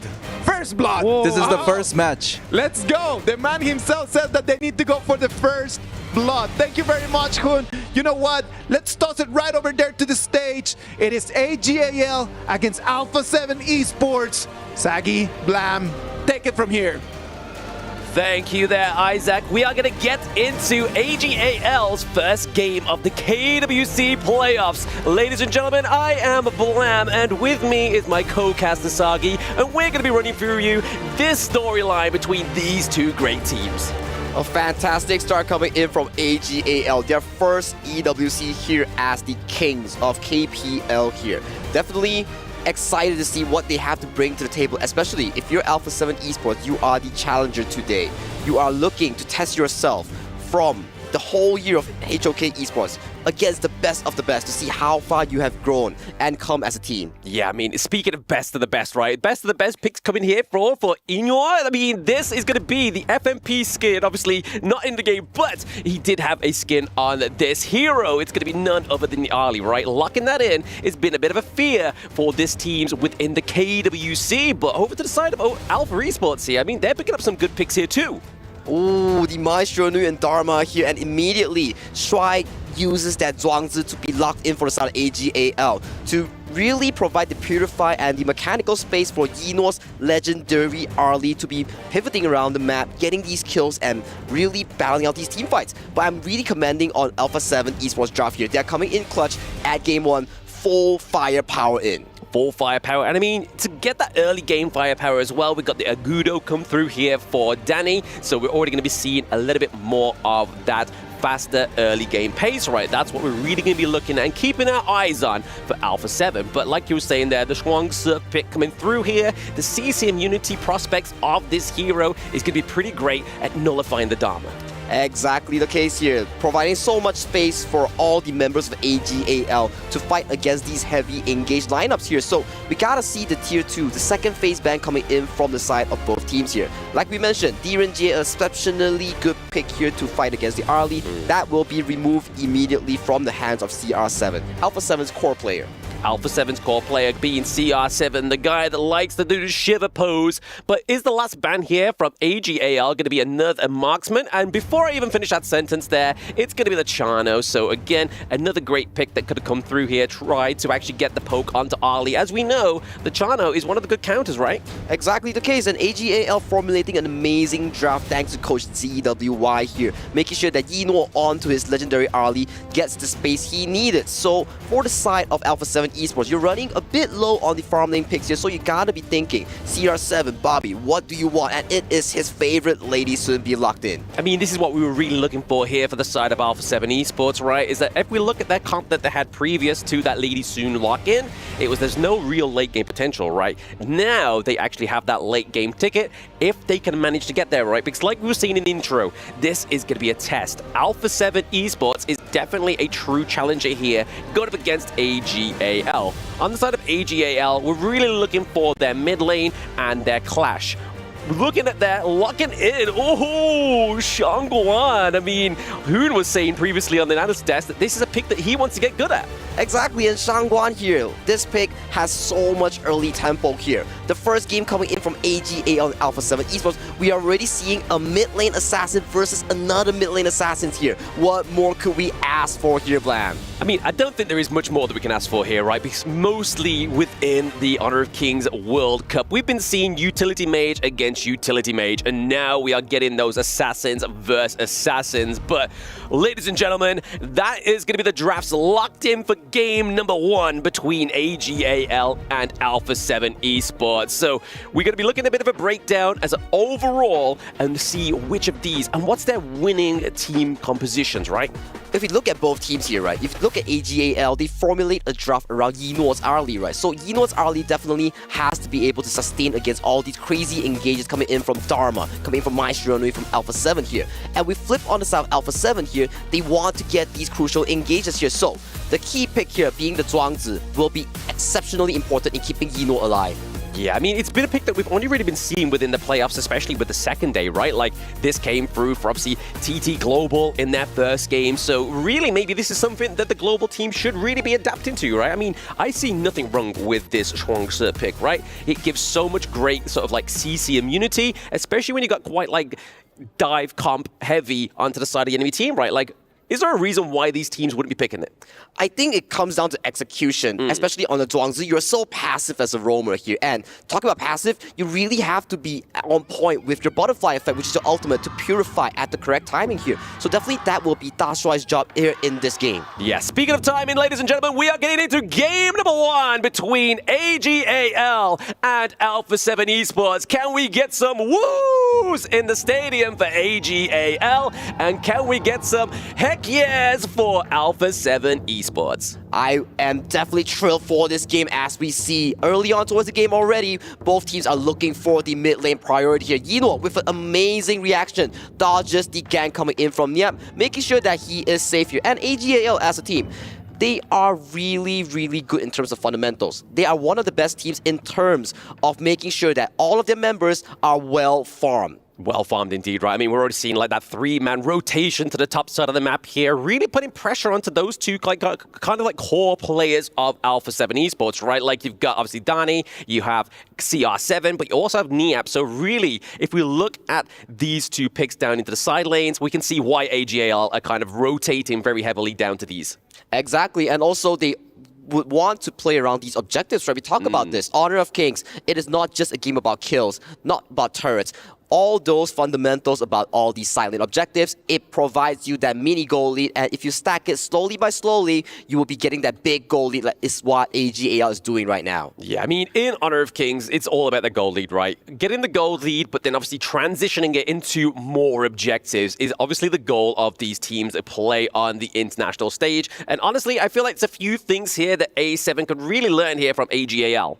That is definitely the case here. A7, you come in as the challengers of today, looking to test yourselves against AG.AL. So that is your storyline here. If you can get even one game, that is your current goal right now. Current goal. I mean, we've already saw it once already, right? Team Vitality not lucky enough to get that one game, and currently right now, it's gonna be Alpha 7 Esports' main goal within this best of 7. But we're already seeing quite a lot of pressure being created into all these lanes, right? I'm loving the things coming in from Alpha 7 here. They're matching the early game tempo very well, making sure that even though they're against the best of the best, they're still playing their basics, making sure that their game plan is still up for their own hand here. We have to see how AG.AL show us how they formulate the team fights, how they play around this first Tyrant. Yeah, I mean, we're getting close to it, right? We're only around about that almost 3-minute mark before those neutral objectives come online, but I can imagine we're going to start to see the pressure being built by either of these teams into the side lane or in that mid lane, so that we can really start to see a setup for these neutral objectives. Obviously, those new joining in know that the Tyrant is that yellow buff that gives you that extra damage. An interesting item choice and a spell choice as well coming in from Sheng onto the Shangguan will be the frenzy here. Provides so much extra lifesteal, so much extra defensive stats, making sure that she finished up her ultimate, which is a finishing stroke with no harm at all. Yeah, I mean, definitely one of the things you see to falter with Shangguan as a pick, right? Like, once you're up in the air, if you aren't kind of like getting anything kind of resourceful from using that finishing stroke, it's kind of like you are a little bit more vulnerable, right? Exactly, and look at Sheng right now. He's going on to Danny. Danny goes extremely low, gets taken down by Sheng and Zoe. Oh, yeah, not a good position there. I mean, definitely picking him off at the right time. I mean, it's only around about a 10-second death timer at this point for Alpha 7 Danny, but with the neutral objective spawning in around about 12 seconds, it's going to take him a little way. And speaking of the way, look at that bottom graphic there. Lead the way, pop that into the game, and get yourself some freebies. Ooh, we love freebies there. You can get it on the community tab, hop in that CD key, and you will be getting that all for you. And look at AG here. Immediately with that rotation here, they are invading the jungle of Dani here. However, Dani does secure the spike, but look at the engage coming in from Fury. Oh, Fury and Danny being teamed up there. Get the kill onto Zoe. I mean, this, again, like I was saying when we saw the takedown of Alpha 7 Danny, it's not the greatest time for a jungler to go down right now. But now we're getting Ron trying to get onto the back line as well as Shuang as well to take a lot of damage onto Alpha 7. But Niap gets the catch onto 2, but the triple Mancha is not going to quite hit as hard as we was expected. Ooh, health bars are blinking low from both teams here, but Zoe is once again on the map here. A7 comes up really clutch here with 5 members coming into the team fight. I especially want to comment onto Fury here. That engage onto Zoe, that was very good and very on point coming into this fight.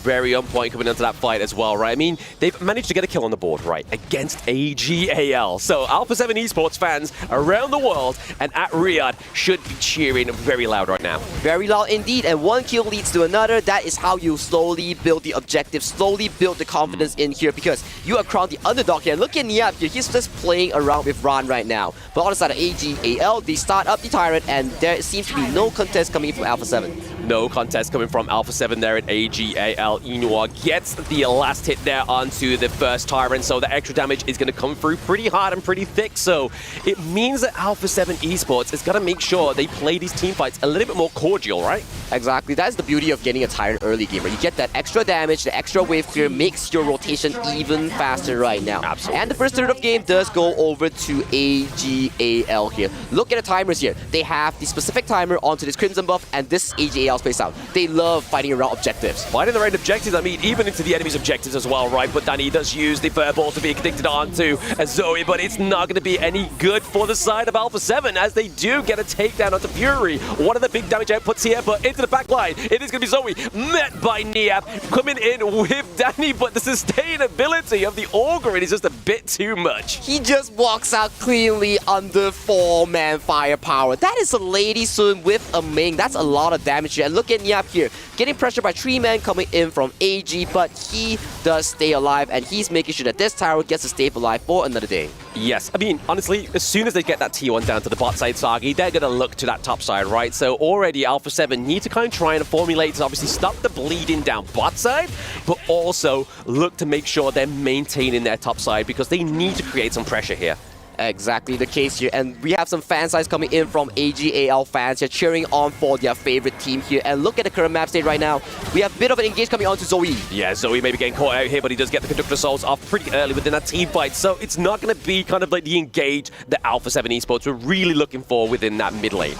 But Alpha 7 are very, very vocal onto this game one. They're always looking for all these proactive plays here. So right now, if you're Alpha 7, no ultimate coming in from Shuai's Zhuangzi here, so this may be your chance here, but Niap makes a mistake! Oh, Flash is being committed and dashes as well! Niap gets taken down! Then Danny as well, already setting up a great team fight into the mid lane. Fortunately for the side of Alpha 7, there is no minion wave, right? But I do want to give over a point to Inua, right? Like, he's been completely out of these team fights. He's been pushing that bot side and accumulating that wealth. and no one's really contesting him, and that's a problem. That's a problem indeed. If you give Eno the gold, and he will be able to become this late game power play. That carry potential from Eno is just so darn scary. It's very scary. I mean, late game, early game power spike is obviously that Doomsday, which is already accumulated already. But speaking of accumulation, we're looking at the gold difference here in the lane. So 6k to 5.4k over to the side of Alpha 7 CR7. But right now, we'll cut that to the side.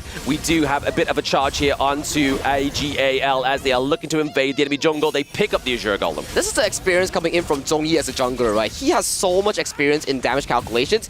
He knows for a fact that if he face tags 4 people off the side of Alpha 7, he walks out alive because he knows for a fact that you guys do not have burst to take me down. No burst. And I mean, look at that as well, right? Like, he has the anti-heal, obviously, when coming through. Any sort of healing from the Agudo, thanks to the Blazing Cape, is going to be mitigated. And obviously, he has the Eye of the Phoenix, which makes him more sustainable, more tanky. Exactly. But we want to talk a bit about Alpha 7 as well, right? They have CR7 and Bilal on this mid-zone and Ming. Out of all the group stage games, out of playoffs games, we've seen this composition being able to scale towards the late game here, but will AG allow them to scale? Well, will they? I mean, this is going to be the answer to the question, right? But there, picking up the Ming into the backline, it's going to be Zoe picking up Bilal. But not only get that, they are going to get the T2 turret into the top side of the map. Looking to push a little bit further, keep putting that pressure on Thick. Nia is just trying to kind of pinch, poke, and prod the side of AG.AL, but it's not going to deter them here. 9 minutes and the tier 3 already taken down from Alpha 7 Gaming's base. This is AG.AL's playstyle. 5 kills on the board, no problem. But they choke you slowly but surely on every resource that is available on your map.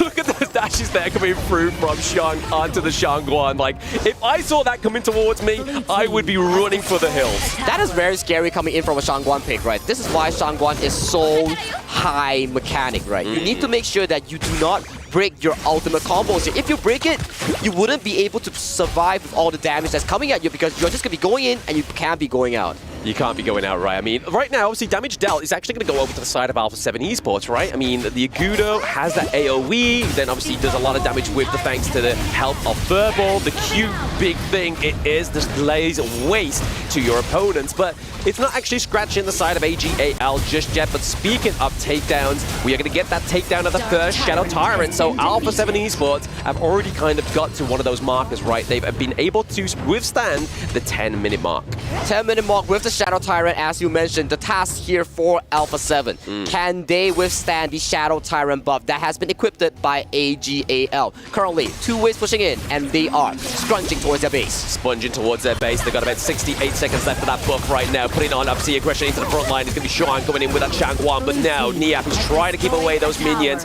He uses the Enlightened Mantras just to push them away.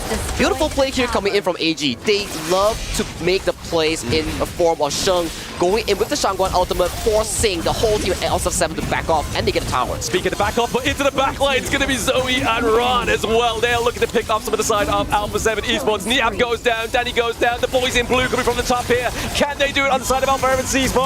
It is not going to be the case, and game number uno goes over to AG.AL. Fantastic start here coming in from AG.AL as they show us why they are crowned and pointed as the kings of KPL. Very, very clean display. Very clean display from the boys at AG.AL, right? Honestly, like I was saying in the game, Alpha 7 Esports, they were able to get to that 10-minute mark, but it was all a matter of fact of a timer here for the side of AG.AL. They got the Shadow Tyrant, they put the pressure on Thick, and were able to take down a lot of the teammates of Alpha 7 Esports. And that's the beauty and magic of AG.AL's 10-minute mark, right? Once they hit that 10th minute, they have neurons activated, and they will go for all these magical team fights. And that alone, I'm loving it from Sheng. Every tower push that we see from him, he will be the forefront man to force the Shangguan ultimate and force all Alpha 7 members to back off while the remaining members take down the turrets. Take down the turrets as well, right? I mean, at the same time, they're trying to get the check onto Ron, on the Byron as well. They're trying to catch out Inwa. It's like, where is he? He's slippery. I can't quite get him. And I mean, even shows here, just diving in Thick, using the Parasol to get back, but still just laying the damage onto this crystal here. But oh my goodness, what an aggressive game number one, right? Alpha 7 Esports, they need to make sure to make some measurements and changes, but let's head over to the analyst desk to see what those changes are. Thank you very much, boys. Thank you very much for that. And thank you very much for AG.AL just showing us a great way how to finish the game in only 11 minutes. It's just a matter of decisiveness. In the moment that you see a little opening, you need to just go there and bang real hard to create an opening that the whole team just could go through. Their reactions were so quick. The second they noticed a mistake, everyone on the team gone ahead and jumped in on it, right? And because of their insanely quick reactions there, they saw an opening and ended the game in 11 minutes. I think that that's the difference that we have seen in the game between TT Global and Team Vitality and this first game in between Alpha 7 and AG.AL. In the moment that they see a little mistake, they snatched that and then they really capitalized from it. Yeah, for example, when Agudo was chasing, that was a bait, by the way, by Zoe on the Augur run. He was stepping back a little bit for Sheng to get ready for the full dive one-shot combo. And you saw the power of someone like Sheng Guan, even though it's not necessarily quote-unquote meta, but they show any character can work if you do it right. With the right composition, with the right itemization, and with the right teammates, any hero can be meta. Any hero can be meta, and that I'm completely sure. Now, moving into a little bit of what happened in the game, I do believe that Alpha 7 did start really well. They were really matching the pace. They were really doing really well in there, but they wanted to fight too early in the game. Absolutely. Alpha 7, I really enjoyed their gameplay. They were not afraid. We talked up AG, right? And how they're the best. Alpha 7 played them like any other team. They went for these risky plays, right? They put up an amazing fight. They got some kills early, you know? But the execution at the end was not as clean as AG, though. That's all. You need to understand when your lethal damage can come in, right? When you're fatal, when you can know, like, okay, as long as I take this fight, I know I have a little gap at the advantage, I'm gonna win. And they kind of jumped in moments where they did not have the items, they did not have the power spikes, but they thought, I really want to take this one. Yeah, Lady Sun needs farm. The whole point of this entire draft, Sun and Ming, is to give Sun farm. But Alpha 7 jumped the gun just slightly, and I gotta give credits to AG.AL. Again, they didn't jump the gun. They were patient to let Arlie farm. And somehow, back to the Sheng Guan point, I think they were listening to Hoon's interview just now. I would say, actually, I know. The analyst that, oh, this guy wants to see Sheng Guan. All right. Why not? Let's give the people what the people want, right? And that Sheng Guan in there, I hope that is going to become one of those heroes that we will be able to see again and again and again. Is it right over here in qualifiers? Is it going to be in the show matches? I hope that we can just keep seeing that. I also want to highlight how expensive these drafts are. Game 1 here, both teams are going almost all out, right? We have the Dharma, the Arlie, the Mai being picked up here. Outside of some, more niche picks like the Shang Guan there, all the other picks were amazingly high priority. This looks a lot like a BO3, right? This feels like a best of 3, not like a best of 7. Yep. Both teams are not pulling any punches. Exactly. No, that's true. I want to highlight that Zhuangzi again. That was such a good pick against Mai, against someone like Dharma. Now, pay attention to this character, I think, in the future series from AG.AL and TT Global. Because we don't see it at all in the global region. Mostly this character is not banned or not picked. However, today, we've seen it twice already. Oh, I hope that is going to become one of the hot picks, right? Yep. I hope it's going to become that. As we move into Game 2, what do you guys think is going to happen? Do you think that Alpha 7 still has something? Because if we have compared the beginning of the game between TT Global and Team Vitality, and we compare it to the beginning of the game between Alpha 7 and AG.AL, Team Vitality had a better Game 1 than Alpha 7. I think Alpha 7 is a very resilient team. In the past, they've had some losses and they've came back. Yeah. So this loss is not really going to affect them. If anything, they're going to learn from this and try and match the pace of AG here and hopefully do better and better as the series goes on. I have the opposite take. I think it's going to go downhill from here. You think so? Yeah, as much as I love... What are you basing that on? Okay, see, there's so many different drafts available now still for AG.AL, right? The combo pay still available, and Zoe's one of the most popular, most well-known character on this player. And you still have Duen Dolia available for AG.AL. All those characters, all the drafts are really good at invading.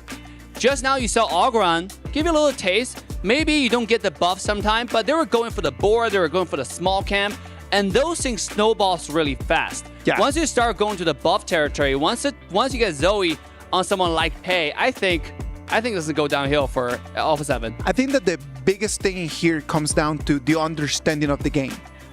Let's compare a little bit on what the junglers have done in the previous match, and in this one. What did Zoe do? What did Sunrise do? They do not even use their abilities to get the kills. They use their abilities to zone out the turrets so people cannot protect the turrets, and then slowly but really consequently just going and just taking turrets down again and again and again. Very consistent. A big reason I think A7 is going to slowly, progress throughout the series is these rotations that they could learn from the enemies here, right? In the first game, we see a 3-man top rotation. That's new to this season here. With the teleport sprite spawning a little bit earlier, teams are starting to rotate up and catch that off guard. A7 wasn't really prepared for that this game, but as the series go on, they can catch on to a few of these little formulas, or these textbook kind of plays that AG has such extensive knowledge of, and try to learn some of that and put some of that into their own gameplay. As you mentioned that, I hope that they can do that. But it was a very costly pick right over here, right? Like you already mentioned that, Phil. Look at all the heroes that are already not available for Alpha 7. The Lady Sun not available, the Mai Shiranui not available, the Dharma not available. Those are 3 picks that they will need in the future. Yeah, and Phil, to your point, I mean, I will actually address both, right? But to your point, I don't think adapting this fast is possible. Now, the reason why I say that is AG.AL's strength is discipline. If anyone take objective-based focused gameplay to the absolute gold standard, it is AG.AL. They know how to play for every objective, and now that actually links to my next point to you, Isaac, when you mentioned how they use their ability to push to pressure towers. Tower sieging is such a great lesson to learn when you're watching this type of games. Really watch carefully every time when AG.AL try to push a tower, how they position, how each players are using their abilities, or just where they are, relatively speaking, because that's very, very important. They do not go for the kill. Sometimes getting players low enough is actually better than killing them. I agree with you in that point. That point, I completely agree with you, because when you are thinking like, oh, I won the kill, that's just like the dopamine telling you like, I need this right now. I need that immediate satisfaction of the kill. But if you just kind of like let them go and immediately take the turret, for me, that's a better deal. If you can get the kill, I would say definitely go for it. But sometimes it's not possible, right? Don't rush it. Yeah, don't rush it. Don't overstep, right? Do what is within your abilities here. And then maybe game 2, we'll see how that work out. Yo, last game, it was 7 kills total. Alpha 7 need to do something crazy here, in my opinion. If they don't really step up the aggression here, because to face a team who are so good at objective-based game, you gotta bring the chaos, in my opinion. If you follow their footstep and try to take down towers, you're not gonna beat them. I think you gotta bring the Joker mentality into this game, okay? And start going something crazy. We mentioned Luara. Luara is a great character. That might be it. Show something different that enemy might not be prepared for. Of course. However, AG.AL is just, I mean, look at the fans we're seeing on screen right now. These people fly from all over the world to come here to support this team. That's why it's called AG.AL, man. Like they bring everything with them. They don't bring only the top level of competition, they bring the top level of fans. So over there at the Amazon Arena, I know everyone is really counting the minutes for the next game. Look how beautiful that arena is, and all the fans are here to support AG.AL and A7 and check out the arena at the same time. Here's the players getting ready for the next match. Bro, you have to come here and watch this match live. How the stage, how the arena is designed, we were just admiring it when the Ben pick was happening, right? Half of the stage was lit up. It all reacts to the game. It all reacts. When you get a kill, it lights up. You know, when a tyrant goes down, it sends rippling light effects. It's amazing. It's the whole experience, isn't it? It's like watching a movie, but the Honor of King KWC version. It's like watching a movie, but it's not a movie, but you're watching it. You're in it. You're watching the IMAX experience, the 3D movie experience, but Honor of King KWC version. Yes, sir. You know it. That's actually really nice. All right, the BP is on its way. AG.AL is going to be taking the blue side. Alpha 7 Esports, trying to turn tides around, is going to be taking the red. Sagi, Blam, describe it for us, please. thanks for that analogy, Dave. I wondered why I was trying to block projectiles coming out the screen because it seemed all 3D and very aggressive at me. But welcome back, ladies and gentlemen. This is going to be the game number 2 for AG.AL going up against Alpha 7 Esports. We talk about IMAX experience, we talk about grandeur, but it's going to be Alpha 7 Esports looking to bring up some grand picks and some grand playstyle in this game number 2, Sagi. If it's not now, when is it, right? Against the best of the best AG.AL, Alpha 7 Esports, this is the best time that you show up and you show up big. Time to test yourselves because AG.AL, they have banned away the Arlie and the Liang right now. And Zoe's pay is still available for grabs here. It is available for grabs. I mean, it would be a little bit kind of like a, do we play it later on in the draft or do we just unleash it now? And right, that is going to be the answer. They're going to go for the Lung here, so giving it over to Inwo. Ooh, Yino's Long is very special here. He loves to lurk around and look for these fights, and he will find your backline, assassinate him, and the damage calculation from him is just so clean. Very clean as well. I mean, it's a little bit more of a different approach of the Arlie, right? Obviously, Arlie, you kind of like slip in, slip out, but then it's going to be the Flaming Palms that comes through for the Lung. That's going to be not only doing the siege damage, but also the damage onto the side of Alpha 7 Esports. But we speak about pay, and when we want the pay to come through, we get the pay and Byron combo right now for the side of Alpha 7 Esports. Exactly, a very strong early to mid-game tempo here being built around Alpha 7 Esports here. Danny with the pay, I think this is his second or third showing onto this hero here. His showing, the first time it was during elimination or his qualification towards the group stage here. Yes. And he had a fantastic game here. And this pick has returned to the stage at the playoffs. It's returned to the stage, but I mean, we speak about couplings within Honor of Kings Esports, and we really can't not mention the Dolia and the Duan combo, right? We could also see that Celestial Blessing be used for Lung as well for the Infinite Vastness, but really, we're going to be looking at those engages with the Dune, right? Exactly, you can either look at 2 Unruly Blades, one to go in, one to go out, or 2 Flaming Palms right towards your face here. Ooh, that's gonna be a lot of damage here coming in from AG.AL's lineup. Yeah, exactly. That's a lot of ways and a lot of attempts to go for the side of AG.AL, right? But I mean, they're looking for a bit more control on the side of Alpha 7 Esports. Hence the Princess Frost pick. I mean, is that potential obviously why the Liang was banned out? Or are we looking for some more kind of like high frame heroes? Are we going to potentially get the likes of the Mayin come through here for the side of AG.AL? That may be the case here, especially the bans are so focused right now onto Alpha 7 Esports, especially towards CR7's farm lane role here. And Alpha 7, they do the same thing that you have reciprocate. They ban out most of the Clash laners. That's 3 Clash lane bans right there. Ooh, I mean, we saw obviously TT Global play that lane in that last game, right? We saw it played quite effortlessly. It seemed pretty amazing for the side of those boys. But the Barty pick here has been one of those Clash lane picks that have been very kind of like dominating within the KWC, right? And I mean, give it over to the side of AG.AL, it could have been spelling trouble because access into the backline is very easy on that pick. Exactly, and talk about the access towards the backline here. Gui Guzi has been banned by AG.AL. They know how scary that pick is, especially when you pair up the Pei and Byron here. If they go in all together, that's gonna be very scary. But that threat has been removed, and Alpha 7 Esports, they lock in the Mozi that is historically done very well against the heal or soft core type of roamers. Yeah, I mean, we can kind of see, obviously, the Motsu as well is able to kind of use that cannon blast to kind of set up engages from afar, but also being used as a quite good thing for intel, right? But speaking of range, we get the range from the Consort Yu. So obviously that Oak Bolt coming through can actually do very well, obviously, onto the Lung, but also the Protective Winds, right? That second skill, trying to actually time that correctly to then cleanse a lot of that physical damage from Inua's Lung.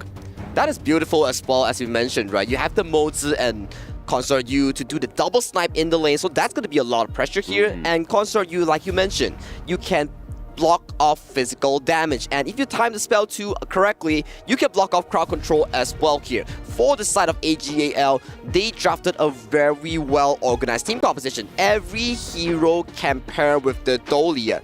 You can refresh the Yuhuan's ultimate, you can refresh the Long spell kit, you can refresh the Dun's ultimate as well. A lot of refreshing, right? I mean, definitely after that game number 1, Alpha 7 Esports, they tried to bring it to AG.AL, but after that little bit of a break and maybe be the refresh for them. It's not going to come from Dolia. It's going to come from their coach. It's going to come from their team supporting each other and saying, guys, let's try our best to scale this mountain. That is AG.AL. And everybody in Riyadh and the Amazon Arena, we are getting into game number 2 with AG.AL against Alpha 7 Esports.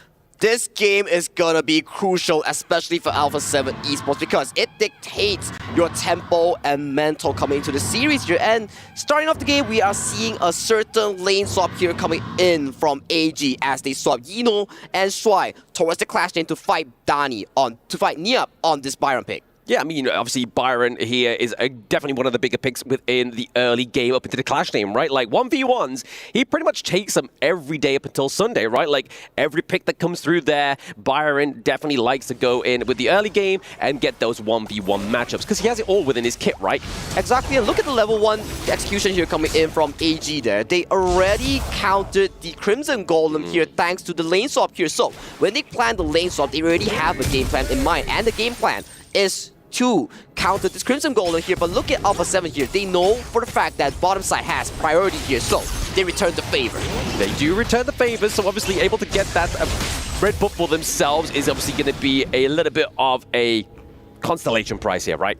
Yep, it's a 50-50 trade coming in from both teams here, but let's talk a bit about Ran's Guan Yu here. This pick is going to be very, very important in being the flank here coming in from AG.AL, as if you see on the side of the Alpha 7 team, there is not a lot of hero to really disrupt this Guan Yu.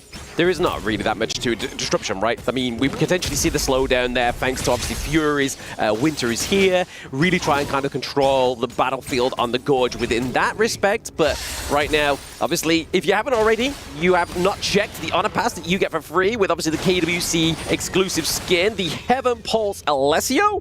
Get in game, get grinding, and get that free skin. It is super beautiful as a free skin, by the way. You just have to grind a bit, click through the honor pass, make sure you get all that honor EXP, and you will be getting that skin for free here, Blam. Exactly, just keep looking at those for those key codes, right? And you'll get some of those free XPs for the honor pass as well. But speaking of EXP, we're looking at here and the gold. The gold lead for the side of AG.AL is comfortably around about that 6.6k, so slowly but surely, obviously starting to amount to something here. But speaking of amounting to things, obviously Shuang here has to be flashed out of that 3v1 potential fight there. Oh, look at Zhong Yi though. He finds CR7 and CR7's flash has been forced here. So another invade here is being set up coming in from AG's team composition as they look for an engage. They do look for an engage. A lot of aggression there. That's the poke and prod that we see from the Ran's Guan Yu. But it's going to be Guan Yu being taken down here. First blood going over to Alpha 7 Esports. So Hoon correctly thought so, right? He was like, hey,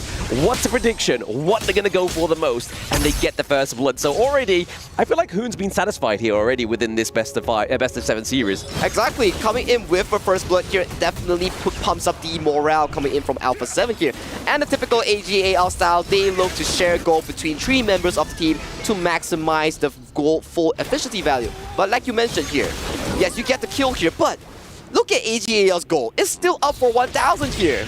It is. I mean, they're definitely putting not all their eggs in one basket, right? They're just making sure they're getting the gains across the Gorge. Right now, Inua is taking a lot of damage, but he does have the infinite vastness, right? He's able to use it to try and get out there. Think inside the box, being committed, but now it's up to Inua to do the damage onto Valau to try and get away Shui. Ooh, a big 2v2 here coming in from bot side as a lot of spells has been expended coming in from Alpha 7 Villau here.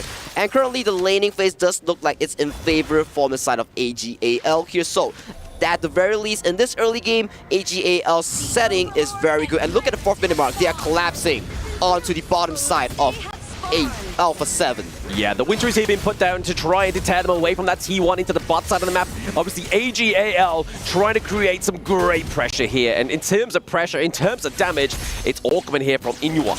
Exactly, and look at how much focus is being put onto this tyrant here by both teams here. We have 10 members coming in from the middle to bottom side of the map here. Both teams, they know how important it is to target down AG.AL Dino here, and look at Villau He has no flash, he gets caught out, and he gets punished. He does get punished indeed. Obviously, the Motsu there, once you're kind of already on top of him and he doesn't have the common skill to get out, it's going to be hard for a pick like the Motsu to get out of those fights. So already AG.AL are using those intels that their team are kind of formulating and communicating together to say, look, guys, if we're going to strike now. And speaking of strike, we do see the Unruly Blade, but it's going to be thanks to Fury that's not actually going to follow through here.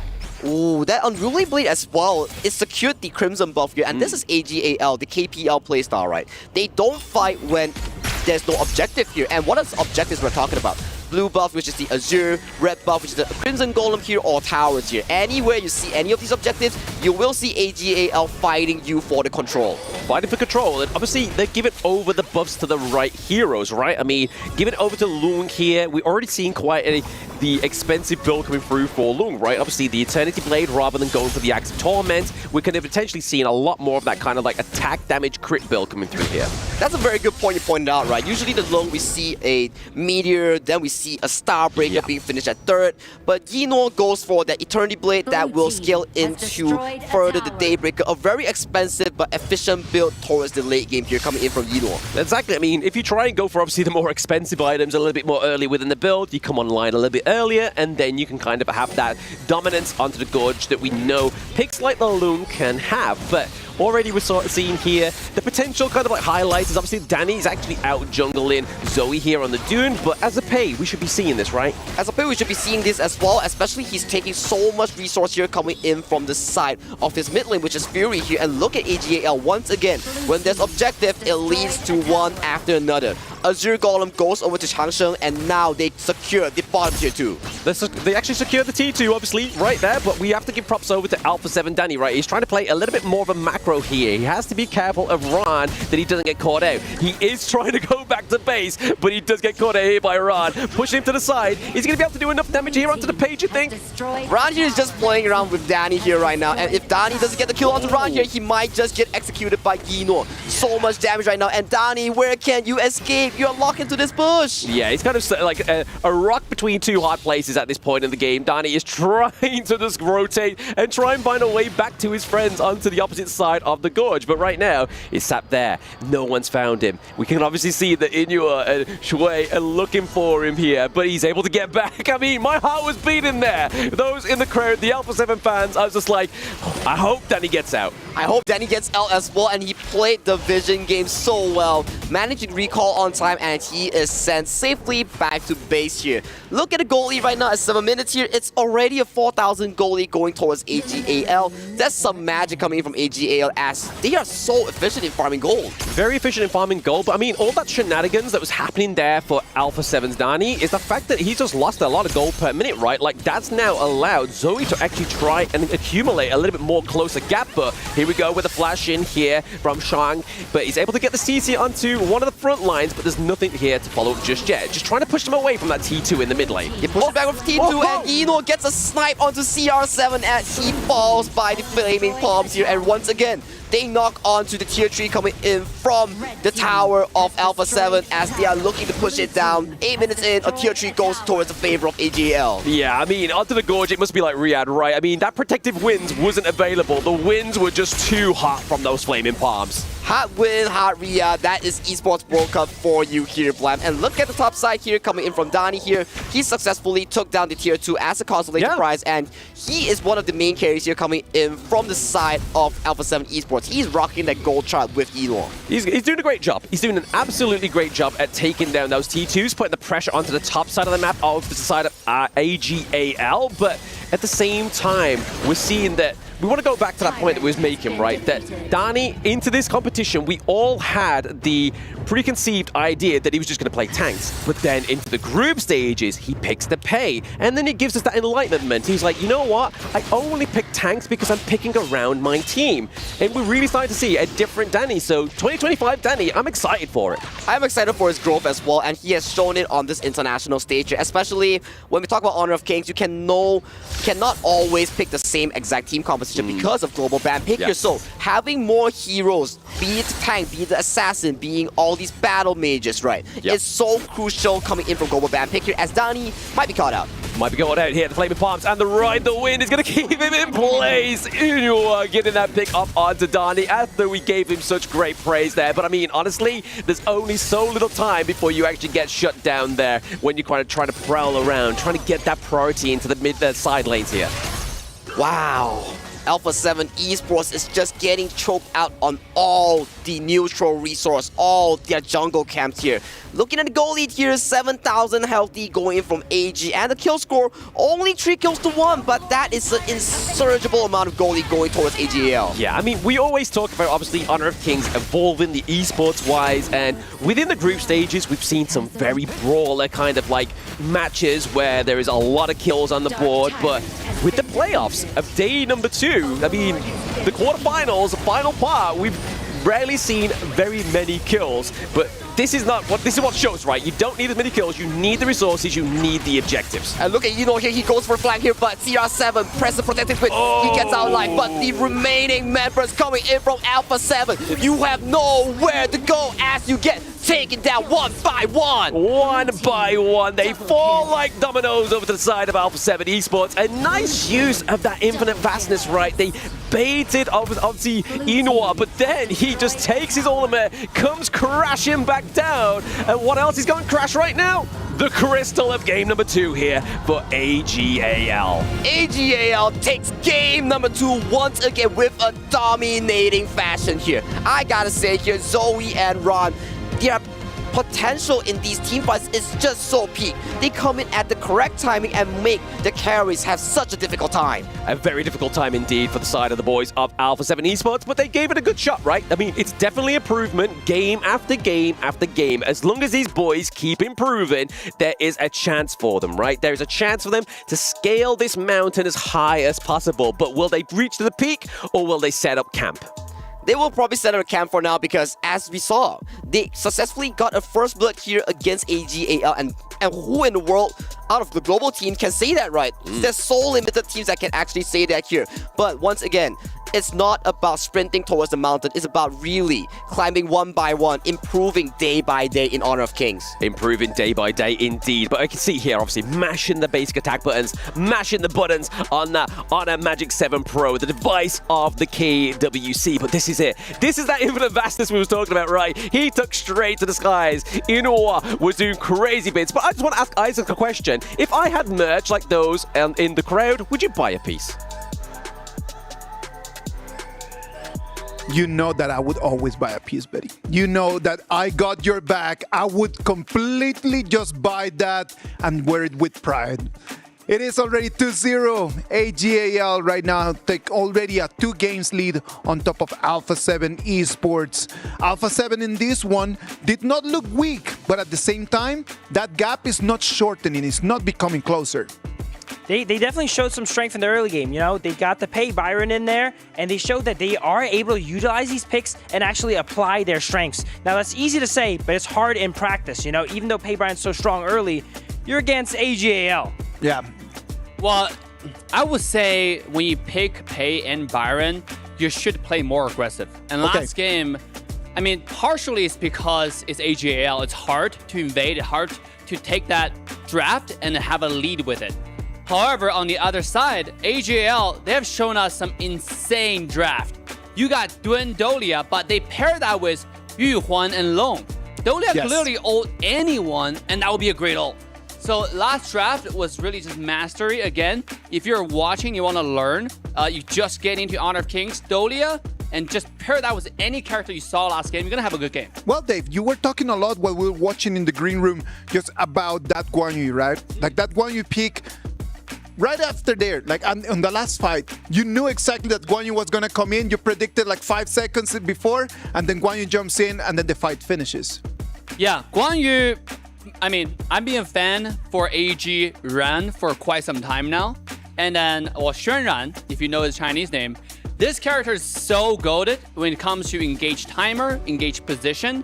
If you are one of those fighter clash lane player, you try to learn how to play Honor of Kings, the best person to watch is literally right here on this stage. He's playing right now, and Guan Yu is one of the best characters to show off how you can flank because it's so flexible. He's so fast. No, and that's the main idea, right? Like just to try to find a goal of what you want to actually become and then just move forward towards that goal. Absolutely, and not just the Clash lane. Everyone on AG is world-class, highest caliber. If you want to learn any role, go ahead and watch that respective player on AG here, and you're going to learn a lot. I agree. AG.AL right now, a 10 minutes, 56 seconds win. Something very similar to the previous one. Can we already start finding a pattern in there? I'm actually noticing there, I mentioned in the first game that A7 was kind of fearless in it, right? Maybe that was a little bit of ignorance is bliss. This game, I noticed once they got going, you know, and AG really got going, A7 played a little bit scared, you know? They're hiding behind their towers, you know? They're kind of giving up more than they're supposed to. So I'm not liking the way things are going here for A7. Yeah, like I said, there are many different options still available for AG.AL. Last game, and before last game, we talked about global ban pick. There's so many things open right now, and Duendolia, as we mentioned, was picked in game 2. Now, when Duendolia being picked, there's still Pei Byron available for AG.AL, one of their best comps. And I think that's coming out next. Maybe Alpha 7 will ban it, maybe not. But you see, the problem in here is that if they ban that Pei and Byron, do you allow the Mai Shiranui out? Well, yeah. There are also other combos you can go with. This team is so flexible. You obviously also got the Agudo.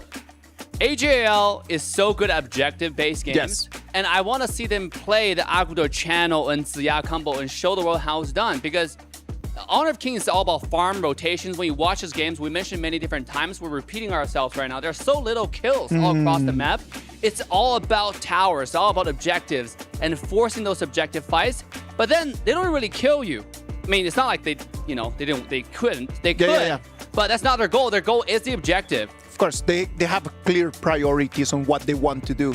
I want everyone to understand something that I was actually mentioning to Phil when we were in the green room as well. The moment where Danny is caught in there in a 1v1 against Guan Yu, right? And then Inuo comes in and then they just start mirroring him out and then he starts running away.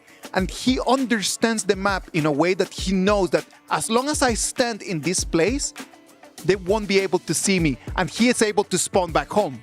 That was super impressive. We call that a Houdini play because he just disappeared without being seen there, right? And to have the game knowledge to know that little pixel area cannot be seen, you know? He's under the pressure of the entire enemy team and still is able to make the escape. I'm telling you, if that doesn't tell you that they are really evolving, I don't know what else you're looking for. That evolution of their understanding, it is happening. It is coming. It will happen one day. Right now, let's take a little break. We're going to come back with Game 3 of our match between AG.AL and Alpha 7 Esports.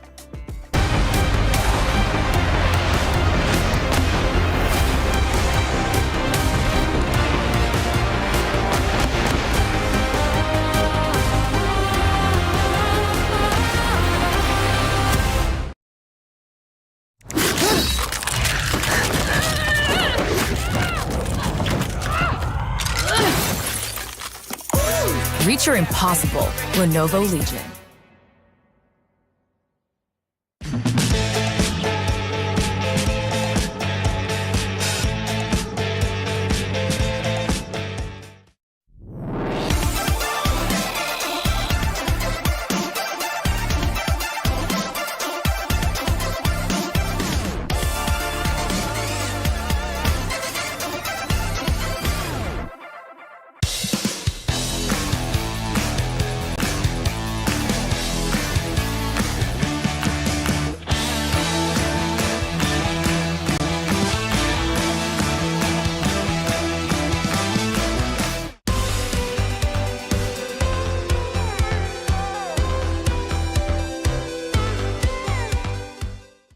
The human body was built to move, not trapped at a desk in one singular posture for 12 hours a day. It's time your chair evolved. This is Secret Lab Titan Evo. Ergonomically engineered for you, gamers, hybrid workers, artists, backing your every move.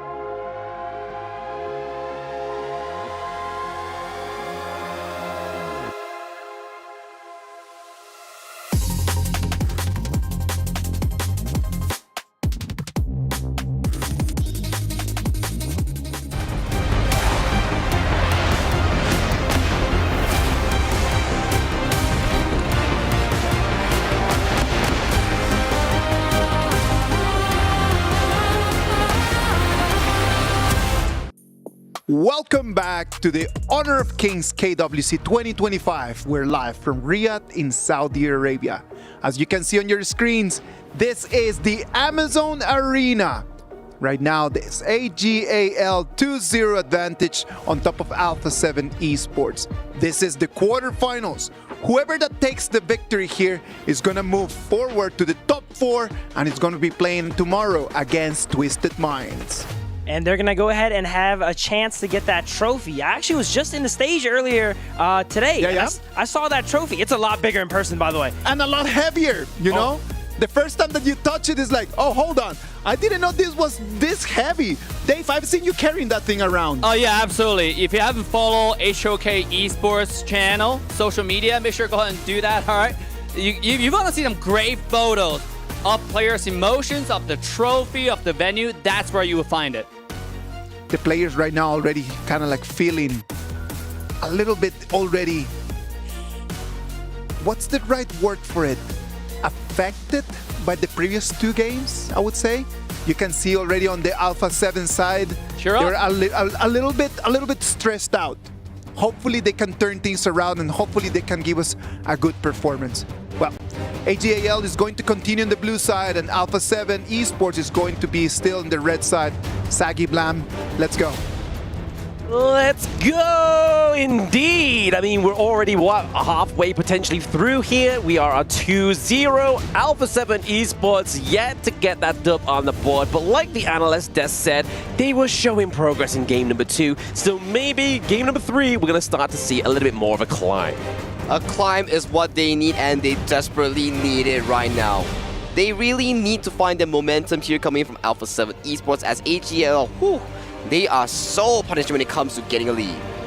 Punishing when he gets a lead, but I mean, this is a pick that we weren't really hoping would come through here for the side of AG.AL, right? I mean, the party already on the global teams have been playing so fantastically. So now that the side of AG.AL get run, it's on the party. It's going to be pretty crazy here, right? Like, what are we expecting to be drafted here by Alpha 7 Esports to stop this?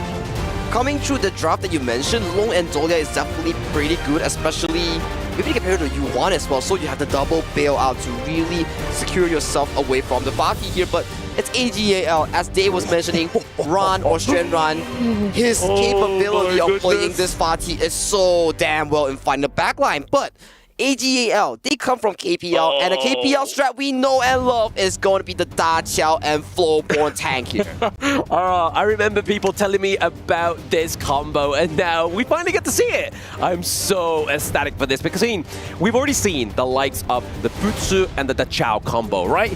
But this, in KWC, we haven't seen it yet, and I'm really excited to see how Alpha 7 Esports play against this fantastic combo. Okay, so how does AG.AL's Da-Chow and Flowborn tank works, right? It's simple. You know for a fact that AG.AL, from their first 2 games, they love to push you away from the turret, and they allow the other members to take down the turrets here. That is exactly what is going to happen. Da-Chow will lay down a spell to Zhongyi with the Floorborn tank will be diving towards your backline, and when the circle is almost about to channel finish, he will jump back right into the circle and secure himself back to safety. Yeah, I mean, we've already had like a little bit of time on the global scene to have this pickup, and I really find in my ranked games, I love Flowborn tank. It's so tanky, it can knock up enemies 3 times, you get shield whilst doing that.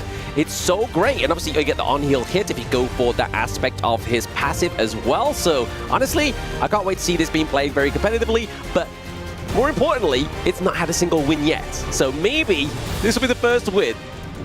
This will be the first win that falls towards the second win right now. I think last series coming from TT Global, they did secure a win there. So potentially AG.AL, they're going to show us the full extent of this Da-Chow and Floorborn tank combo as well.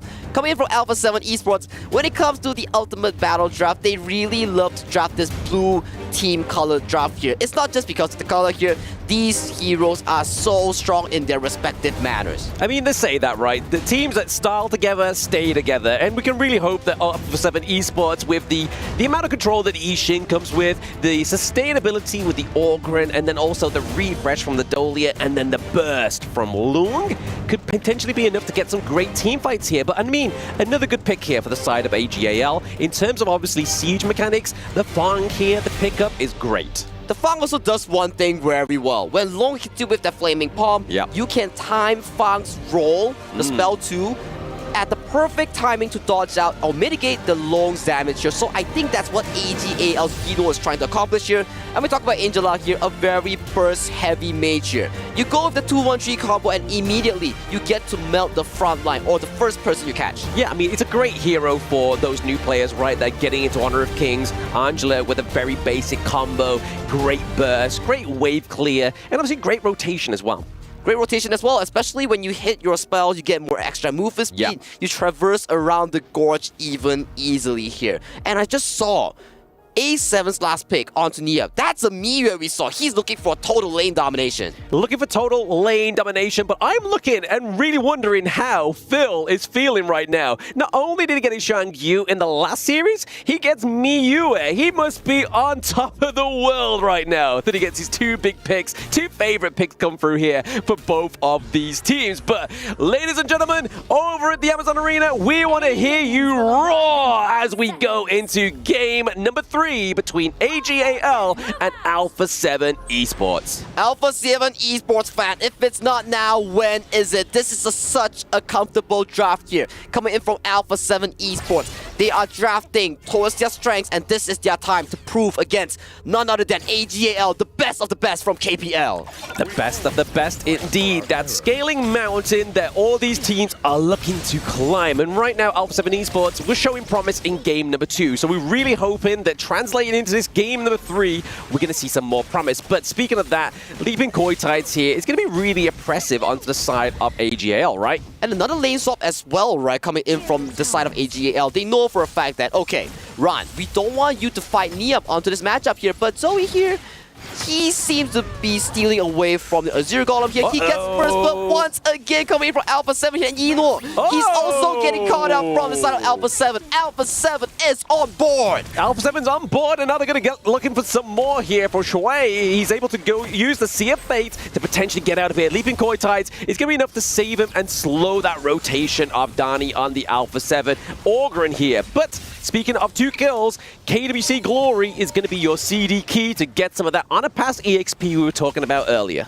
Get that Honor Pass EXP and you can slowly scale towards the Alessio skin that we talked about, Heaven Pulse Alessio here. But this is the first time so far that Alpha 7 Esports can push 2 kills in clean early game against AG.AL. Yeah, I mean, they've actually been able to get the gold lead as well, right? So thanks to those 2 kills, they get the gold lead around about that 1.3k gold lead as well. Then we call it 1k. Well, let's be charitable right now. Get that 1k gold lead, but slowly but surely, AG.AL are just trying to make sure they close that gap.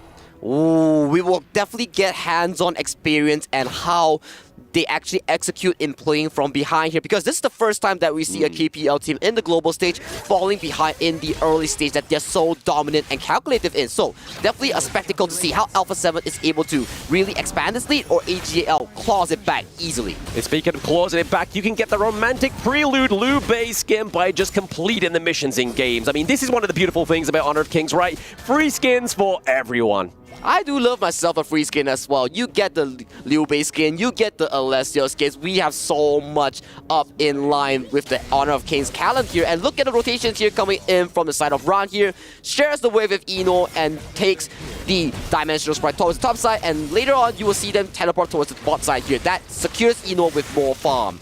Secures him with more farm. I mean, let's look at like the late game potential breakdown here for the side of AG.AL. Are we really looking kind of like towards the Bati here? Going to be the late game cash out for the side of AG.AL. But we'll keep that to the side for now. Alpha 7 Danny has to use the Conductor Assault to potentially get out of this team fight. But the second board being conducted thanks to Celestial Melody. Is it going to be enough? Okay! Ron gets taken down by the side of Alpha 7 Esports. Niap comes out huge as he solos out Ron within the board. Double board coming from Alpha 7 Esports, making sure that Ron had no way of escaping here. And Niap, so far, he's having a heck of a game. Heck of a game indeed. CR7 has to be forced out of that infinite vastness thanks to Inua's Fong here. But they're straight landing on top of the Koi Tides. Perfectly timed here. And then diving in is Inua with the first kill for the side of AG.AL. CR7, that's not where you want to be piloting, buddy. Immediate response here coming in from Strive to really punish CR7 that were looking for the re-engage here. And Right now it's 4 minutes, and AG.AL is looking to tear down this bottom tower that is unattended. Yeah, unattended, I mean, 3-4 minutes, are able to get it down really low. And I think this is the beauty of the Fang pick as well, right? If you put that first skill onto it and you proc that damage over time, it's going to then burst open not only your enemies' heroes, but their turrets, just like that. And that's why I said in the draft for those at home and in the Amazon Arena, it's a great siege potential, great pushing potential as well. And it's also a very fun marksman to pick up, right? So much mobility, so much damage from the spell kit here. Very easy if you want to pick up this hero called Fang here. You have so much spell in terms of survivability here, so do pick it up if you want to try an easy to pick up marksman. Very interesting here. Obviously, Alpha 7 Niap is kind of like having a bit of an overextended vacation into the enemy jungle, just trying to get a bit of intel onto the whereabouts of AG.AL. Zoe at this point, but Ron is like, hey guy, you're kind of overstaying a little bit too long for my liking, so just trying to make sure he's pushing him back into lane. Yeah, Ron here pops the ultimate, looks for the 1v1 here. Niap has to be forced back, but he has the Umbral Moon to escape here, but gets knocked up by Strike here. The Eye of the Whirlpool comes in quick, and right now, we keep saying this about AG.AL, right? But their proficiency to get more than one objective, using the Eye of the Whirlpool to send everybody up to the top side of the map to take that T1 into the Clash lane as well. And they're so swift with their map movement here. One moment we see Ron on his bot side here, but look at Danny as he's jumping onto Shang. Yeah, jumping onto Shang here as well, but we are going to get that build, just splitting them apart. But Zoe's actually being very sustainable, but the Sea of Fate is going to be the thing that keeps him alive. A very crucial Sea of Fate here coming in from Strike here. This is the potential we talked about, right? You lay down a Sea of Fate here, and as Zoe, he soaked up all the damage that he calculated. He goes back to Sea of Fate here. All the spells here coming in from Alpha 7. It went down to the drain. It went down the drain, actually sustaining a lot of that damage, but there's that damage coming from the Angela, right? We saw it, talked about it in the draft. So much great burst, and that Blazing Brilliance, her ultimate, just channels a beam that does so much damage. But right now, speaking of damage, we are needing to try to get Shui out of this one. He's getting out by the skin of his teeth. The board has been committed here by the side of Alpha 7. They're looking to get the takedown. They do. They're looking for a little bit more here. But we see Miue. Umbral Moon makes it untargetable, but the Koi Tides is still going to do so much damage here by AG.AL. Shui is playing at the knife's edge here. He played that perfectly, baiting out CR7, landing that Koi Tide at the moment it mattered the most. Check out this replay real quick. Look at Shui. First Koi Tide, baits out CR7, flashes in, does not finish him up. He powers back slowly here. Okay, but Zoe goes in. Unfortunately, gets caught out by the board here, immediately executed, but look at how Shui assists Ron here. Ron forces the flash it, but the moment the Umbral Moon finishes, the Koi Tide, immediate burst coming in from Ron, secures the kill onto Nia. Yeah, those immediate catches are crazy coming from the side of AG.AL, and it's definitely what they need, right, to try and sort of mitigate the pressure that Miue can do to the backline of your team.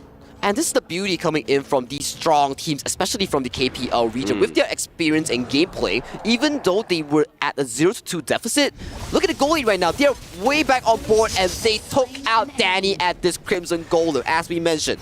Objectives are the key taking here. You cannot be walking in solo. You can't be walking in solo, but not only getting Danny right, they got the Crimson Golem buff over to the side of AG.AL as well, and now they're just trying to kind of like motivate and capitalize on those T2s into the top side of the map, which they've secured right now. But already, I mean, if we're looking at Alpha 7 Esports here, right, how does Alpha 7 Esports come back in this one, Sagi? They will really require CR7 to be able to scale towards the late game here, because this long, once he hits that late game power spike, he's going to be tearing up this backline here. And we talked about this. They have a pretty decent team composition that allows them to fight these big team fights. There we go, we saw our favorite kind of tofu on screen there. Hello, Kindo Fu. If we see you, get back to work. But speaking of work, we are seeing these resources come through, obviously, for the side of AG.AL, right? We're just making sure that it keeps going. But like you were saying there, Sagi, we're seeing and hoping that Alpha 7 Esports can get CR7 online with the Lung, right? But Zoe is, again, just into the team fight. The CFA's going to be put there. Can he get out? He goes in, he goes out. The Eye of the Whirlpool being committed here as well, brings in the side of AG.AL and takes down Dani on the Orgrin. Now, Zoe going back in for the second engage. Going for the second engage here. Ron gets locked in by the board here. He's dangerously low. He gets taken out by CR7 here. As Fury, he might be exploding to the front trick, and he explodes as well. A 1-for-2 trick coming in from AG.AL. Yeah, AG.AL went with the burst damage there onto Inor with the Fang. And now using the leaping Koi Tai, just keeping the side of Alpha 7 Esports away. They get the higher ground turret once again. AG.AL's execution on this Da.Xiao is so beautiful here. Every time we think that a catch has been committed coming from the side of Alpha 7, they come out alive thanks to the Sea of Fate here from the Da.Xiao. From the Da.Xiao, but also obviously those leaping Koi Tides, right? Like it's only a second bump in CC, but that crowd control really stops the tempo of Alpha 7 Esports in these team fights. Exactly the case, and it was always timed so perfectly, making sure that the follow-up is always there here. Look at here, Ran gets caught out. The Shuriken coming in from Yino. This is what we talked about. Yino knows the angles on how to flank these players. He's not always the person to be in the front. He knows the angles to go in. Yeah, I mean, very confidently there we saw the fan cams, and they're throwing up their 4-0 sign. So really, we need to see some Alpha 7 Esports fans on those fan cams to see if they can bring back some hope here for the boys of the Chuck PR. But speaking of that, Fury gets taken down thanks to Zoe into the backline. But this is the knock-up, the crucial part of Flowborn tank variant is that second skill. That knock-up is just so oppressive, just like a more aggressive version of the leaping Koi Tides. Miyue gets taken out elsewhere within that team fight, but it is just Zoe and Choi just going in for that army of two combo in this team fight. Zoe's Flowborn tank, he makes it like light work. He makes it look broken here. Exactly the whole team fight here. Look at him. He's still full health here. Still full health. I mean, it's just that HP regen from this Flowborn tank variant, right? It's so crazy, especially when you're just optimizing it as well. But here, Inuo as well as Ran just trying to get that touch onto the high ground turret. We have the boys in blue to the top side of the map, but more pressure is being put in on here by the side of AG.AL. AG.AL, their miraculous 10th minute mark. The magic comes in as of this moment. And right now, they're riding on the 6,000 goal lead, and it's looking so healthy coming in from all AG.AL. Very healthy right now, but obviously kills haven't been sort of obviously the greatest within all this series, but this is the kind of like the caliber of Honor of Kings Esports. But the best potential here from Inor is crazy. Exhausting Infinite Vastness once again means that CR7 is able to get out alive. The passive obviously being procced onto Fury means that Ran gets taken down here. Alpha 7 Esports with the first kill in quite some time, but there goes Valau. Celestial Melody is off the gorge for 30 seconds. Another Koi Tai to zone out Valau, and Dani exploded immediately like a balloon here. So much burst damage coming in from Yino. This marksman is so healthy, and CR7 gets exploded as well from Shung's combo. Yeah, those watching at home, that is the basic combo for Angela coming through as well, but it's going to be Shui picking up that double kill as they're looking to go for the Crystal up. Game number 3, AG.AL, are you not entertained?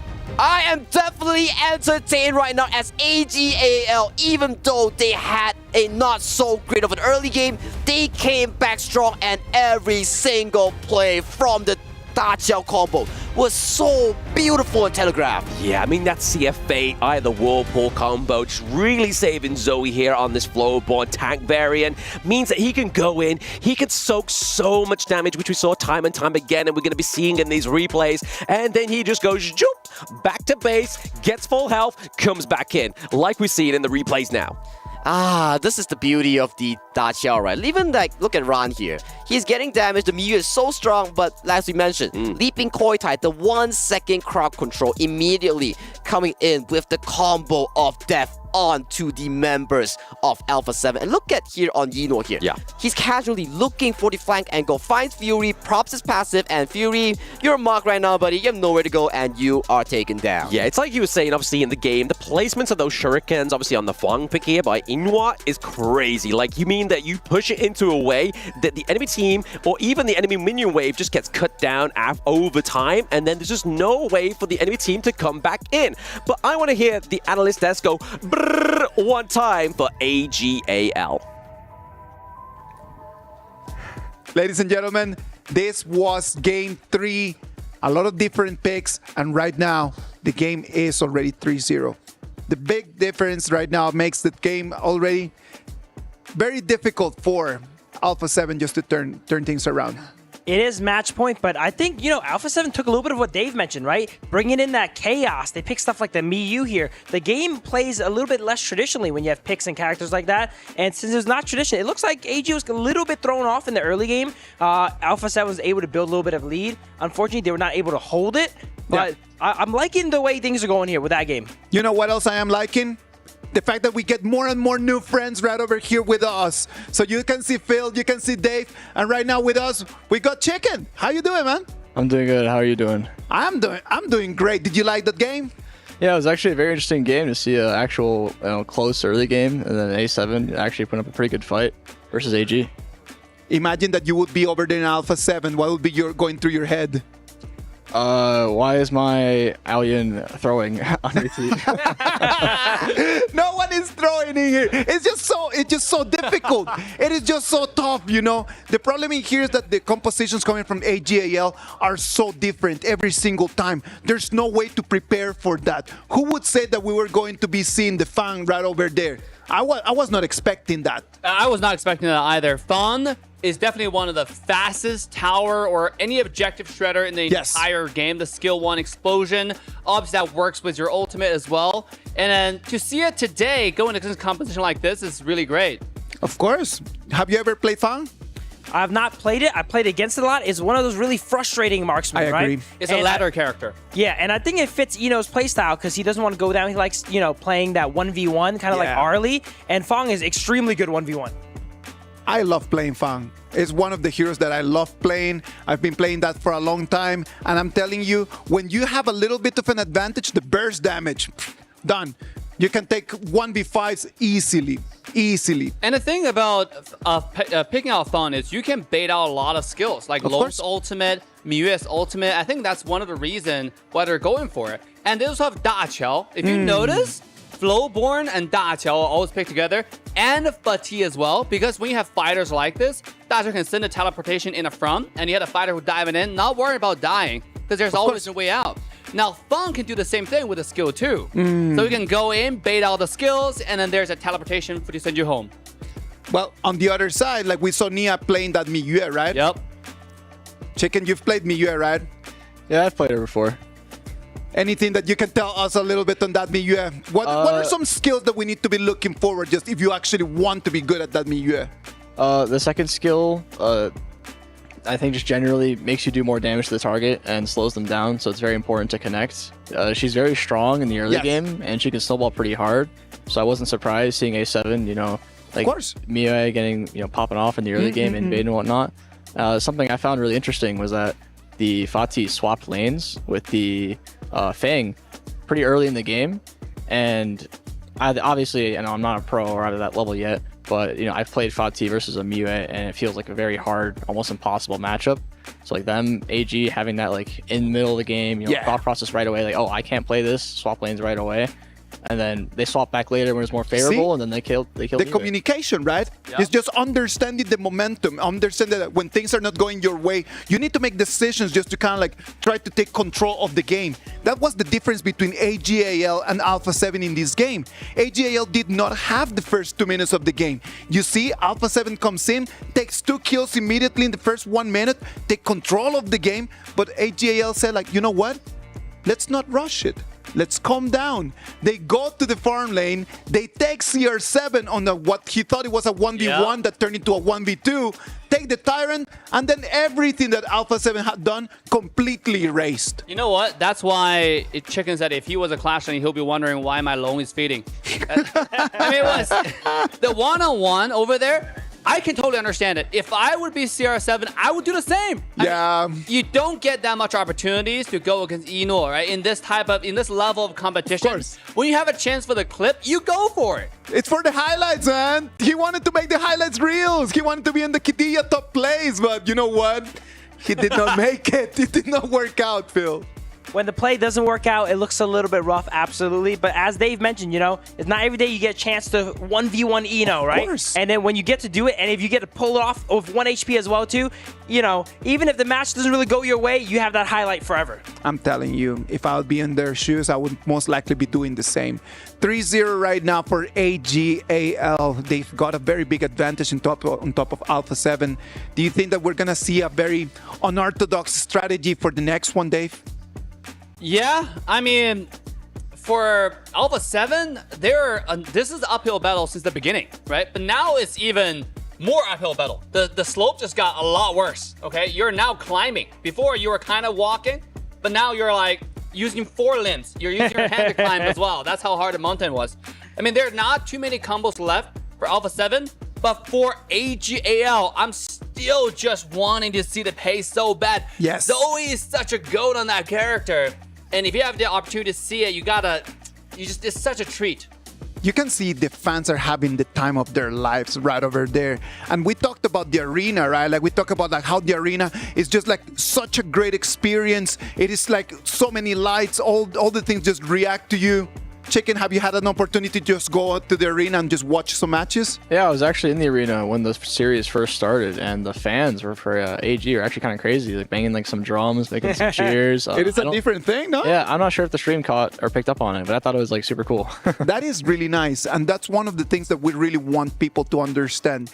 We want everyone to really feel what it is, that fandom, right? Like that's what AG.AL, they are one of the biggest teams in the world, right? Because they've got a very intense group of fans that they follow them everywhere in the world.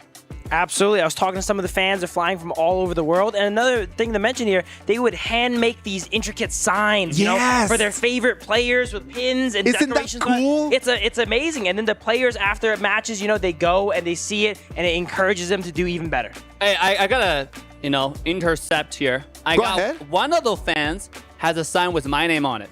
Now, you probably did not pick it up, but it may have been provided by Dave, but it might have been Dave's sister. Well, if you're here to verify that's true or not, you have to be here live watching the show in the Amazon arena because it's such a cool arena. Man, once you're here, it's a lifetime experience. It is a lifetime experience, and I know that Holler and Kin, instead of being working hard like us right now, they're right over there just watching the games. They were caught on camera a couple times, and I don't know. I feel like I need to change positions with them. I want to do that, right? In fact, doing a watch party here in the talent room compared to doing a watch party in the venue, it's a completely different vibe. I mean, we grabbed Chicken here for the analyst desk, but he was talking about the venue as well. Did you feel like did you hear the crowd yelling at all? Yeah, definitely a bit of noise. The most noise for sure was for this series, AG.AL. Definitely, I can tell, one of the most popular teams, one of the more popular teams. And it's always nice to hear that kind of stuff, fans supporting the team that they like. But well, it's not gonna only need fans, right? Like, because right now, it doesn't matter how many fans we could get to Alpha 7 right now. They're gonna need a lot more in order to turn things around. What do you think is going to be key for them to turn the game around, Chicken? I think they had a great start to this game. I think they would just have to keep their mental, straight and not do anything too overzealous. Not as much clip farming and more just keeping their lead. Keep going and just keep trying. They are already here. They have one more game. And this is it. And if they lose this one, it's going to be the end of the road. And if they win this one, it's going to be the first time that they're going to take a game from AG.AL. So regardless, this game right over here is going to be like no stress for them. Yeah, absolutely. This is the time to put everything on the line and just, play a great game. Last game that kind of worked, like Phil was pointing out. You have Miyu who brought a different level of gameplay into the game. And I think a very acute observation from Chicken here with the lane swap. Because Fatigue doesn't do that well against Miyu in lane in early game, especially without the ultimate. But right after Fatigue got the power spike, they swap back. You have the lane going back again, and that's when the CR7 one-on-one happened. He thought that he had it, but then a miscommunication right over there. That's what I mean when I say there are levels to levels, and right now, AG.AL just showing us that they are in a completely different one.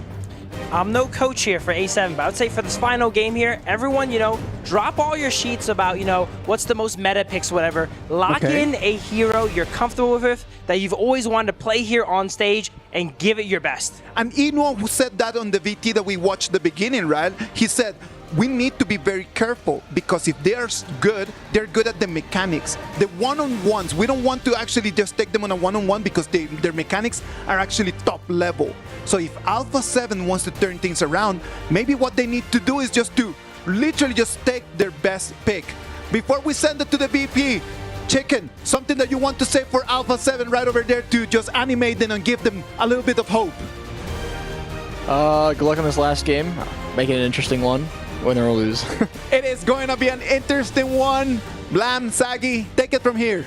Oh, it's definitely going to be an interesting one as we get into potential of match point between AG.AL and Alpha 7 Esports. Whilst we obviously saw Hauler and Kin caught red-handed on the fan cam doing absolutely nothing. They had an easy day and now they're just in the crowd. But hey, I envy them. I envy them. What about you, Sagi? I, of course, envy them as well. You know what else I envy? I kind of want one of those AG.AL plushies that are sat on the table right now. That looks so cute. It looks so cute. Hey, let's make it happen. Anyone can hook Sagi up with one of those cute little pandas. We'll get him one in the little jacket as well. I mean, that's the cutest thing, right? But speaking of cute, let's get into what could potentially be a devastating BP here for both of these teams, right? They ban out the Flowborn. Obviously, AG.AL, they picked a Flowborn tank already, so they can't go for the Flowborn marksman. So right now, Alpha 7 Esports are just looking to make sure that Zoe doesn't get a pay. Ooh, pay. Like we mentioned, Zoe's FMVP performance hero has been banned off here. And banning out the Flowborn tank means one thing here. They are trying to unleash Zoe here on a jungle assassin pick. Be it the Luna or be it the Jing. I am so stoked and excited to see what Zoe has in store for us in this game number 4. Let's see if it's going to be that Pryo Blue, because I mean, if it is going to be the Luna, we've seen it many a times over onto the blue side that it comes through with that first pick, right? But I mean, they ban it the Liang onto the side of Alpha 7 Esports, really opens up that kind of potential for those playmakers like this Dharma pick here. I'm loving this Dharma from Ran here. We talked about this, even though Ran did not have the perfect game last game, but he was always looking for all these angles, accessing the backline here. And in this game, Dharma is such a strong and prized pick here. And on top of AG.AL's clash pick here, he will come up huge. He will come looking huge, right? I mean, definitely what we've been seeing throughout the KWC is some of those pretty much play of the days, right? Made by this pick alone. Those truth and mantras that kind of like knock the enemy onto the wall. They catch 2, they catch 3. It's devastating. But we're going to be looking over here for the side of Alpha 7 Esports, what they are going to be locking in for their first 2 picks. I mean, they've already picked up the Mai Nui, right? So they can't really go for that. So realistically, what are we going for here? What are we going for here right now? I am still waiting for the final confirmation on the 2 picks coming in from Alpha 7 Esports here. But okay, we back it up a bit. We think about the potential picks here, right? What if Dani locks in the Luna here? Game 4, potentially your last game here in the KWC 2025. You can go out with a banger just like what Vitality Zankyu did.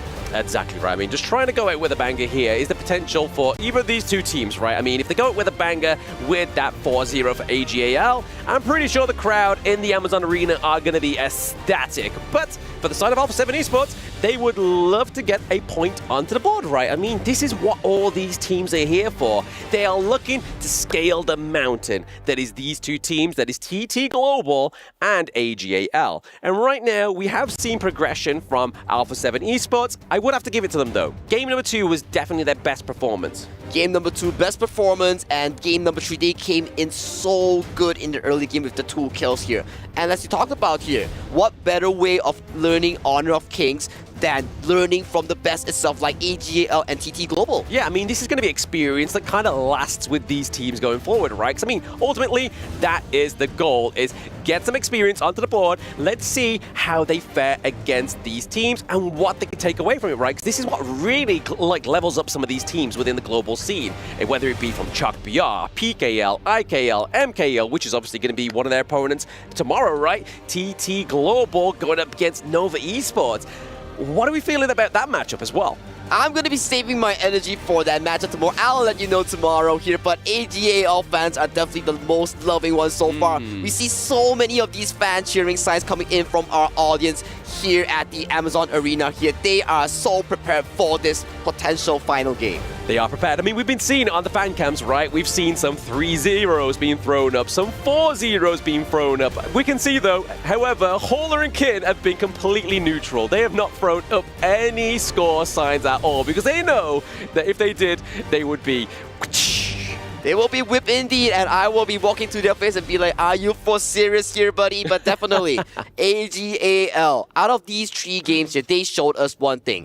Even if you lose the early game here, if you play towards your basics, if you play according to your strats and your game plan, you will come up huge. And talking about coming up huge, AG.AL, locking in that Jing onto Zhongyi and Sheng on the Mai Shiranui here. So much assassination potential. So much assassination potential, but like the potential that comes through here with these teams is these new picks. I mean, the Lushan here, this has not been picked up within the KWC. This is one of those heroes that has great disruption onto the enemy turrets. It's quite unique, right? Like if you pick Lushan and you use his skills onto the turrets, it stops the turrets firing out ballists and bullets. So really great at kind of putting pressure onto your enemy team.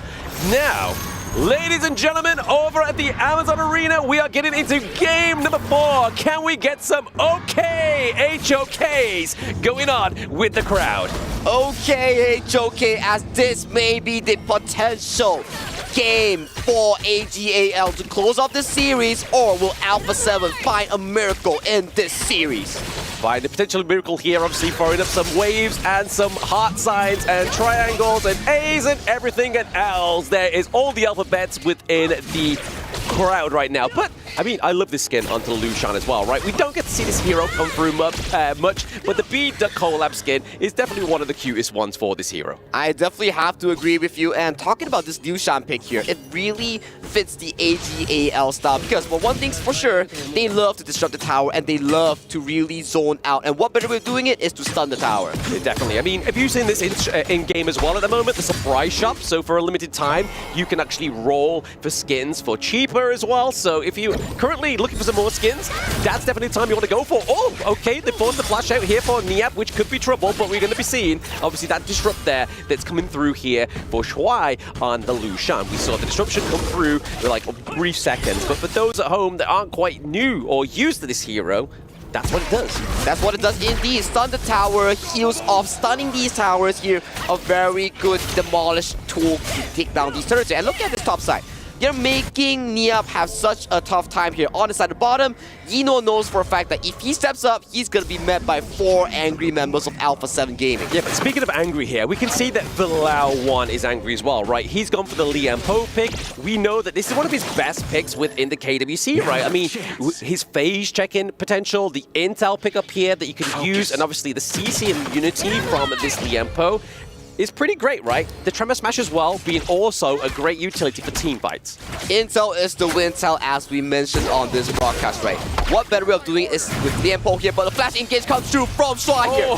Immediate flow up from Sheng on the Mai Shiranui here. Beautiful stuff here as they get another kill onto Bilal1. Brother, I mean, Shuai with the Lushan with the flash as well. Normally, when you see this in ranked, it has heal as its common skill. This boy's gone for flash. He's like, nah, I'm going in, I'm getting the stun, we're getting those first bloods. I am loving the synergy here coming in from AG.AL. One call coming in from Shuai to immediately engage on CR7 here. He had no room to react to the combo spell. Look at this. Yeah. The moment that he sees Sheng being enraged, goes for the flash engage, combos up with another flash engage follow coming from Sheng, executes CR7 immediately. Yeah, I mean, Chano in the early game is going to be really squishy, but now we have the mirror domain into the circle, and there it is. Zoe gets a kill onto Danny, and then another one here for Shuang as well, coming through for the side of AG.AL. We talked about this, right? AG.AL, they love to play the objective here, right? But when all these peak mechanic players, the best of the best coming in from KPL region, they have their hands on heavy engaged heroes. This is the combat ability that we talk about. Look at the arrow here, immediately executing Fury here. The jungle coming in from Alpha 7 does not escape as well, being punished immediately towards the mid lane here. Ran as well coming towards the mid lane here. Everybody converges with their spells here immediately. Yeah, this is why I'm thankful for the replays, right? Like, there's little like nuances you miss out there, especially with like all the flashy like skills of the skins. We saw that FC Burning Sun Arrow come through, really set up the kill onto Fury on the Lady Chen. But now that 4-minute mark has gone up, we're really going to start to see the impact of this Lucian, right? This Lucian is having a very amazing engager so far coming in towards this game 4. Such an important game into the series here as the first Tyrant of 4th minute mark goes over to AG Zhongyi. They're able to get that up as well. So 5-0 currently right now. We're seeing a very aggressive early game, right? I mean, definitely with the Maichuranoi, you want to try and get that early game potential come through as well. But same for AG Zoe. Obviously, on the Jing, he has been dropping those mirror domains, making sure they're crucial ones, right? Exactly, and look at the Liu Shan right now coming in from side. Hook down your tower a bit, just to chip it down to a very bare minimum. And if you do decide to defend this, you know for a fact that AG.AL is coming in hot. And right now, 4 to 5 minutes in, 4,000 gold lead already coming in from AG.AL. Yeah, I mean, that's quite a sizable gold lead here, right? I mean, AG.AL able to not only get the gold lead, but get that T1 up to the top side. So really creating the pressure here onto the side of Alpha 7 Esports, looking to go for the T2. But those watching at home, look, that disruption just means that you can just go in, wait for the minions to come in. Obviously, the slow just doesn't make any sense here onto the minion slowdown speed once you take one T1, right? Like, it's just not coming through here. It's just not coming through at all here. AG.AL, they are just really controlling so much space here coming in from the jungle of Alpha 7 Esports. We saw this so many times here, and an ultimate goes through mid lane, but gets blocked by Danny here, and another engage comes in from Zoe. Yeah, I mean, a beautiful way about this Musashi pick, right? Using that Illuminating Slash blocks out those Burning Sun arrows. So that's another thing for those people, players new to the game and at home. If you use Illuminating Slash, the skill 1 on Musashi, you can block incoming projectiles, even block Lady Chen's Destructive Deluge as well. That's a very key spell here, especially if you can block these key ultimates coming in from these targets here. But hang on, Shun gets engaged, but thanks to the mobility coming in from the Maichuranoi, he escapes safely here. But look at that right here. He's looking for an angle to big engages here. Burning Sun arrow connects onto the tank. Oh no, Liapo! The Lao, the CC immunity. You can't use it if you're blind, right? You cannot use it if you don't see the arrows coming. So already, crucial team fight component for the side of Alpha 7 Esports gets taken up here. I mean, this is definitely one of the quickest games for AG.AL. It is so dominant coming in from AG.AL here, especially Sheng, Ran, and Shuai. They're making so many plays, and another arrow heads on to the jungler of Alpha 7, but there's no follow-up here. No follow-up here. Obviously, they're unable to kind of push that minion wave through into the high ground turret just yet. But here, this is Lucian just disrupting it, allowing the minions to just do a little bit of damage over time, right? Because, I mean, AG.AL, they don't need to rush this. It's Alpha 7's moment to try and get some kind of, like, leeway or even some team fight outcome for themselves onto Alpha 7 Esports, right? I'm loving what AG is doing right now. So much wave control. All 3 waves are synchronized right now to really clash towards the tier 3 right now. And they are looking to orchestrate the final team fight that potentially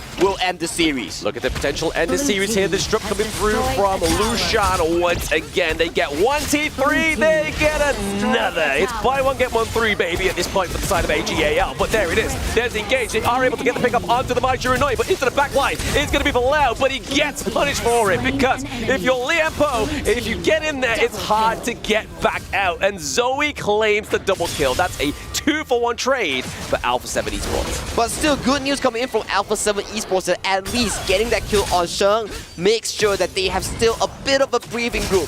Even though it's very small, they still have a tiny chance right now coming to the series. They got a tiny chance, right? I mean, they got a bit of a breather here at this moment in time. But stats. Let's speak stats here, Sagi. 8k gold lead. 8k gold lead. How do we come from that? That's just difficult because this 8k goal lead, almost 9,000 right now.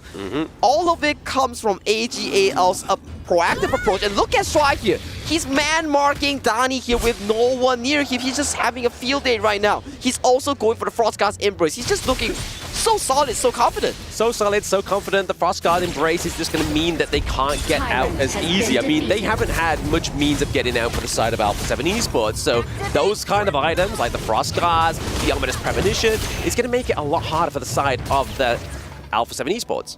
Exactly, and the arrow goes wide coming in from AG Xenor here. But look at Swai here, continuing the disturbance onto the tower as this is the final tier 3 of Alpha 7 Esports. The lone tower standing, and right now Xenor, he looks for another engage. Yeah, Minion Waves crashing in on 3 lanes. It's going to be scary for the side of Alpha 7 Esports. They're going to take that under below. And there is the mirror domain being put through, doing the damage onto the side of Alpha 7 Esports. That is a wipe here for AG.AL.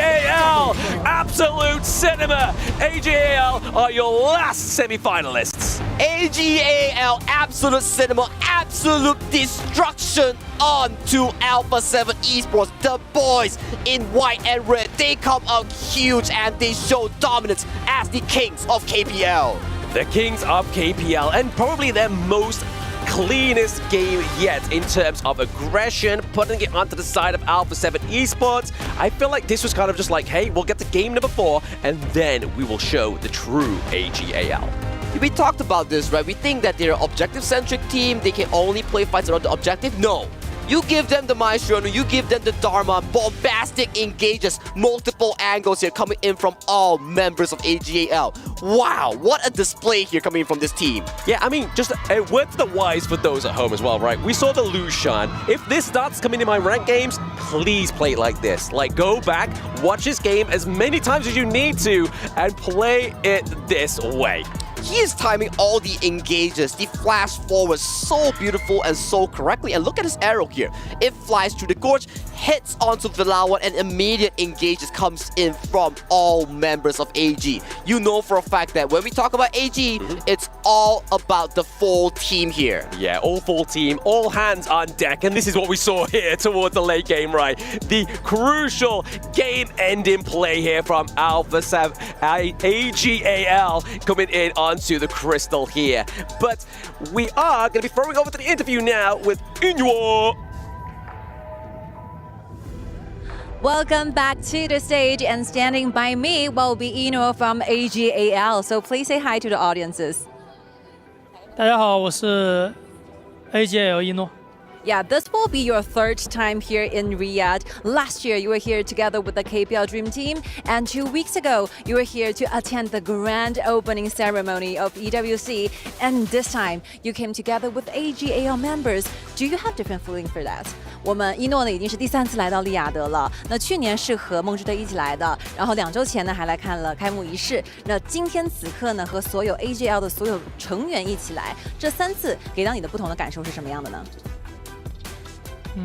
？2次都是代表俱乐部和 KPL 过来打比赛的，心情都比较紧张兴奋吧。然后有一次过来参加开幕式，就比较开心吧，过来见识一下国外的这种大型赛事的表演。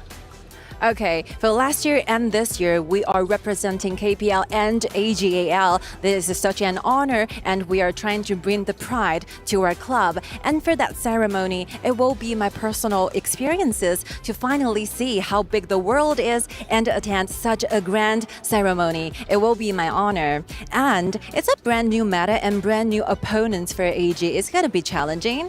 所以这个版本呢，其实对于你们来说也会比较新，包括呢我们面临的对手呢也会是新的对手。这个对于你们来说有难度吗？有一些挑战吧，因为HOK 跟国内王者荣耀的版本不太一样，区别还是挺大的。我们也花了一段时间去适应，现在也还在去了解 HOK 更先进的一些阵容跟英雄。Alright, we feel a little bit difficult because the HOK meta is quite different with the one we had in KPL. We're still learning, trying to figure out what will be the best combo, what will be the best strategy in this meta. And up next, tomorrow, your enemy and opponent is going to be Twisted Mind, who just won in the ultimate battle. What do you think of that? 你们明天的对手呢会是 Twisted Mind， 他们昨天刚刚在巅峰对决才获得胜利啊。对于那场比赛，你的感受是怎样的呢？当时也看了他们几场比赛，觉得他们的节奏感包括实力都比较强劲吧。希望明天能跟他们打一场比较精彩的比赛。We watched several of their games, and I think they have a great tempo in the match, and they are super strong. So we wish that we can have a great matchup tomorrow going against with them. So looking forward to your play. Thank you, Ino. Back to the studios.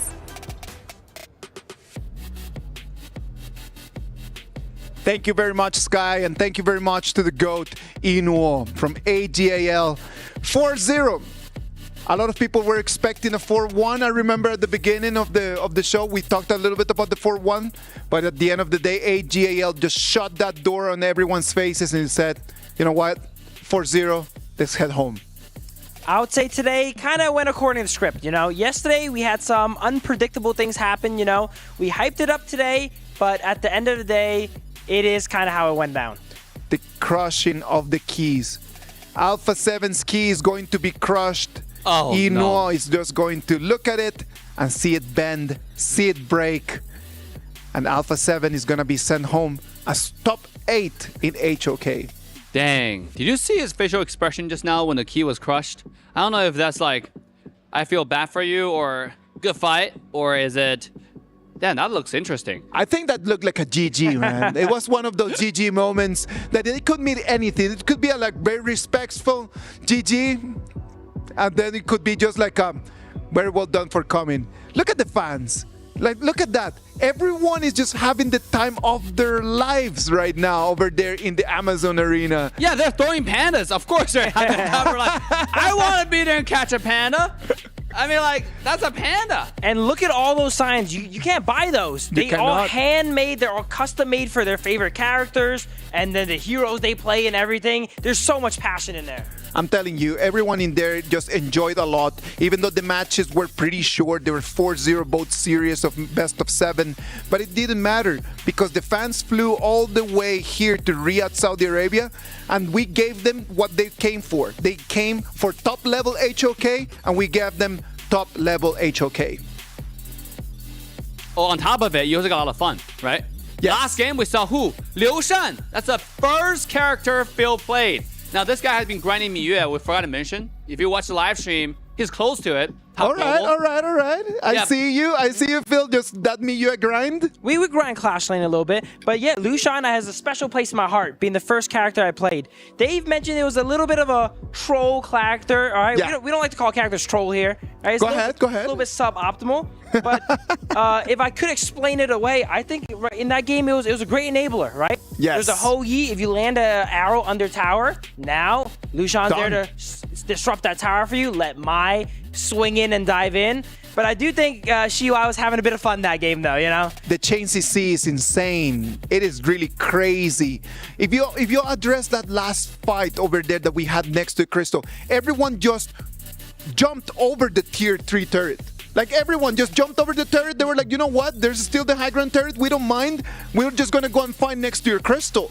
You know, we talk about AG Global being so disciplined, kind of, right? Yes. And in that final game, I feel like they kind of let loose a little bit. Why not? They went into enemy base, they had a little bit of fun. Yes. Not in like a disrespectful way, in kind of like a relief kind of way, you know? Why not? Enjoying the fight with the enemies and having fun, and that's what games are all about, right? We talked about just not having any stress, and it was not only for Alpha 7, it was for AG.AL as well, right? They come to this game 4, their stakes are really high, but you know what? The stress is gone. Yeah, there's zero stress gaming. You saw Ino on Alone, one of the most signature characters. You saw Ino on Arlie. You came here, you learned everything you could have possibly learned.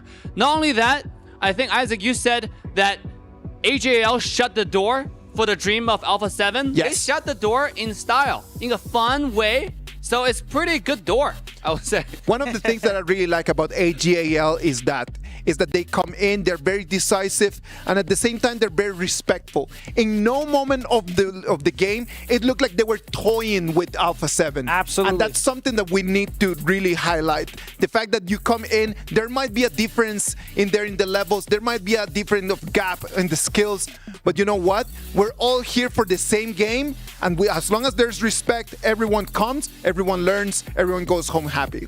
The only thing higher than their skills is their sportsmanship, and that's commendable. Yeah, and last game, we saw the Hou-Yi combo, as you mentioned. Yeah. They played to perfection. We're seeing the highlight right now. Lianpo was trying to be the tank in the front line to soak up damage, but after the 5-second ult landed from Hou-Yi, I mean, it's over.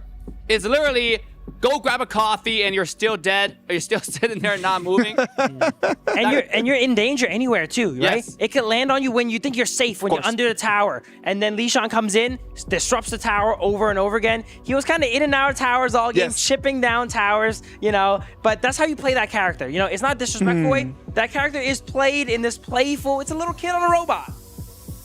I mean, what can I say? You have to play it to know it. This is one of the first characters you get to know once you come to the World of Honor of Kings. It's one of the most fun characters once you get to know when you come to the World of Honor of Kings. You have to learn how the hero works. If this guy uses skills on towers, they do not move. It's something called disruption. It will make sure the tower doesn't work. You know what else disrupts? There's actually something that I would say a lot of players do not know, which is the Tempest Vanguard. Once you get Tempest Vanguard, the first auto attack that the Vanguard does on the tower actually disrupts the tower, and the tower stops auto attacking. Just sits there and does this. Look at you, Assassin Dave, just giving us the top information. That's insider information from Assassin Dave. Thank you very much, mate. Thank you very much on that. You know what? It's time for us to tell you who was the best player in that AG.AL. The Sunny MVP for this series is going to be AG.AL Inuo. On different performances. That last performance with that Hou-Yi, it was actually top level. I like that, you know what, he's known for the carry, right? Everyone says he's the GOAT, he makes all these flashy plays. But also in the final game, he picked a utility marksman of course, to give his team a chance to shine too, as well. It is a matter of just everyone needs to feel important in the team. If it is just one core, they would not be in the place where they are. They are in the place where they are because every single person in there could be the core. Yeah, absolutely. And this is such a thing about AG.AL because every single player is so good. It's hard to give a definite MVP, but Inuo for sure deserved it with all the signature picks in this specific series. Now, I also want to mention that in the past interview that he just did after they won, he mentioned that, there's different meta they're still adjusting to. Now, I will say, to be honest, you actually feel that when they pick, they prioritize Fatigue number 1. They prioritize Ogron. You know, a little bit different. They also play characters that you don't see, like Drunks, for example, in the KWC in the global region. So it's just such a good thing that now you're seeing a clash of metas. It is a different understanding of the game, right? The different understanding of the times, a different understanding of the heroes. Not everything is meta because it is meta. No, there's an understanding of how the abilities work that allow you to make that hero become part of the top of the top. What about if we take a look at the top 4? Right now, our top 4 are already sealed. It is going to be TT Global, Nova Esports, Twisted Minds, and AG.AL. Sadly, Team Vitality and Alpha 7 Esports is going to be the end of the journey for them in here. And tomorrow, we're going to have the semifinals, best of 7 matches as well. For sure. These matches here, people are speculating that it's going to go similar to kind of today. But a match I would really look out for is TT Global versus Nova. Oof. People are saying Nova has the highest chance to take a game off the unlockable character teams that is TT and AG. I'm going to take that and I'm going to just stack on top of it. I do believe that Nova is going to be very, very close to TT Global. I'm going to put it out there. Man, that's a big word. I would say, though, Nova, this entire series, I would say the playoff, a theme which is rising up, leveling up. All the teams have to step it up in order to have a chance against the KPL teams. And Nova is a team who have done that. They have shown in the games versus OG. We thought that was a BO7. Yeah. Full BO7, but that was a 4-0. We made the tiers. And in our tiers, the discussion was, where do we put Nova? Do we put Nova in A tier? Or should we put Nova closer to the S tier where TT Global and AG.AL are? And tomorrow we're going to have an answer to see if Nova Esports deserves to be right over there. They're already top 4. Can they make it to top 2?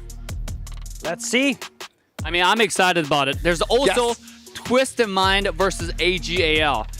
I gotta say, after watching today's match, Twisted Mind have to be studying all the way until 2 a.m. tonight, okay, to learn different drafts. different strategies they can possibly go against AG.AL, the invading strategies, how to counter that. They're just so aggressive, like how AG.AL play.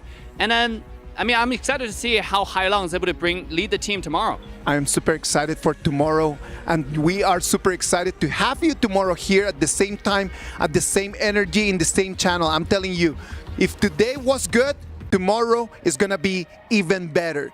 Before we let you go, enjoy the Qiddiya top plays of today. We'll see you tomorrow for the semifinals of our KWC 2025.